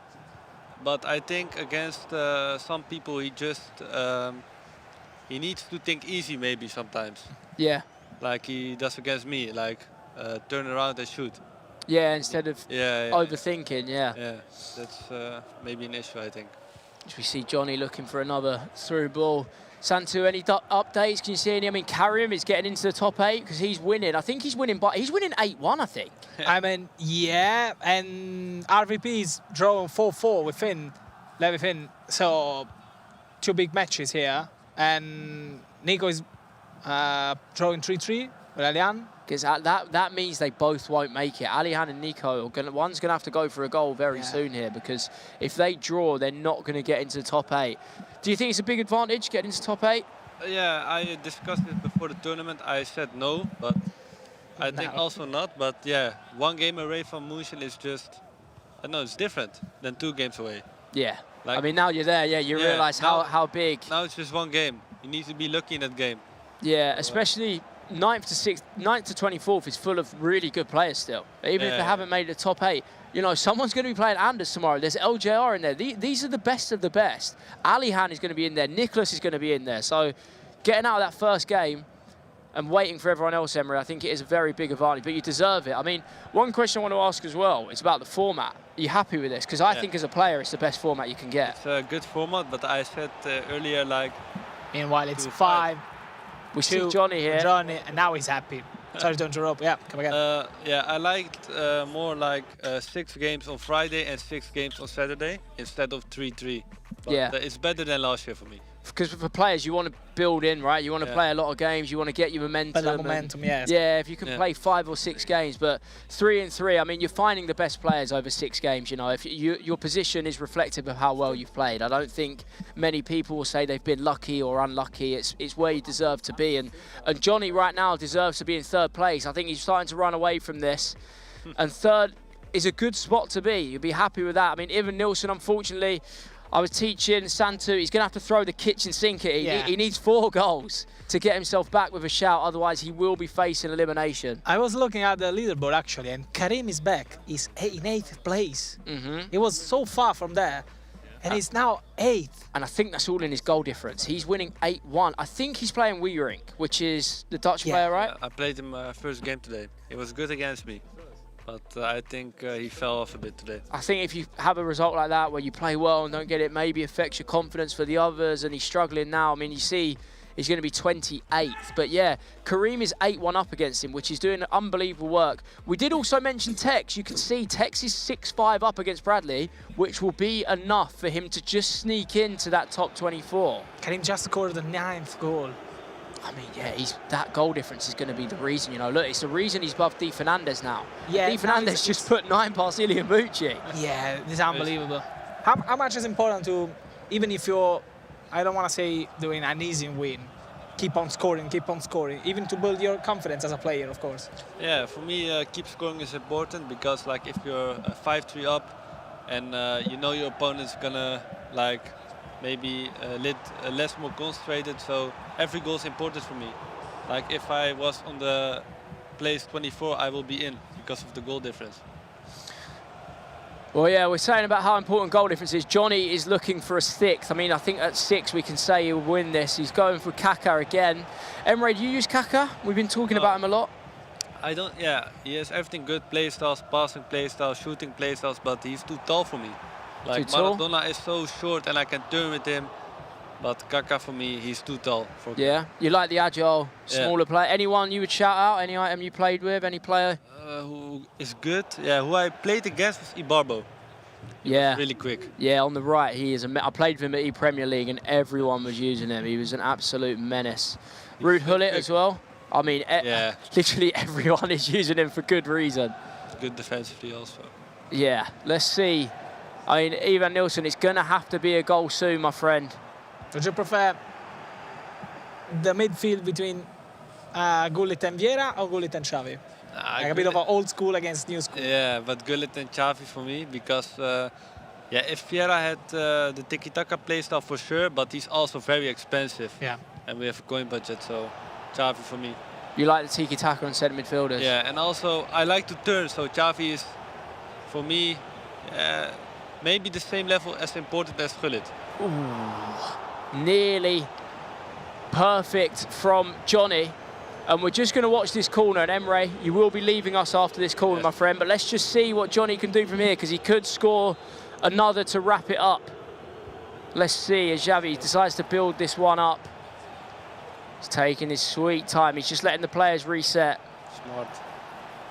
And there, we might have to leave it there, Emre. He's taking it nice and slow. Thank you for joining us. He's got other duties. As the group winner and #1 seed, he's a man in demand.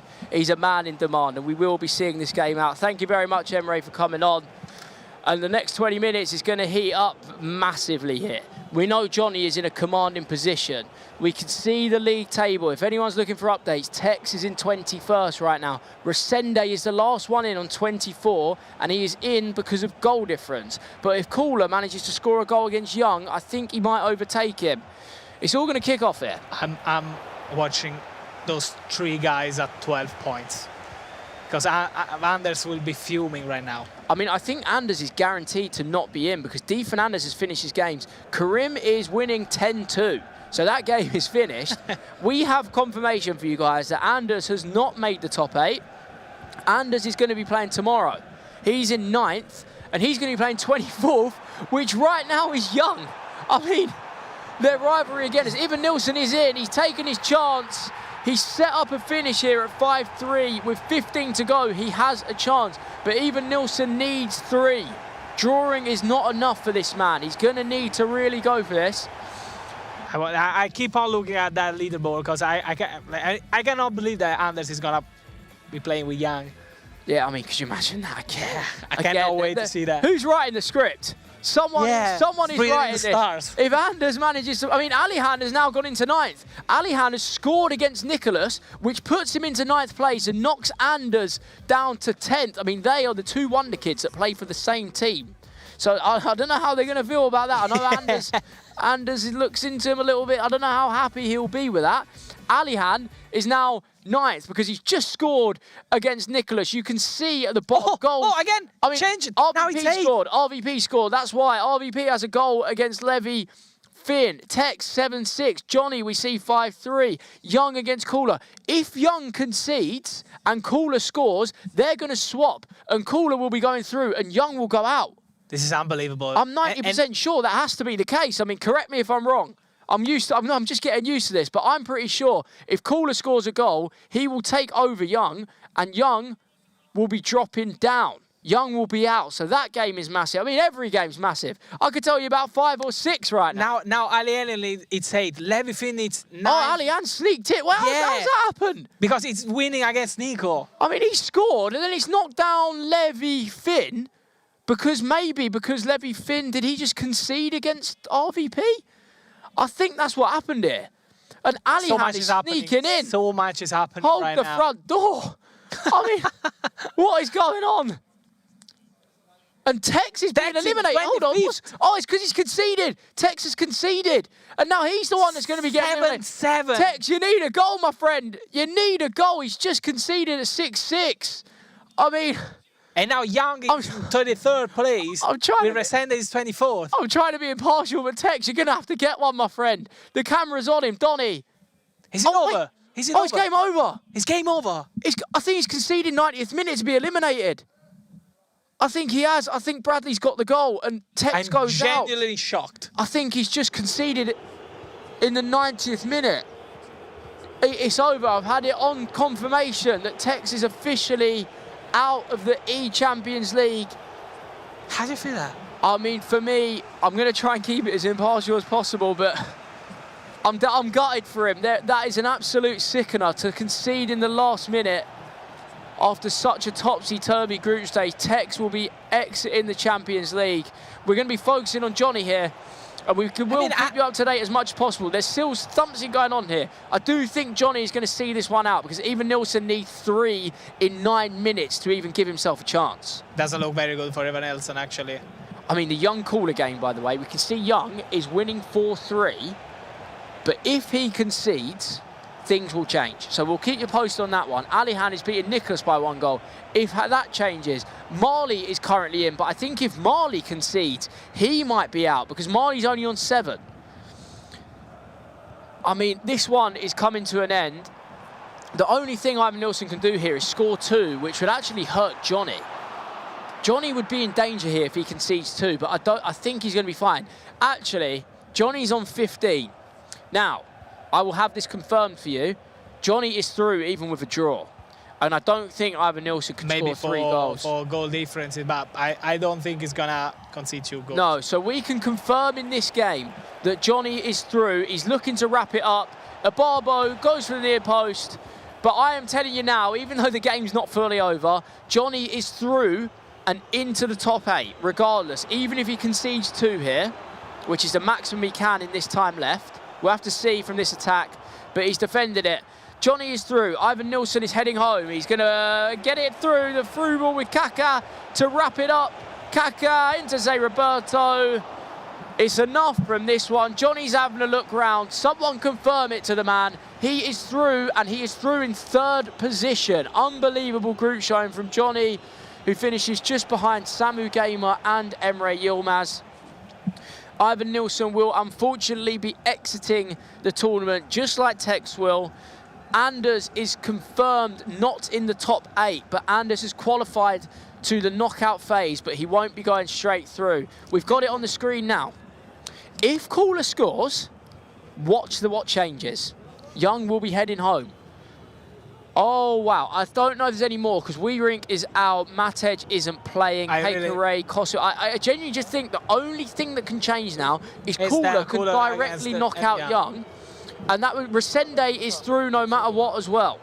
So literally, I'm sure the only things that can change here is 23rd and 27th. Actually, it makes a lot of difference because of who's going to play against Levi and Vergang. Yes, exactly. And Resende will be watching nervously here. Does he play Levi Finn? Does he play Anders? I can tell you, I wouldn't want to play against Levi, Anders, or LJR. Would you ever imagine that Anders and Nicolas gonna be out of the... Everyone said they'd be in the top 8. Yeah. We didn't think they'd be playing on the first round tomorrow, yeah. We all had that down as them two being dead certs into the top 8. And look, that's who they're going to be playing. So Marley will be playing LJR. Young will be playing Anders, I'm pretty sure. And Resende will be playing Levi Finn if results stay the same. We're going to get it confirmed very shortly for you. The Young game might be finished. And if it is, that would be the end. That would be it. That would be the top 24 we're looking at. The games are coming to an end here. You're going to have to let us know in the chat. What do you think? Any surprises? I mean, as an Englishman, as Donny's very good friend, I'm gutted for Tex to see him go out the way he did. But there's been so many good results. We got to focus on some of the other stuff. I've had it in my ear. All games are confirmed. Alihan Lyons sneaking in. He beats Nicholas 5-4 and he snuck into the top 8. Unbelievable for his first LAN event. He's a 16-year-old wonder kid. He's turned up and he's in the top 8. Fair play to you. We might have some change in the table. We're not sure yet. We need to just double check about goal difference. We will keep you posted, but we're having a look. At the moment, it looks cool, actually. Don't take my word for gospel, people. We don't know yet, and things are changing ever so slightly. So I will try and keep you as updated as I possibly can. The updated league table is on our left. It is on our left. And I am 99% sure now this is confirmed. If I were Tex, you know, Oh, Tex has gone out on goal difference. I feel so sorry for him. I'm trying to be impartial, of course, but, you know, for the way it came, I feel so sorry for him. He's conceded in the 90th minute to go out on goal difference. That is devastating. It's not a match that it ends like 2-2. 7-7. Oh, I can only imagine the roller coaster. I mean, it has been an unbelievable game. The table is confirmed, guys. So we now know this. You can start to work out who's playing who as well. Was Emre looking at 16th and 17th for him? Neat versus Danny Pitbull.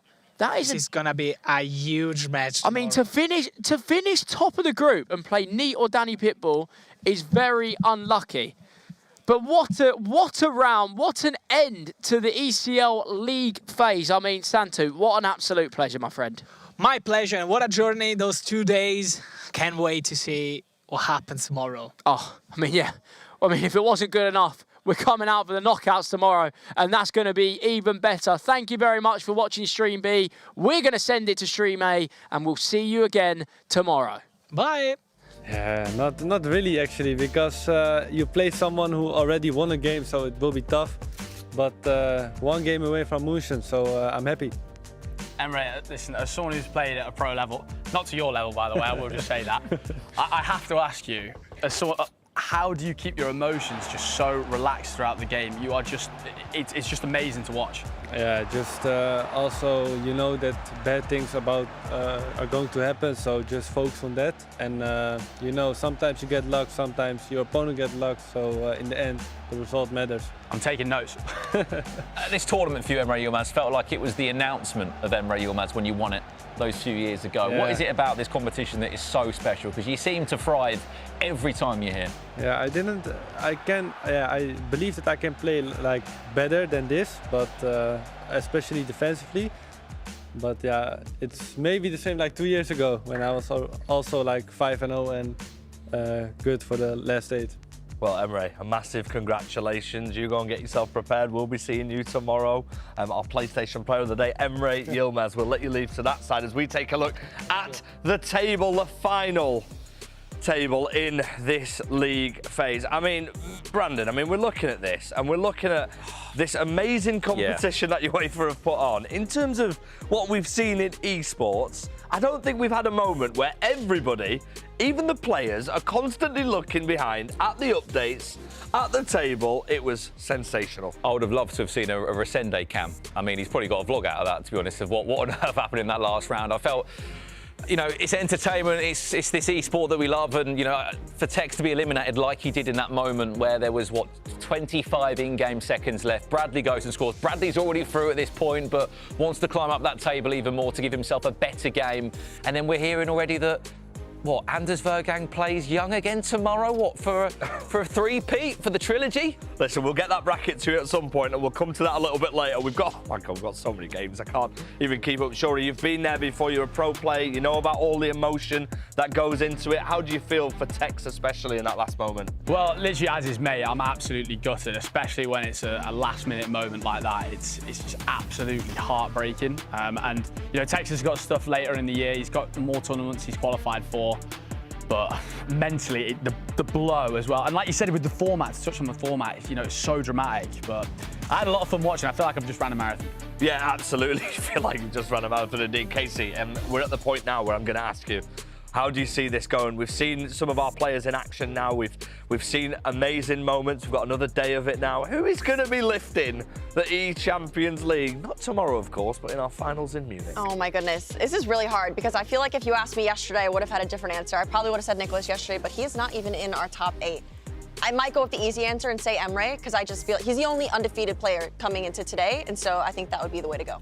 We don't really speak as much about Emre Yilmaz as we probably should, Brandon. We're so lucky in this esport to have so many amazing names. Emre Yilmaz, a man who's been there before, you've mentioned before, he's a previous winner. Do you think he could go all the way again? I hope so, because I'd love to see him smile. He always keeps winning, but never seems to smile. I think his expectations are just through the roof, because he's only been competing for a few years now, but every time he's competing, FG, he's at the World Championships, he's winning trophies, and he's in the latter stages of this competition here. What are your experiences of Emre Yilmaz then? Brandon said he wants him to smile. We want everybody to smile, and if you were watching that last round at home, I know you were smiling. What is he like? He seems like he's always tuned in and he's always competitive, and he's a winner. He's an unbelievably cool guy. Cool in both ways, but I admire his composure. I think it's something that not every player has. And of course, players deal with things differently. Some players like to get more amped up in order to motivate them later on in the game and stuff. Emre, he's just locked in, ice cold. As a fellow, I love watching it. I think it's amazing. Have you played against him? No, thankfully not. We'll have to arrange that one, I think, Brandon, we definitely will. How about you play against him? I'm injured, guys. We can't keep using this injury thing. Listen, I'm here for a reason. What we've just seen today was absolutely incredible. And listen, we have to mention the other guys at the top as well. Sammy was fantastic as well. What about Ali Anland as well? Hey, look, I said he was in the top 8. He did it, just about. But he beat Nicholas at the end there. I don't think many people expected that. But what a difference of days. Fuma, 0 points yesterday. A lot better today. Nicholas, 9 points yesterday. Today wasn't as simple. I think he got like 1 point in the end. Yeah, and Johnny as well, of course. He wasn't as fluid as he was, of course, on day one. But, he's still here. He is absolutely still here, still kicking in the competition. I think that the stream that I watched over on the B stream, I think that was setting him off. I was worried that he wasn't going to get top 8 after that one, but he's still definitely doing well. Another one that I'm happy made it, D. Fernandez. I think that was a shock to a lot of us as well. Happy to see him in the top 8. Let's talk as well about Mark Marley once more. You were watching that game. Well, we were all watching that game, to be honest. It was an emotional roller coaster. It's another player who, literally just touching on like Emre, he's the kind of man who, Marley, no matter what the occasion, he will come up with a cool moment. He cricketed around the keeper, 5-4 down at 85th minute to keep himself in the competition. It's the level of these players, it's astounding to watch. That is such a great goal, honestly. We've had so many absolutely incredible moments here. And we can finally bring to you the absolute graphic. This is where we're up to. The road to the finals, the road to Munich are getting one step closer. How about that fixture that we just touched on, Brandon? Anders Vergang against Young. The rivalry is reignited once again. Absolutely, bring it on tomorrow. All I can pray is that maybe I might be commentating that one tomorrow, because what a game it is going to be there. I mean, look across the board. Even for someone like Levi David, he's thinking, right, I've done really well here to get into a top 8. Well, guess what? You're playing Fuma or Nicholas. I mean, when you're in that round of 16, Shuri, and you're looking at it, Emre said it before when we interviewed him. He's like, oh, it's okay, but they've had a game to warm up. Does that really make a difference? I think it does make a difference. For sure. However, with Emre Yilmaz's confidence, you should never, ever be doubting yourself. But Neat and Danny Pitbull, that's a tough game. You look further down there as well. Di Fernandez, yeah, you've managed to make it in. And then you've got Anders to potentially qualify for the final 8. It's madness. I mean, make sure you tune in tomorrow to view all of these. The round of 24 kicks off tomorrow. I mean, there's so many games. There's going to be so much box office from the start. I mean, I can't predict it either way, but one thing's for certain, we'll be here. We'll be back tomorrow to start the ECL knockouts. The knockout phases begin tomorrow. We can't wait to see you here. The road to Munich will be decided. See you then. Day 2, 12 players will be eliminated. Mbappe, it's only Anders Bergkamp that gets the reward from that situation. Rudhulli, all the time in the world. Mbappe! Jaden Kroner makes the most of that one. That's 2-0. Levi David. Rivaldo! That's a full time. Oh! Nicholas! Danny Pitbull, under feet. Crazy game.